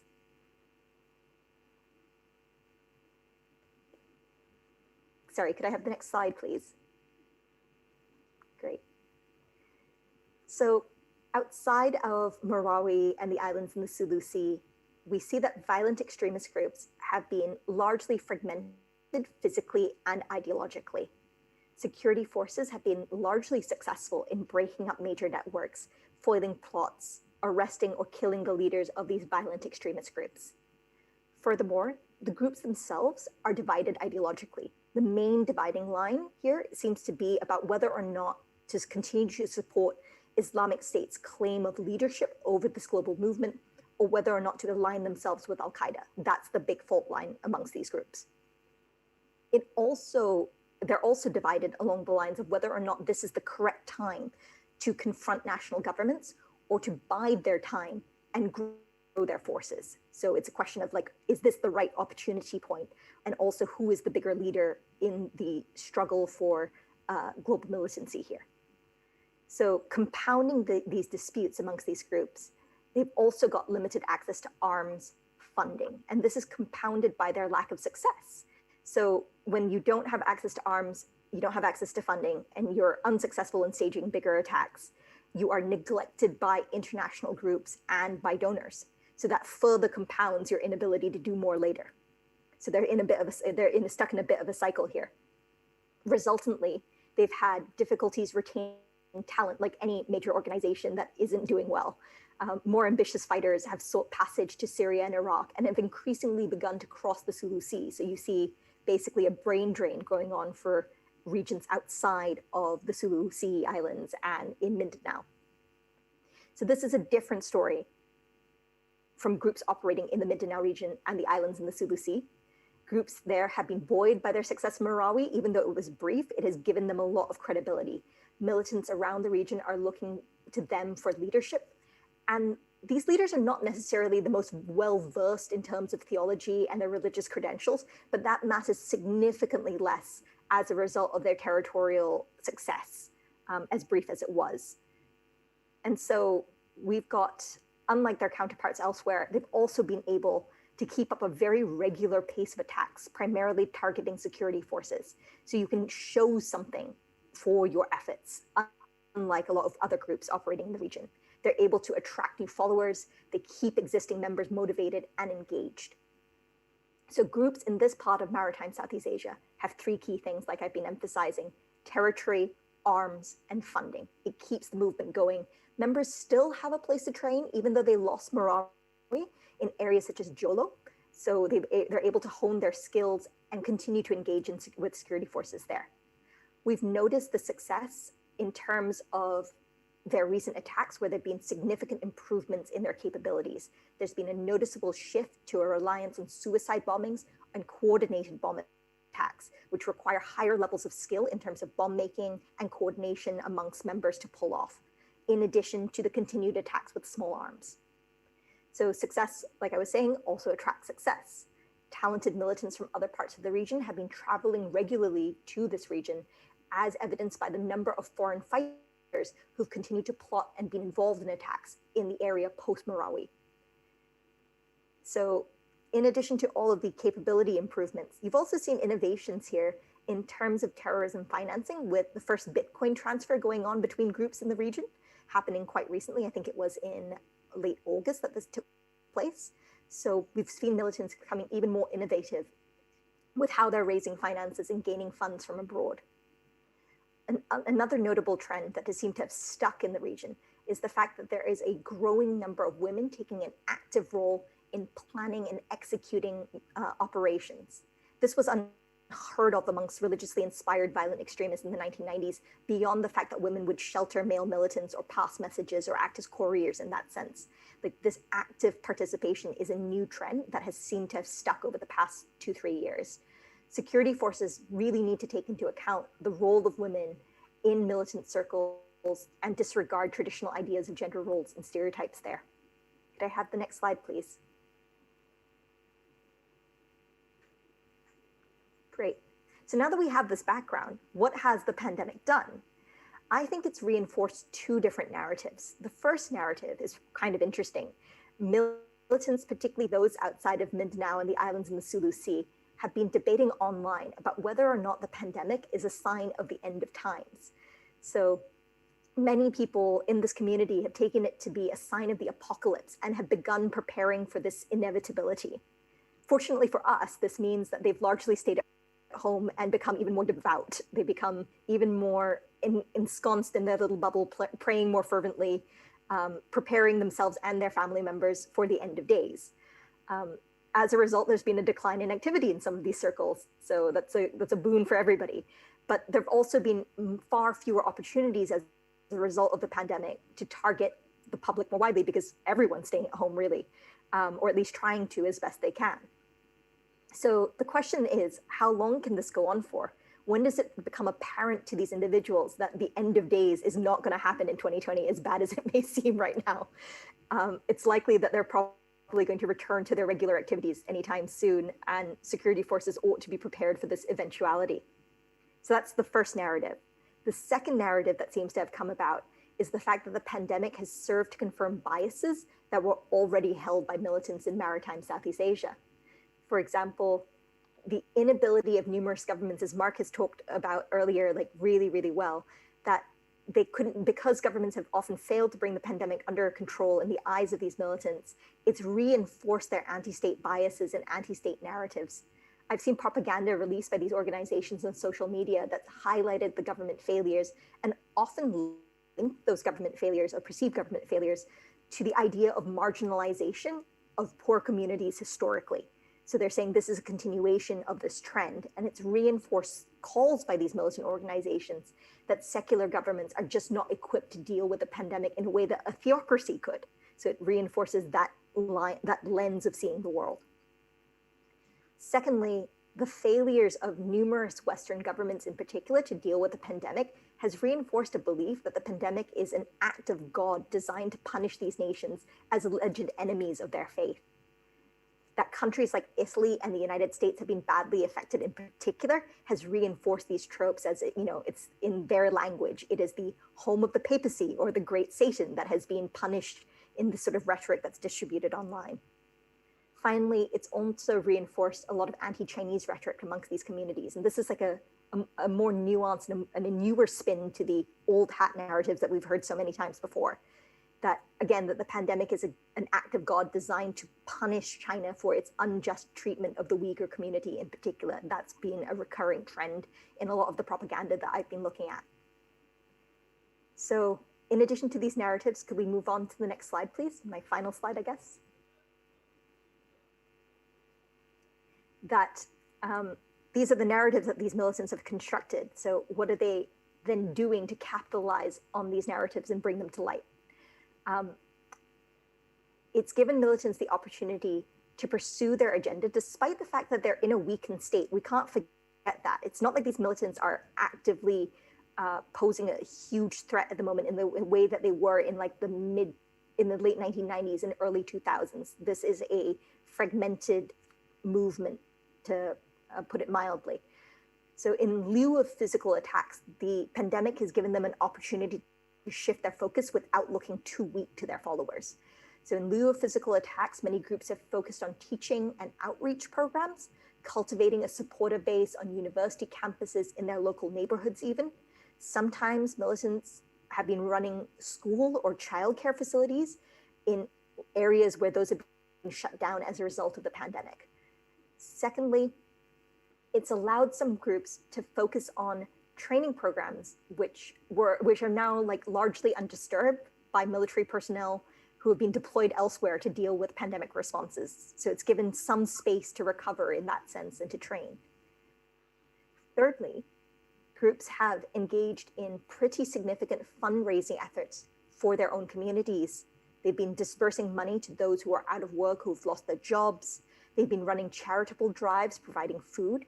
In some instances, they claim to be filling the gaps where state provisions have been seen to be inadequate.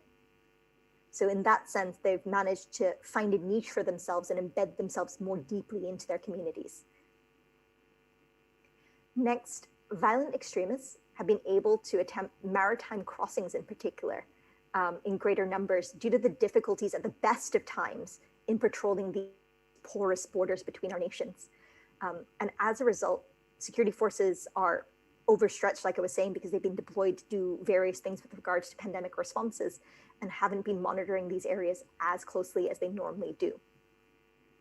And so the final point I want to make here is that the pandemic has meant that many governments have also released prisoners who've been tried and convicted on terrorism charges early, often without proper risk assessments from jails across the region.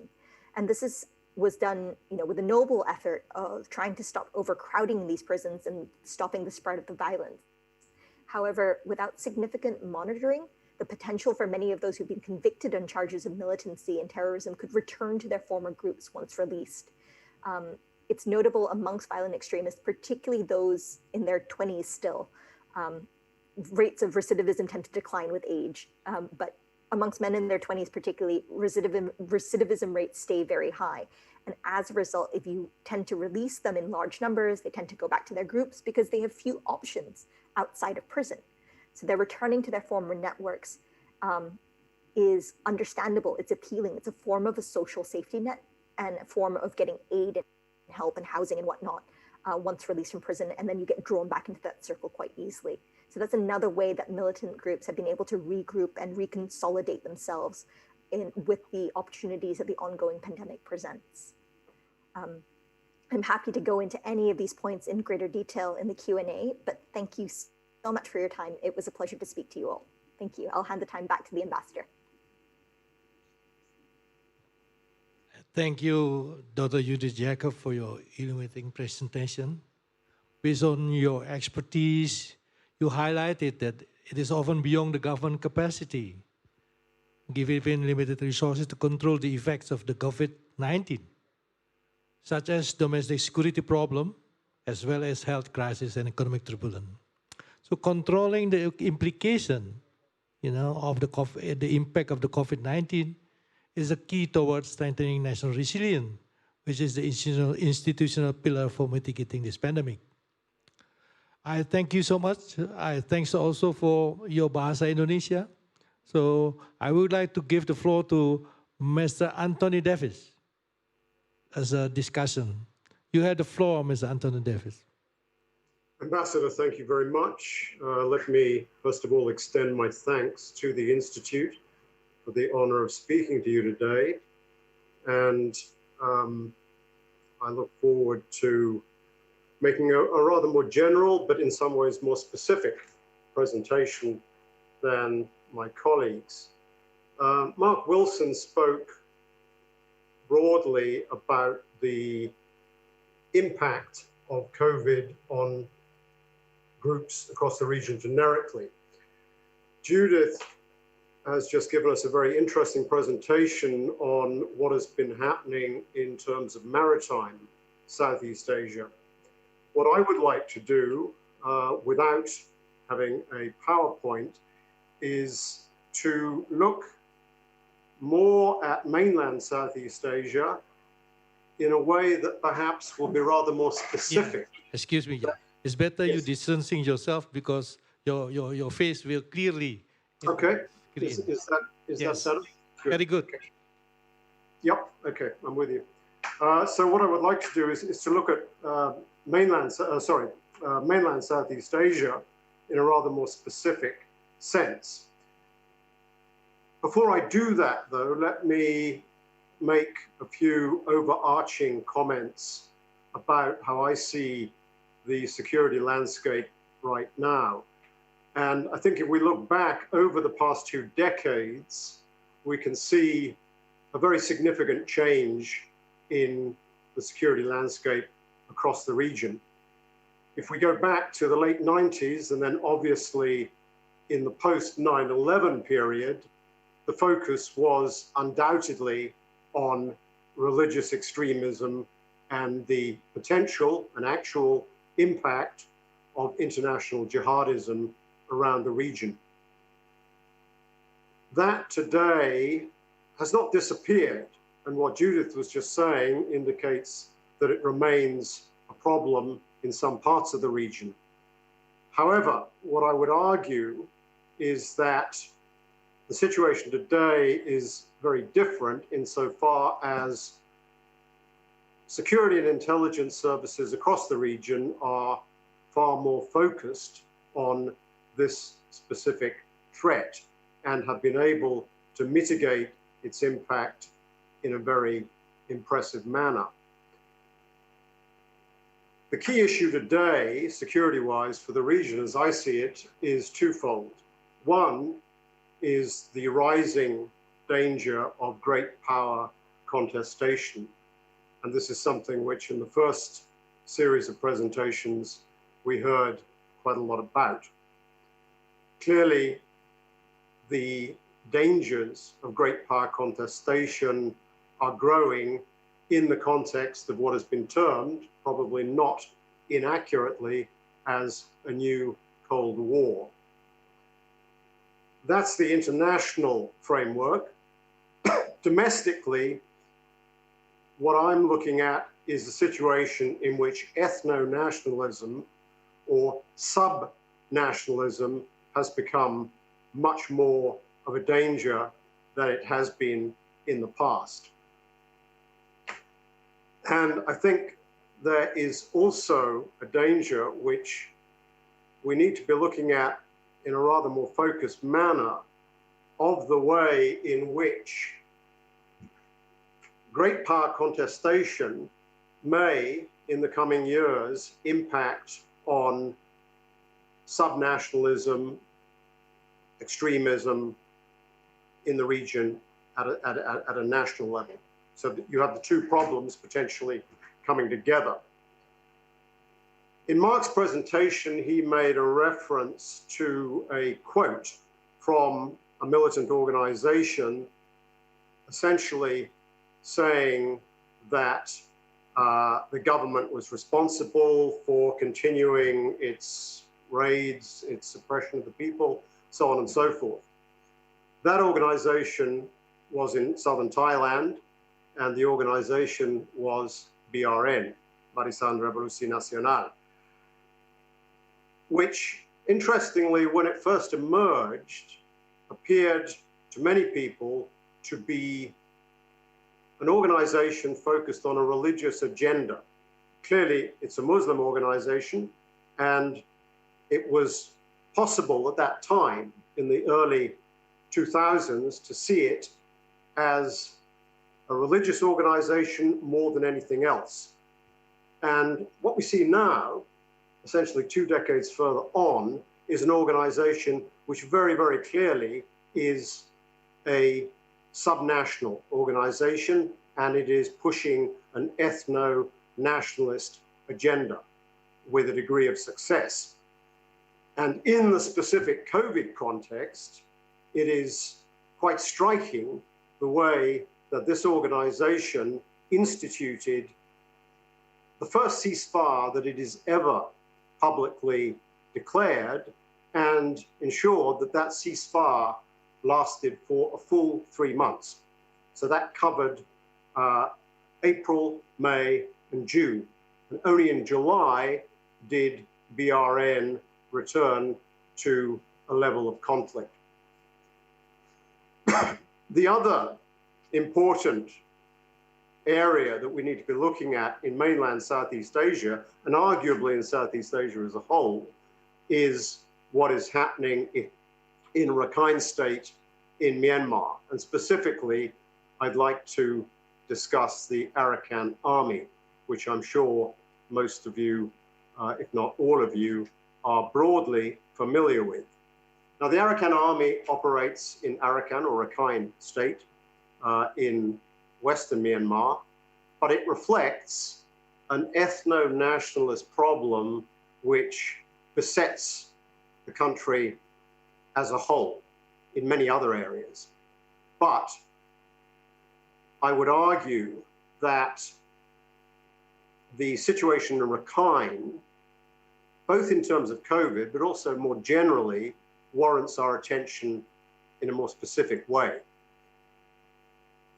The COVID crisis that has been rising in Myanmar since the middle of August started in Rakhine and spread essentially from there.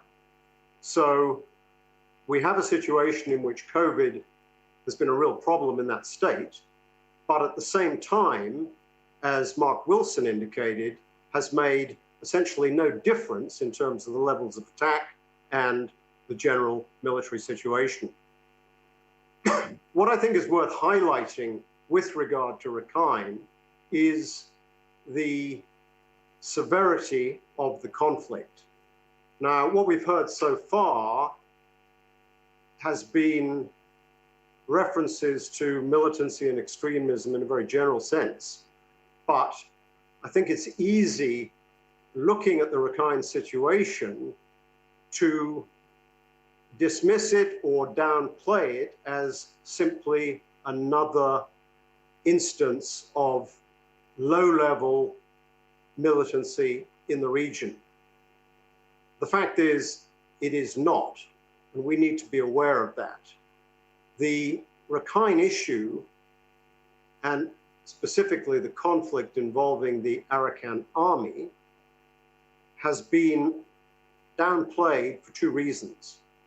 One, because there has been widespread international focus on the Rohingya issue, and secondly, because media access in the region has been first difficult and then impossible.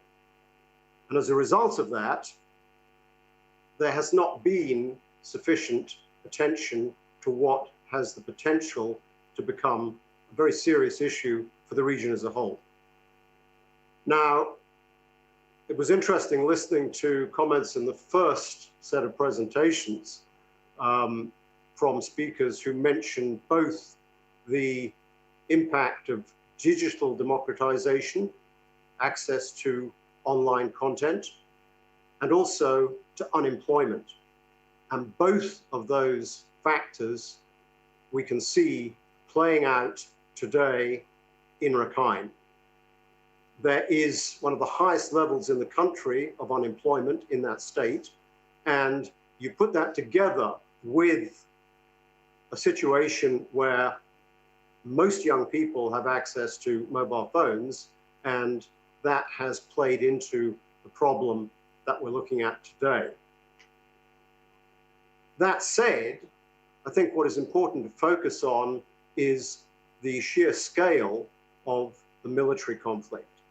Now, Judith has mentioned what's been happening in maritime Southeast Asia. We saw Marawi, which was clearly a worrying uptick militarily, but if we compare that to what is happening in Rakhine today, we're looking at a very different situation indeed. The level of conflict in Rakhine is undoubtedly the most serious conflict the region has seen since the end of the Cold War. So we can go back to the wars in Vietnam and Cambodia. And I think that is something which, for the factors that I've mentioned, has often been overlooked. The severity of the military conflict in that state has resulted in a catastrophic, and I use that word advisedly, a catastrophic humanitarian problem in which today, and in the space of only 1.5 years, we have an IDP, internally displaced population of significantly over 200,000. And these are people who are not going home anytime soon. And we are in a situation where both sides today are gearing up for the dry season, which will facilitate military operations starting from next month. So in 6 months' time, an IDP population in Rakhine State alone is likely to be in the region of 300,000. That's not an exaggerated speculation. That is a probability. So this is a problem which is not only impacting the country as a whole, but it's also having significant international implications. And these implications are something that the region as a whole needs to be focusing on. One of these spillover effects— You have 2 minutes more. I'll do my best to wrap up quickly. One of them has been Rohingya boat people, which have impacted Thailand, Malaysia, and Indonesia, and is a concern to Australia further afield. And the other international impact has been what I would refer to as the growing tension on the border between Myanmar and Bangladesh. And this is something which, again, has not been given much attention and which arguably deserves more attention. So I'll do my best to wrap up. My conclusion is that in an earlier presentation, there was reference to predicting the future and scenario planning. And I think that the challenge for the region as a whole today, in the age of COVID, is less predicting the future and scenario planning and much more catching up with and dealing with problems which confront the region immediately today. And I think that will impose significant strains on the diplomatic framework that the region has been accustomed to in recent decades. And how the response to that unfolds will be something definitely worth watching. So thank you very much for your time. Thanks, Mr. Anthony Davis, for your comment. You mentioned several important points. Among others, there is a great power contestation. But also you observe that there is sub-nationalism, moving, And you also mentioned about the ethnic nationalist agenda, that already is good reminder for us, because in the process of addressing the pandemic COVID-19, there is a need to be alert on the problems of possible conflict on it. So now I will invite Professor Dadan Umar Dahani for his comment on the presentation, but I'm looking forward also for his further view on the ways to address the problems of COVID-19 pandemic. So you have the floor, sir.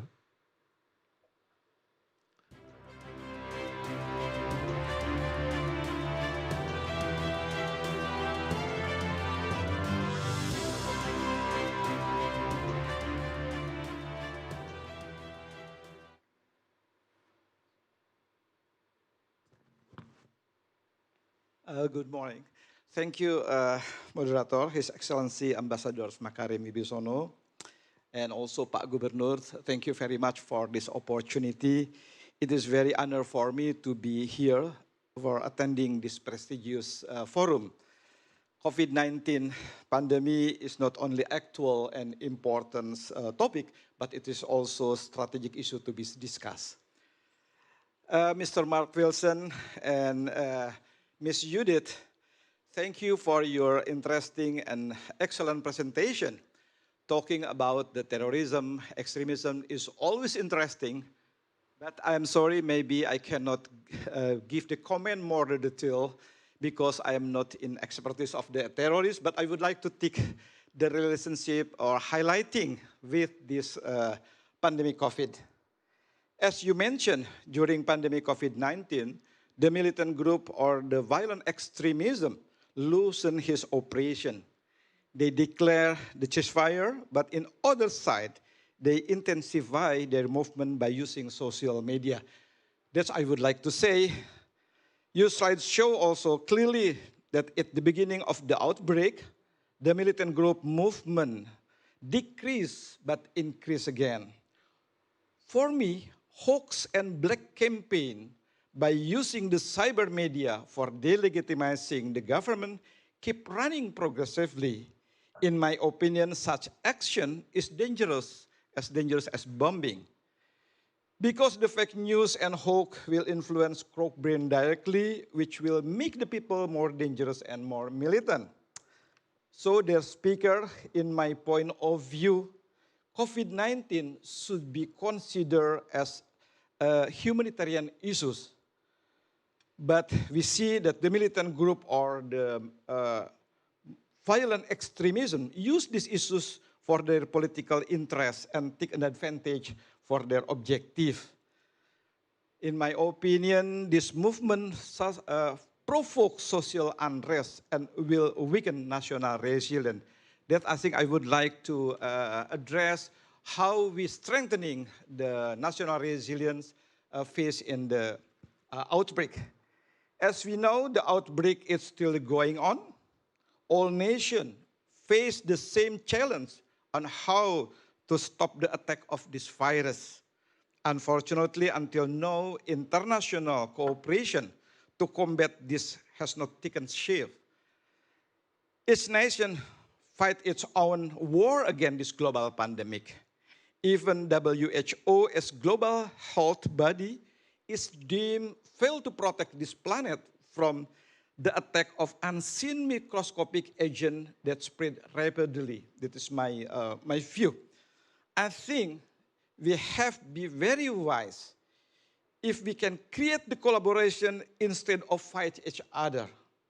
Faced to the situation, in my perspective, bilateral, multilateral, and global collaboration should be strengthened.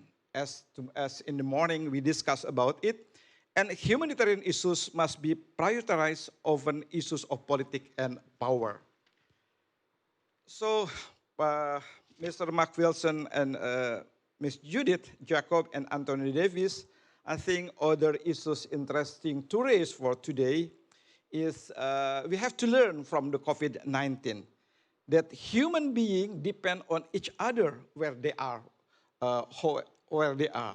But however, political strategies taken so far are more focused on individual domestic problem, which make it seem that the nation political interest is put above humanity. All countries seem very selfish for me. Considering that fact, what do we have to do to handle it? And what is the appropriate strategy for strengthening the national resilience, but we still promote and respect the humanitarian aspect? Mr. Moderator, if we have still time, I would like to share with my presentation, in my vision, how we can strengthening and face to the natural disasters. Please do, Professor. Okay, thank you very much. Please, I would like to speak about the geopolitical policy implication of COVID in the context of the nationalism. Please, next, I think it is just only introduction. I try to be a good storyteller. So I would like to tell the story and touching our feeling face this COVID. I am sure usually we all celebrating the New Year's with full of joy. But we have gathering, party with a family and the best friend. But this year, our New Year was very cloudy and full of worry, especially in Wuhan. According to the Chinese tradition, if I don't mistaken, every year or a year has a symbol of animal. What we called in Indonesia is sio. The animal symbol of year 2020 is red. What is the character of the red? The character of reds are often smart, successful, resourceful, and resilient. They are curious and thoughtful, and like tidiness. They have a strong ability to adapt to environment and possess acute observation.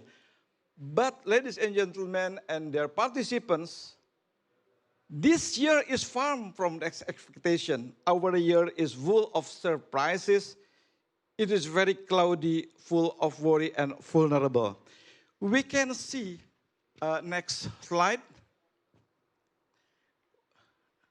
We can see, before the New Year's, the virus hit Wuhan, but it's just only 1 month. They comes to Thailand and to Europe, Middle East, USA, Brazil, South Africa, Indonesia, of course, and Australia. The virus is spreading out over the world. Next slide. And we can see the virus or the corona, it is not choose the country. Every people, in the world, in this planet, can touched by virus.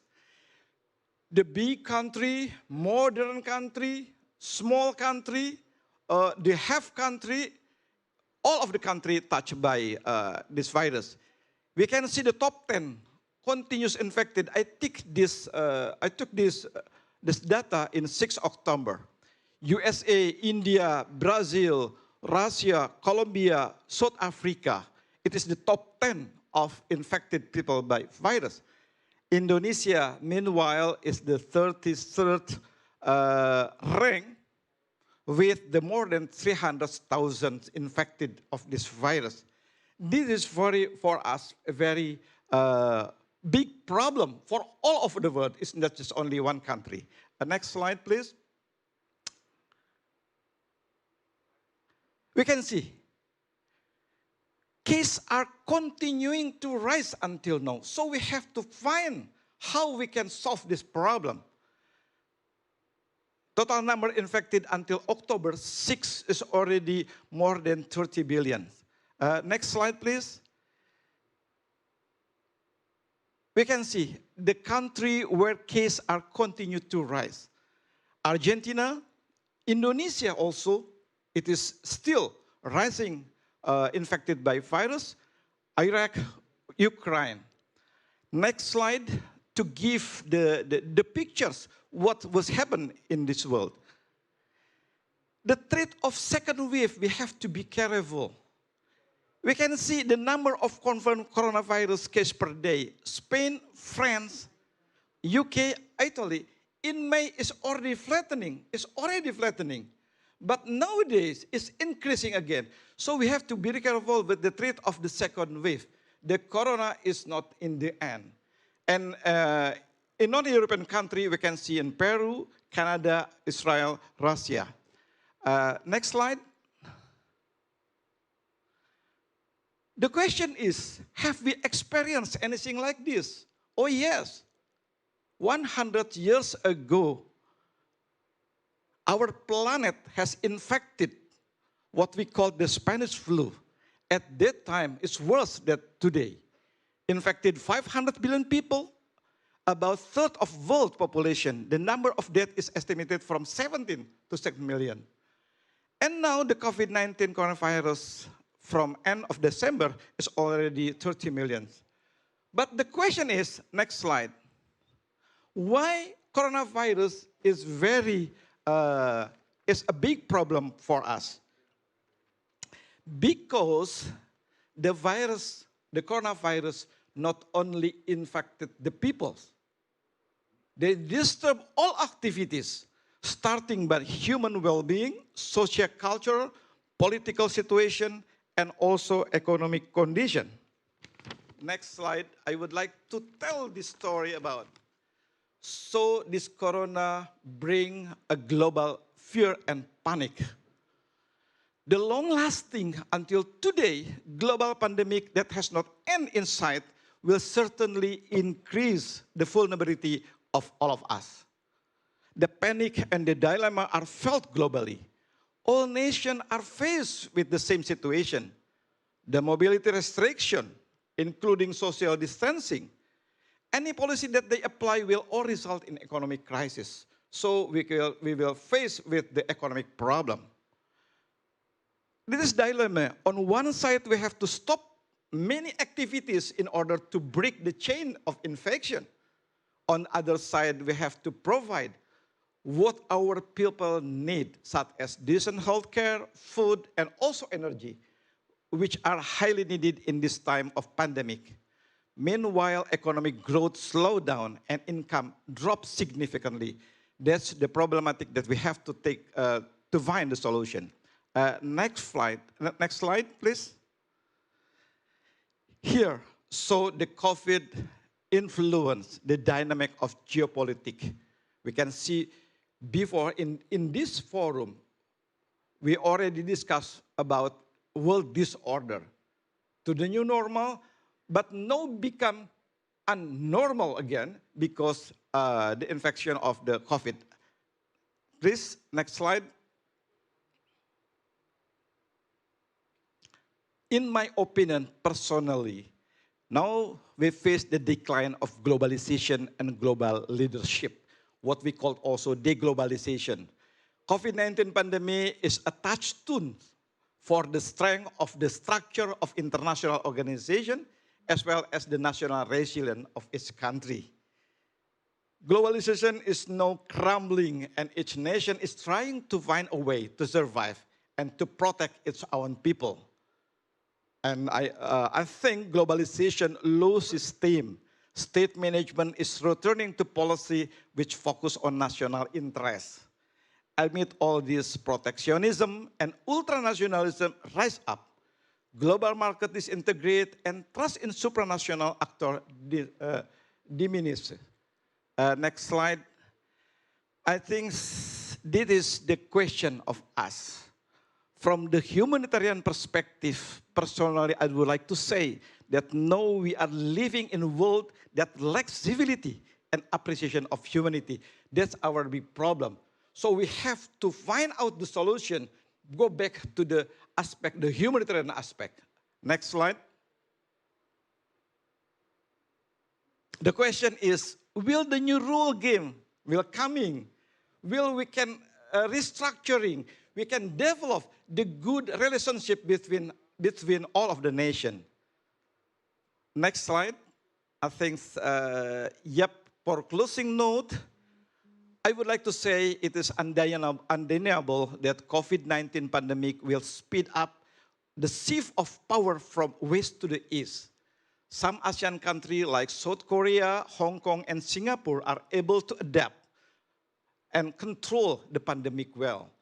More than a few countries will become failing nations as they fail to utilize their different resources to deal with the effect of the COVID-19 pandemic. Even after the pandemic is over, their economic recovery will depend substantially on other countries. That is our problem over the world. COVID-19 will make countries with good national resilience. I would like to underline, COVID-19 will make countries with good national resilience become stronger and more nationalistic. So we have to try to strengthen our national resilience. The principle of independence and sovereignty will keep influencing the government policy. But it is predicted that when the pandemic is over, many countries will be reluctant to give up their newly found ideas and power that they have built so far. So if we have to find a solution, I think after pandemic, there will be the new form, the new landscape of the geopolitics. Next slide. So the new political landscape will take shape. I think to survive and to prosper, countries have to rethink or revisit or reformulate their new national strategy. Next slide, the last slide. So we have to speak the national resilience concept, the new national resilience concept. COVID-19 has provided valuable lesson for us. First, it strikes our human health. Back again, I would like to underline the human health, filtrated our economic health, and finally affect the political structure of a country. So toward a COVID-19 cooperation between, I would like to underline, cooperation between countries must be further strengthened. But in reality, we realize each country is overwhelmed with our own situation. In the last few years, strengthening national resilience has concentrated too much on economy, but now we realize it turned out that in just 8 months, everything which has swept away in a blink by COVID-19. So we must revisit our national resilience strategy to increase adaptability of a country ready to face upcoming potential threat. In my opinion, national resilience based on human resilience as a philosophical base may be needed to be considered for the futures. Thank you very much. This is our vision about how we can solve our problem. It is the problem of over the world, the humanitarian issues rather than political issues. Thank you very much, Mr. Moderator. Merci beaucoup, Monsieur. we have already heard a very interesting point made by Professor about not only about the comment with regard to the presentation, but also he mentioned about the concept underlying the point that has been discussed earlier. So he touched on the issues of national resilience, then hopefully that this will be actually going to be strength and strength. Now, I have already listened to all speakers, yeah, with presentation and also very good information, and also being an interesting discussion about our topic in this webinar. Ladies and gentlemen, now we're going to have the question and answer section. I would like to have 5 questions from the participants that will be answered by all speakers. Now, may I start first with participants from, yeah, okay, with the others, okay. So I open the floor.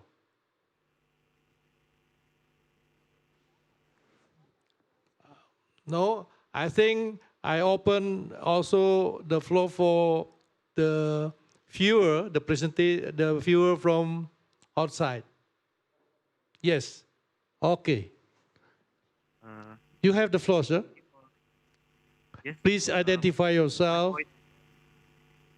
Let me introduce myself. My name is M. Alfiki Hernawan. I'm from Sriwijaya University student.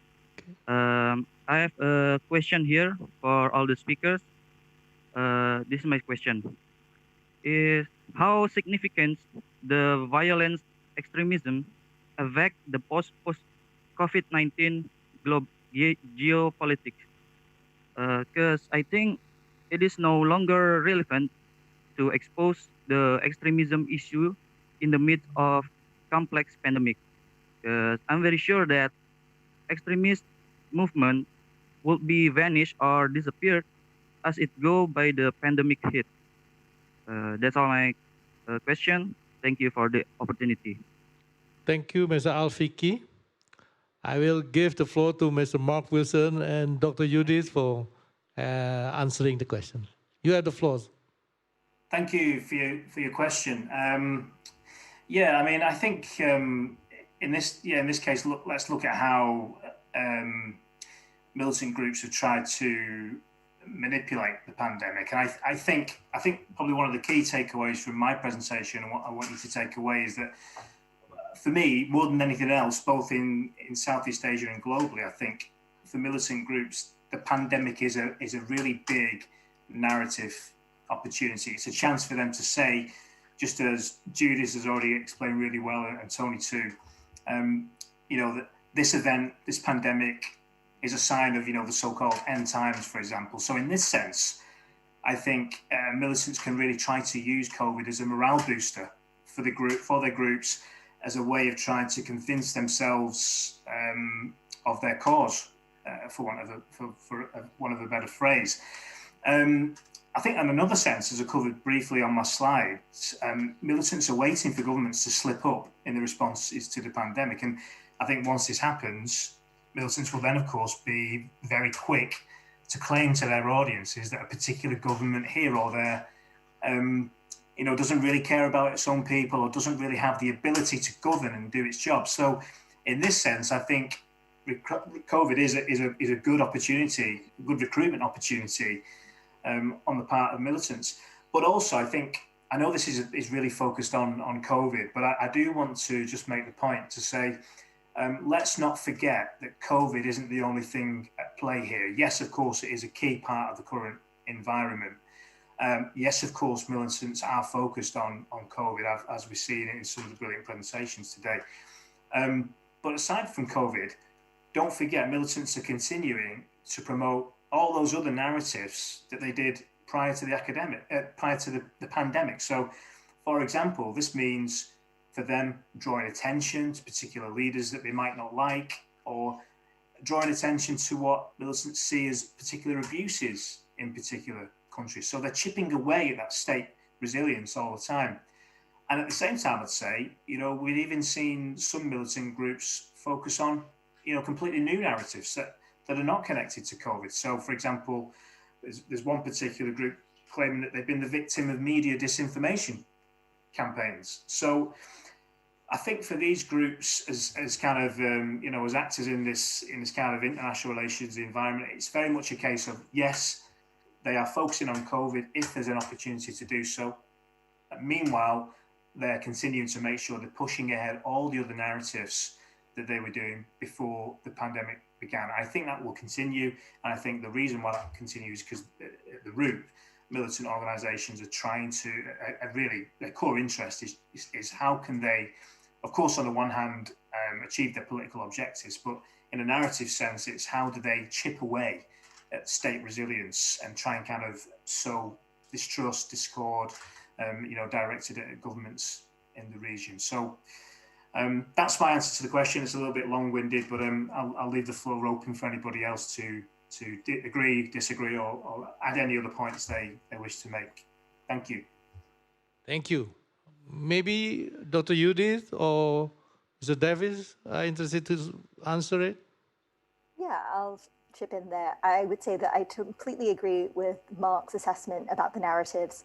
I think it's also important to bear in mind that while we are rightly focused on the bigger issue, which is the global pandemic, and also the fact that the geopolitics of it are so much more complicated, this does present space for actors such as the factions of the Abu Sayyaf or the Bangsamoro Islamic Freedom Fighters, groups such as that, to take advantage of the situation, not just in terms of the narrative, but actually carrying out attacks, because security forces are overstretched. So you'll see that there was an attack recently in Jolo, for example, and a pretty significant suicide bombing there. So the distraction that the pandemic poses gives these groups the opportunity to carve out space to conduct attacks, to plan without significant scrutiny or oversight. And so, yes, I suppose in the grand scheme of things, it is less devastating than the pandemic itself, and we need to bear these proportionalities in mind. But just because the pandemic is going on doesn't mean that these guys put aside everything to focus on that or like go home and pack up.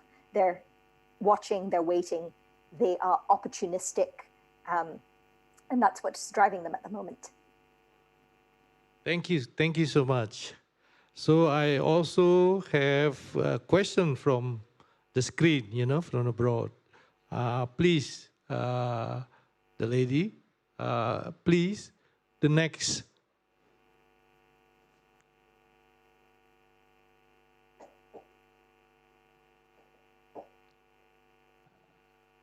I'm told that there is a question from, all right, okay.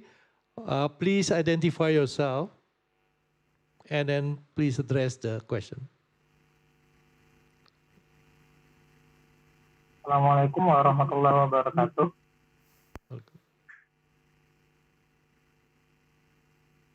Okay, my name is Enzo Fahmi. I'm from Surya University. And thank you for Mr. Makarim Wibisono. And thank you too for all the speakers that already gave us information and share all the experience that about this geopolitics and this pandemic. And I would like to ask to all the speakers that I already have 3 questions. I'm sorry, your voice is not clear enough. Yes, and now better. Okay, thank you. Okay, thank you. First, I think ideological war will be getting harder. Science new ideology dominated in the world. What do you think of it? What do you think of it? And my second question is, how do you see if the world can be created in a balance between the U.S. and China? Will it be possible? Will it be possible? And my last question is, violent extremism and kind of rivalry. So I'm so sorry, ma'am, because the question is not clear. So your word is not so clear. So maybe maybe your speaker laptop put it off. Yeah, so it will help you to speak clearly. Now it's difficult for the public to listen to your point. Can you put off the laptop in front of you, and then you can speak fluently on it? Matikan laptopnya. Okay. So I repeat this question.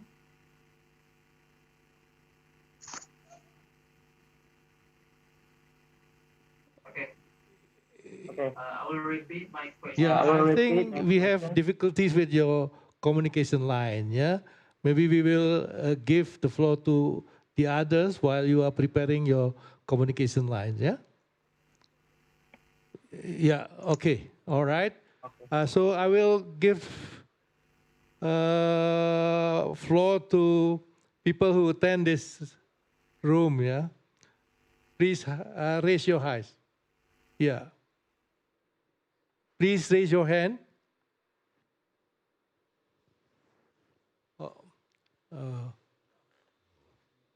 Okay.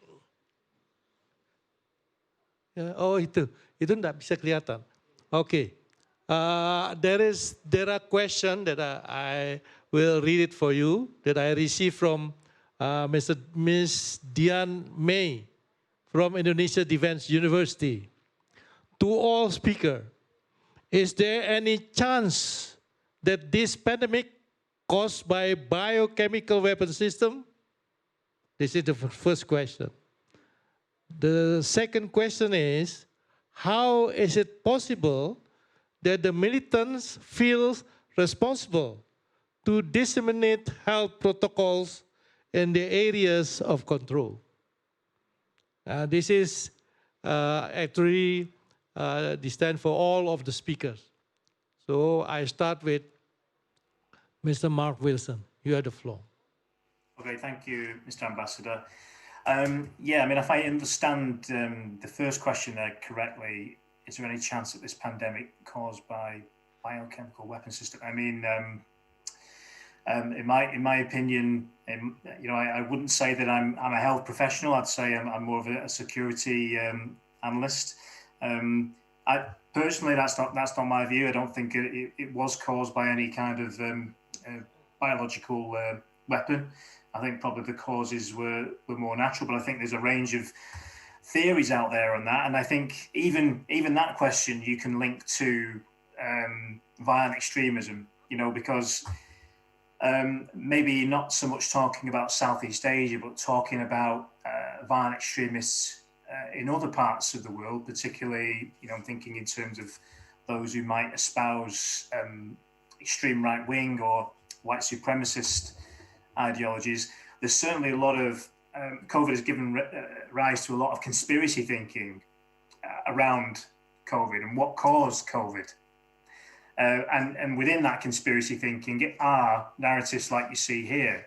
You know, it's a weapon used by a specific government to target another government or to target the world in order to gain some kind of, you know, political advantage or whatever. And you know, and the conspiracies just keep on running and running. So I think, you know, obviously conspiracy theories are nothing new, but I think I feel at the time we're living in, amongst kind of the extremists that I look at also in different parts of the world, I think this is COVID is helping these types of you know, theories and views you know, take shape essentially, and we see some of that actually making its way into the mainstream media in certain countries as well. So I think that's my answer to the first question. In order to the second question, how is it possible that militants feel responsible to disseminate health protocols in their areas of control? Well, yeah, I mean, the short answer to that is I think, you know, their portrayal of themselves doing that, their portrayal of themselves as, you know, these organisations that are going into areas and providing, you know, sanitation services or COVID education-related programmes, that's them. That's their view of themselves as governing in those areas. And I think for a lot of these organisations, you know, that ultimately is their end objective, right? They want ultimately political power. It's just that their means for trying to achieve that is more often than not violent.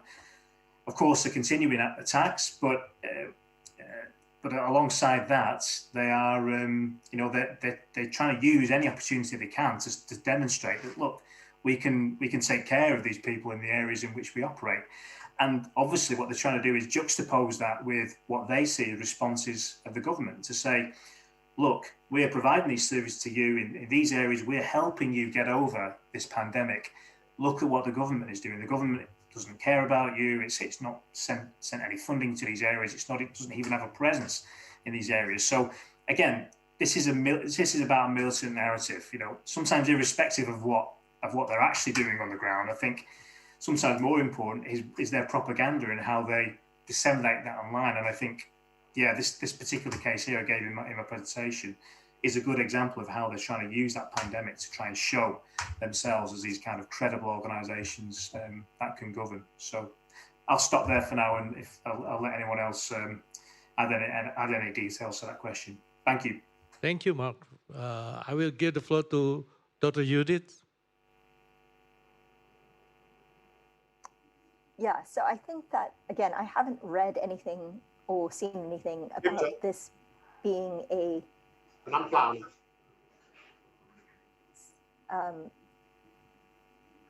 biological or biochemical weapon in any way used by extremist organizations or anything like that. I don't think there's much credibility to that. But as Mark was saying, it has fueled a lot of speculation about the issue. Amongst not just right-wing extremists, but I've also seen amongst militant Islamist groups in Southeast Asia that people have been skeptical about possible vaccines, linking it to an attempt by the government to somehow control the population or control them in particular. So there's a lot of vaccine skepticism amongst that community as well.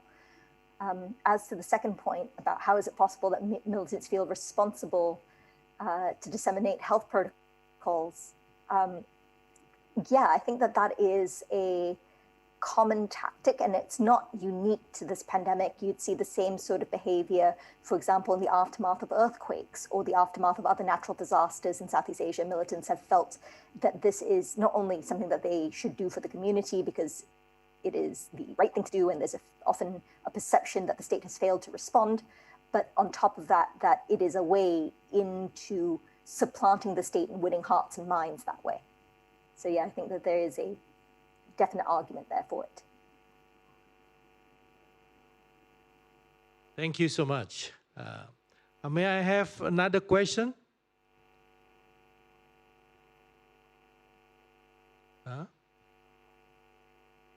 Yes. Next question is come from Dr. Margareta Hanita, Master of Science from the University of Indonesia. This is addressed specifically to Dr. Judith Jacob. According to your explanation, we could see that militants use the unpassion of society in facing pandemic COVID-19 to get opportunity to against the government, which could not reduce the impact of the pandemic. What do you think the best strategy to encounter these issues in institutional reform as part of geopolitics element?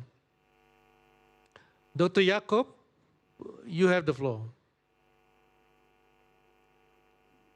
So that's a very big question. I'm going to try and answer it as best I can. I think that the one thing that a state could do when faced with militants trying to exploit this opportunity is really to make sure that their response is on the basics. So ensuring that there is adequate provision of basic necessities, adequate provision of social safety nets, in terms of making sure that people have access to healthcare that they need, and making sure that people have access to some sort of income support if need be, prevents people from buying into the narratives that the militants are proposing. And that's one way of stemming the tide. But if people fail to do so, or sorry, if governments fail to do so, and if people don't perceive their governments to be acting, or at least the government needs to explain why there may be delays, it prevents those narratives from taking control, taking root in those communities. So I think that just delivering the basics is probably the best thing a government can do in this situation. I hope that answers your question. Thank you, Dr. Judith Jacob. I have another question here.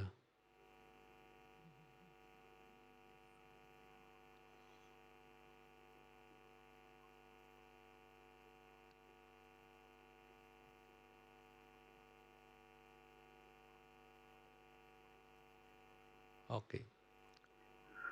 Okay. This is maybe the final question that I have from entrepreneur of Indonesia, Mr. Adi Mujoyono. This is addressed to all speakers. The question: the COVID pandemic has brought a sense of chaos to the whole world, but it will be an opportunity for Asian countries to lead the world transformation. Do you think COVID-19 could accelerate the Asian century or vice versa? I start with Mark Wilson. You have the floor. Okay. Thank you, Mr. Ambassador. Okay, yeah, another really great, far-reaching question. I'll try and address it, and I'll try and link it back to what we were all discussing on our panel, if I can.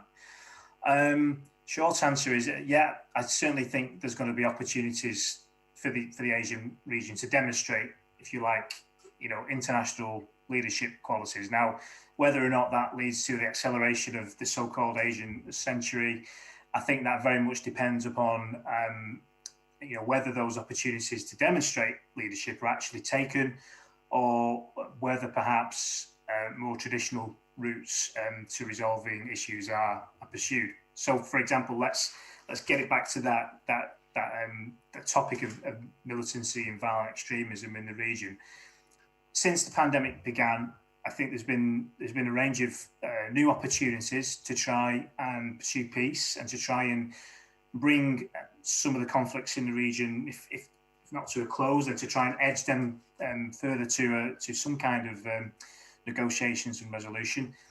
Now, of course, you've had declarations of ceasefires on the part of militant groups. To me, whether or not these declarations contain real substance, or whether they are, partly contain part substance, or whether, in fact, they're just ploys to buy time or whatever else, in the end, I still think they are declarations. I think declarations like that produce opportunities for actors in the region to begin, or maybe restart, boost, or strengthen negotiations or peace talks. So for me, in terms of militancy in the region and beyond, that's a big opportunity. That's a chance to perhaps use a kind of a groundbreaking event, a world-shaking event like COVID, to break through some of those more traditional notions of conflicts that have kept those conflicts going for decades, rigidly going for decades, and then trying to use the kind of the new environment we find ourselves in to try and come at these conflicts, come at the conflict resolution in from a different direction. So, I mean, in terms of those who might be interested in accelerating the so-called Asian century, I mean, I think perhaps for them, I'd say it's about, trying to demonstrate leadership through seizing opportunities to resolve some of those long conflicts, that could actually, I wouldn't say kind of lead to world transformation, but I think could lead to regional transformation in Southeast Asia, first and foremost. So I think, yes, short answer, yes, definite opportunities for Asian countries to take the lead in this respect. And I'll open it out to anybody else if anyone's got any other comments. Thank you. Thank you, Mark Wilson, for the explanation. May I have Dr. Judith Jacob? You have the floor. Yeah, again, trying to bring this back to my area of expertise on militancy, because it's far too big a question, I think, for me to address that things outside of that. I think that in terms of issues pertaining to de-radicalization of prisoners. That is one area where you can see that Asian countries could be leading the way in a post-pandemic world, particularly with dealing with prisoner releases more effectively, and having implemented monitoring programs of the individuals that they release more effectively than, let's say, Western European countries or North American countries. That's one area I can see there being a room for Asian countries to take the lead. I think Mark had a good point about there being scope for negotiations to really shine in this regard if people put in the effort, but that's a big if. I think right now, it seems from my understanding that governments are really too swamped with dealing with the everyday difficulties of managing the pandemic to really be thinking even about leadership in the wider global sense of that term. It may be accidental, I think, that if they come up with good responses in managing their militant and extremist threat, that they end up as global leaders, but not necessarily a goal in and of itself, if that makes sense. Thank you, Dr. Jacob, for the answer. And allow me to ask the speakers or the discussion or any other person who are interested to introduce alternative perspective on the issues. If not, I will try to make such kind of like conclusions on the session.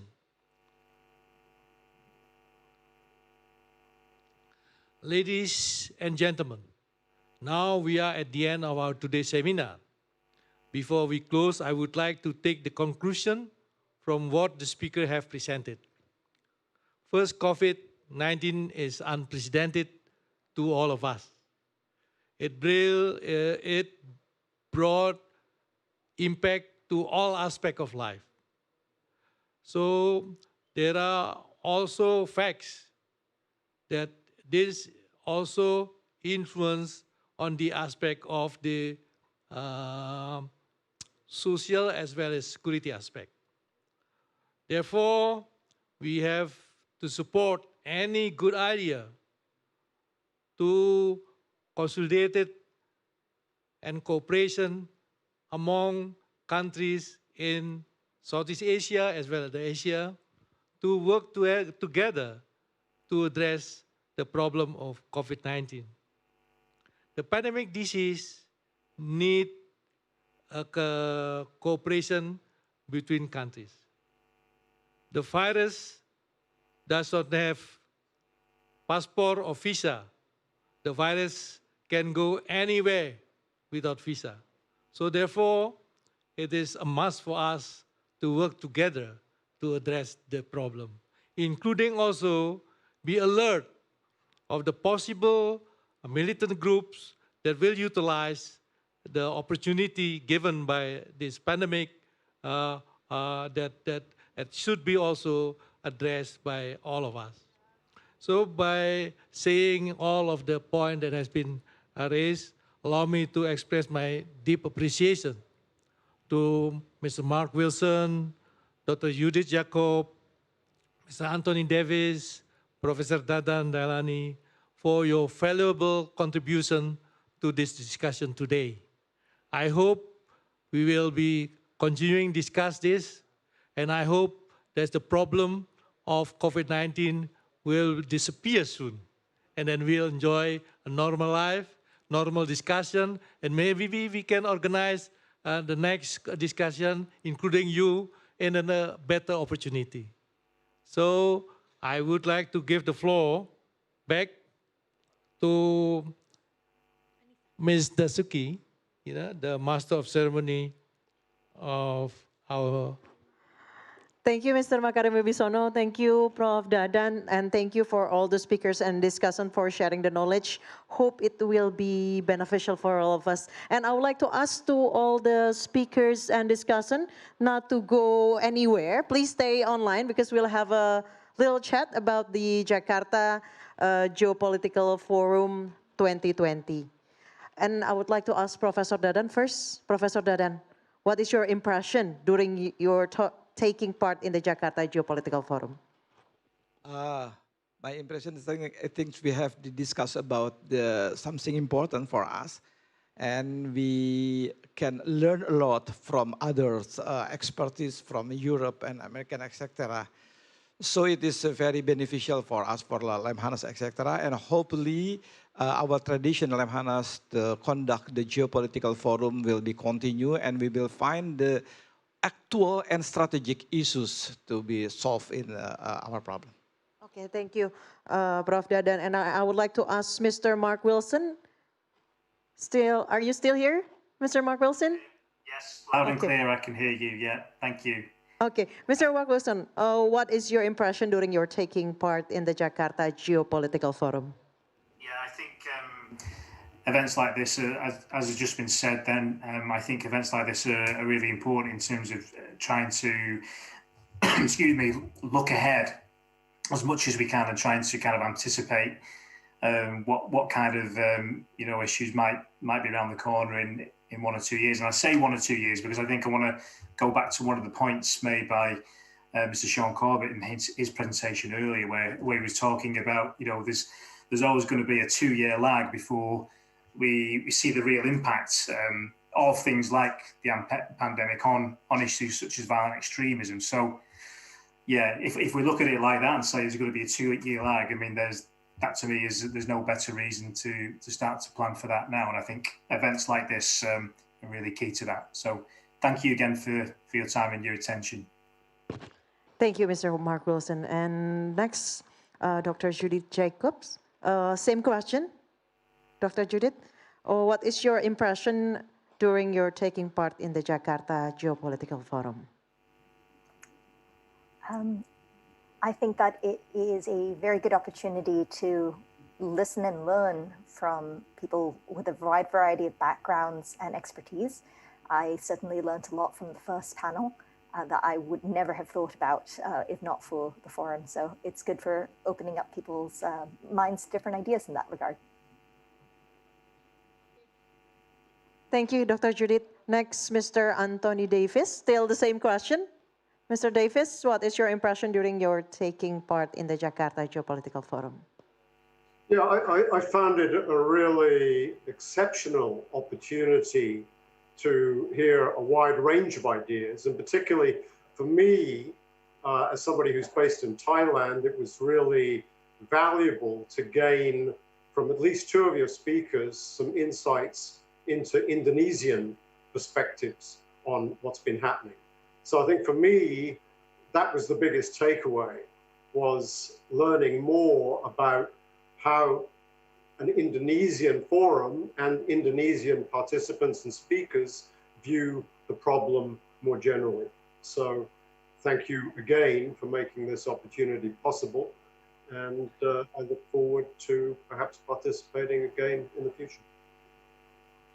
Okay, thank you, Mr. Davis. And Ambassador Makarim Wibisono, we have so many strategies, so many ideas, which we share today in this discussion. Still the same question. What is your impression during your taking part in the Jakarta Geopolitical Forum? It will be the solution for the pandemic COVID-19?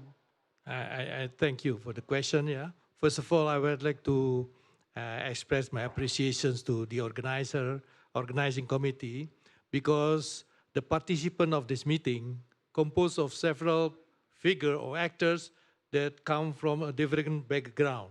Yeah, there are entrepreneurs and former ministers.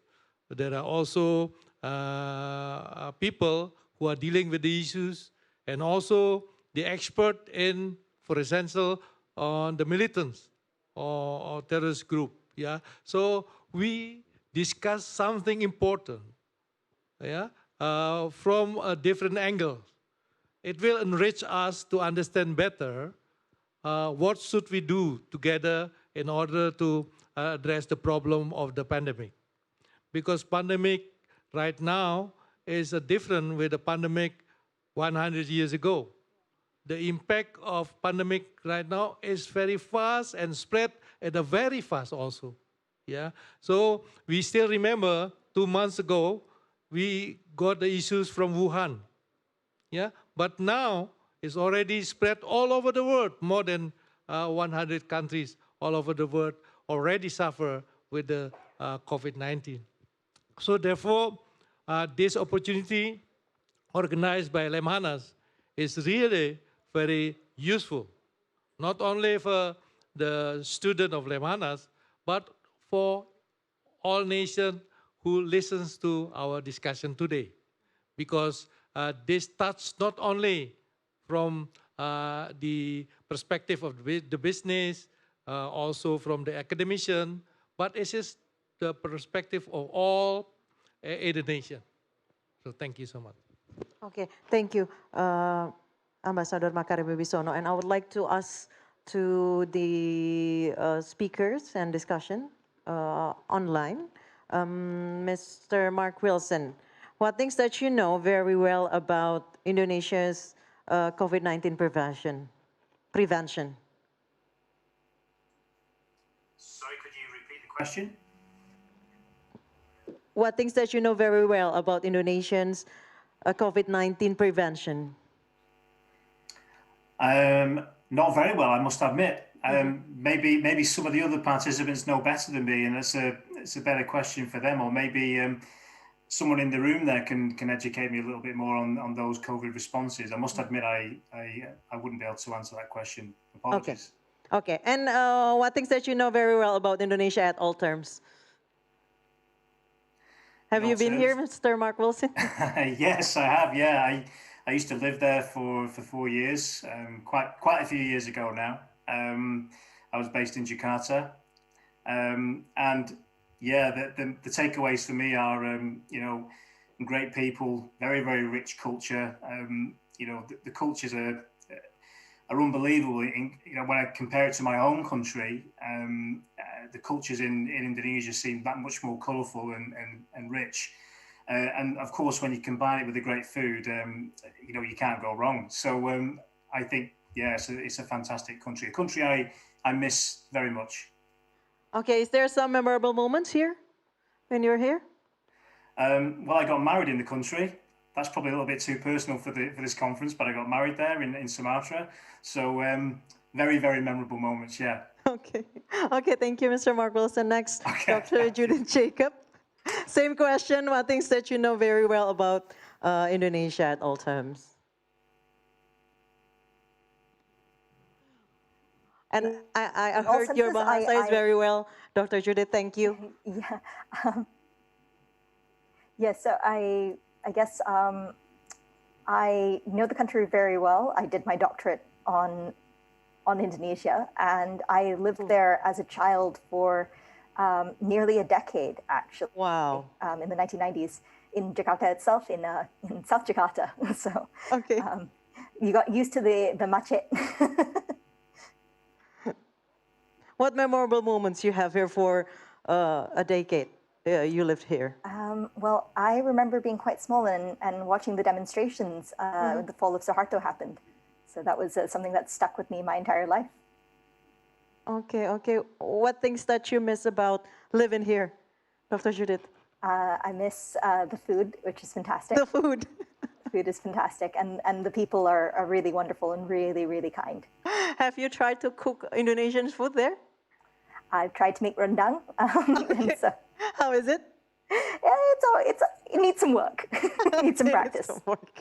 Okay, you need hours to make it perfect. Okay, thank you, Dr. Judith. Next, Mr. Anthony Davis. Same questions.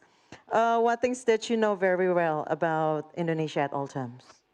Well, I have to confess, I know really very little. I've visited Jakarta on 3 or 4 occasions, but I live in Bangkok, and when you live in Bangkok, you know very well that Bangkok is not Thailand.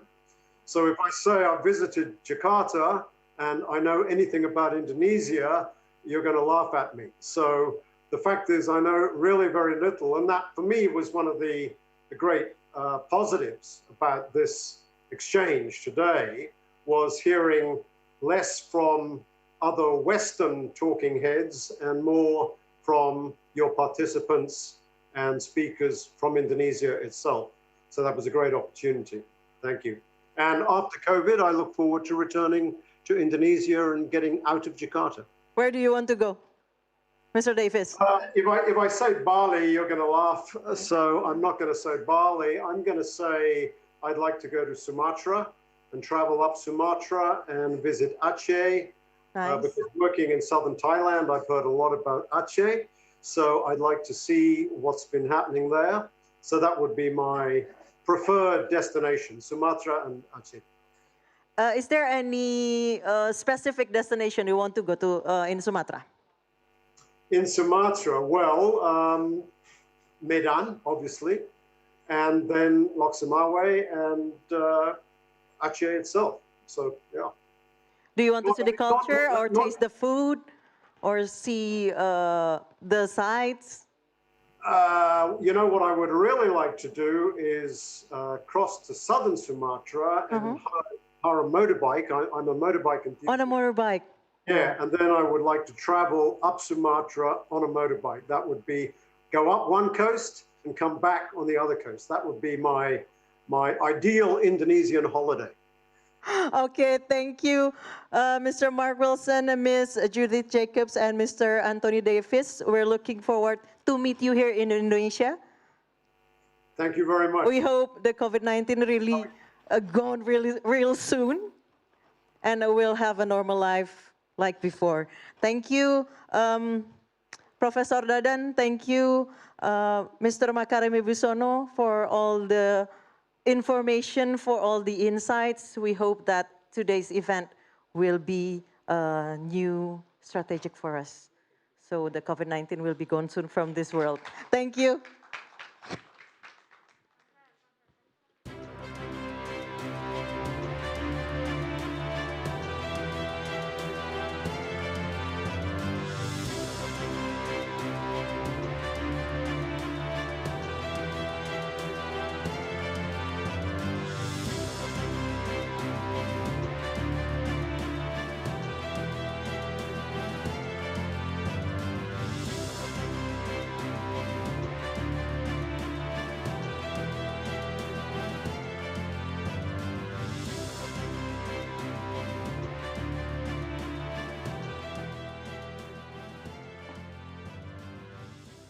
Ladies and gentlemen, thank you for joining us today.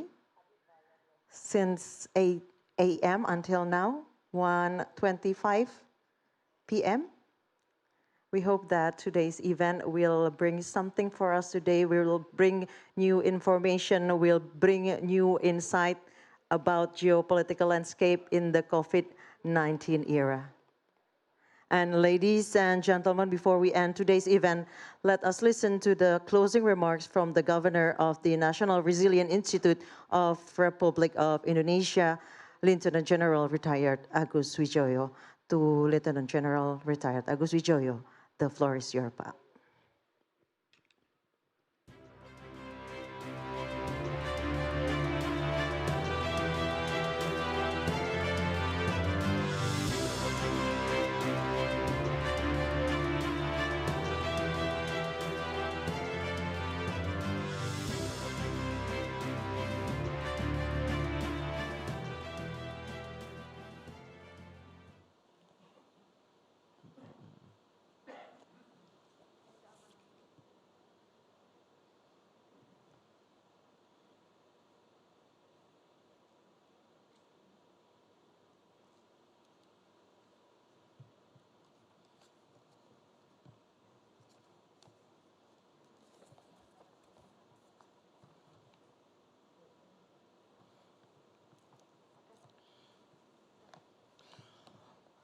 Yes, I know the end is near.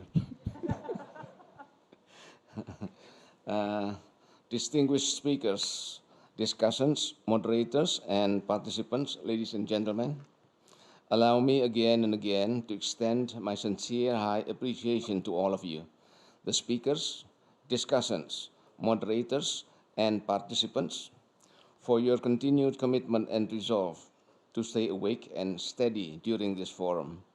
This unusual 4th Jakarta Geopolitical Forum 2020 is arranged to be short because I do not want you, who are in the Big Labs time zone, to prolong your suffering of being awake at the time when you are supposed to be dreaming. But again, I have acknowledged that I am very pleased to see that you managed to keep your eyes open and your mind sharp.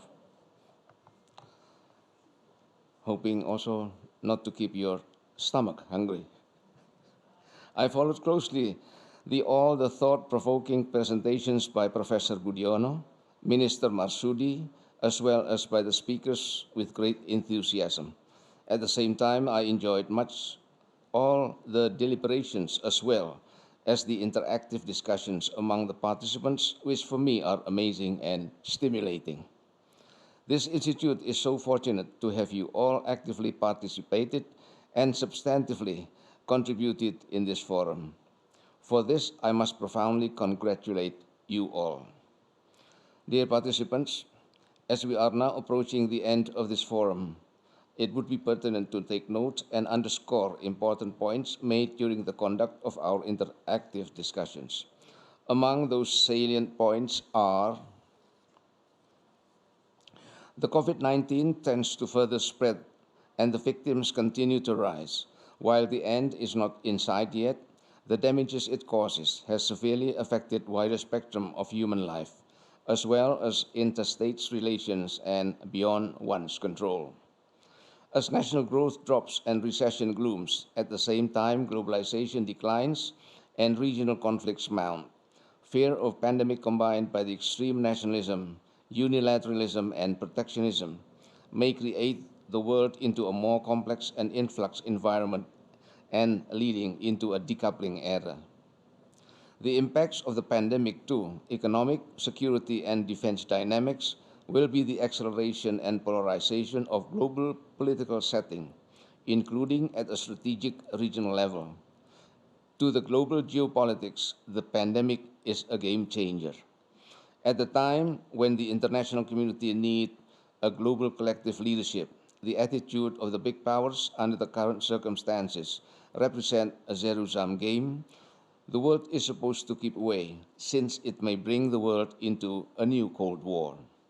Ironically, the danger of big power rivalry for global supremacy, as the case of the US and China, continues to advance and confound geopolitics in a wider Indo-Pacific region, entrapping small and medium countries in the middle because of differing threats and challenges perceptions.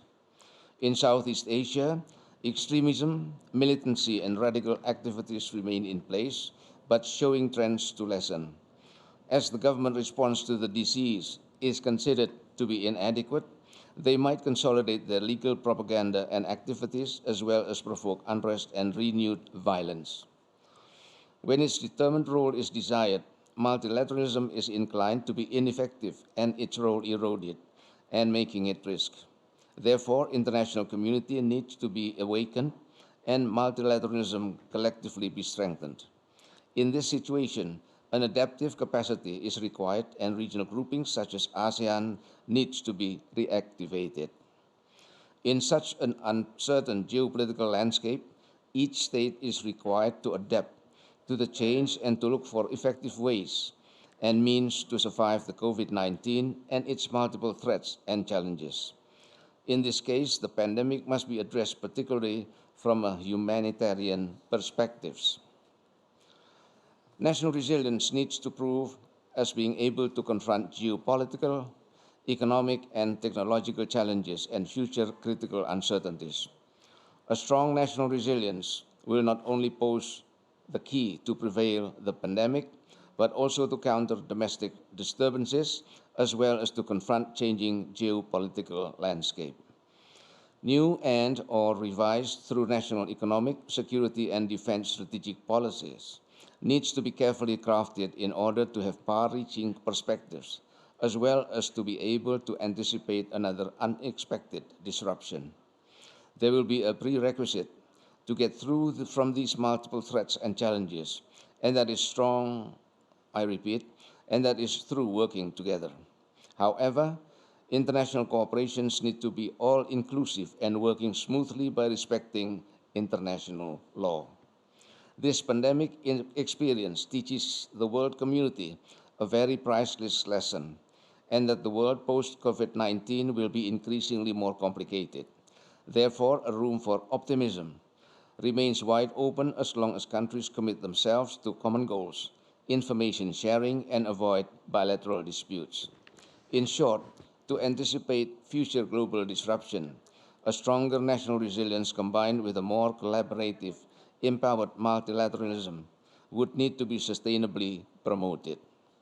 Distinguished participants, ladies and gentlemen, I have to confess that given the importance and urgency of the topic and the fact of the time constraint, the discussions we had surely are not exhaustive and the conclusions are incomprehensive.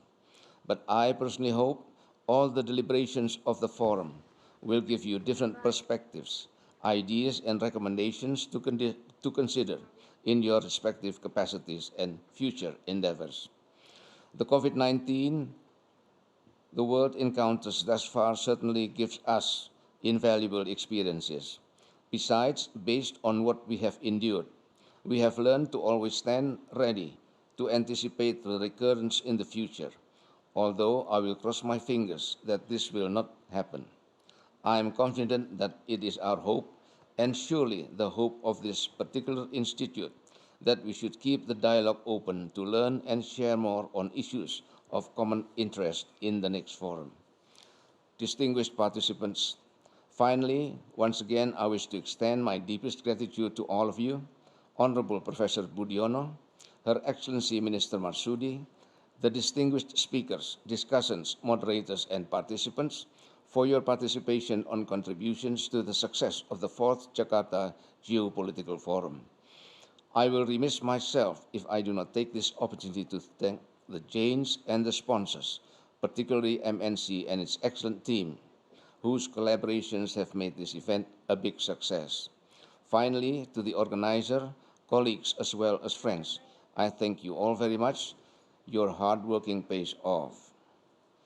The success of this Jakarta Geopolitical Forum 2020 has been possible only by people like you all.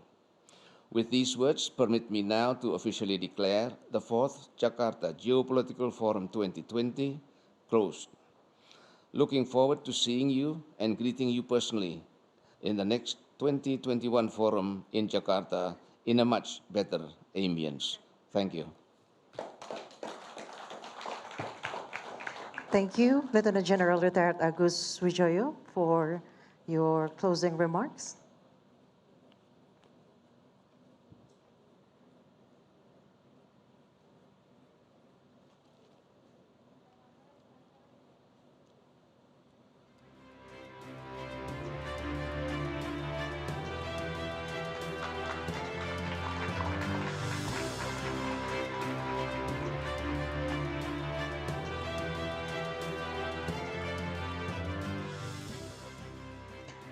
Excellencies, honorable guests, participants, ladies and gentlemen, finally we get to the last session in this event, that is closing. We hope you have found the presentations on this forum are informative and helpful. Thank you for coming, and please give us for our shortcomings. Till we meet again, and stay healthy everyone. Assalamualaikum warahmatullahi wabarakatuh.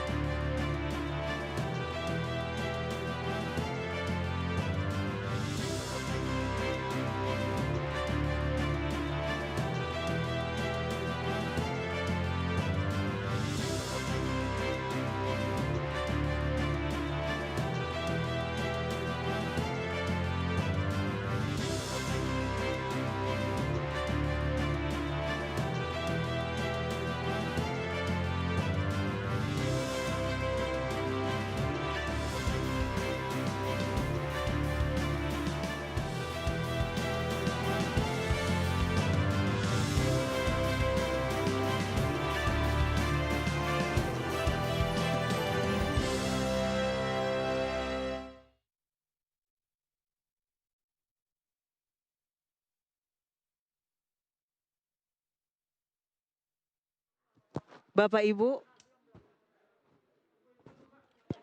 Mic host yuk, mic host. Mic host nyalain yuk. Mic host. Mic host. Kamil, nyalain mic host Kamil. Kamil nyalain mic host Kamil. Sorry. Cek.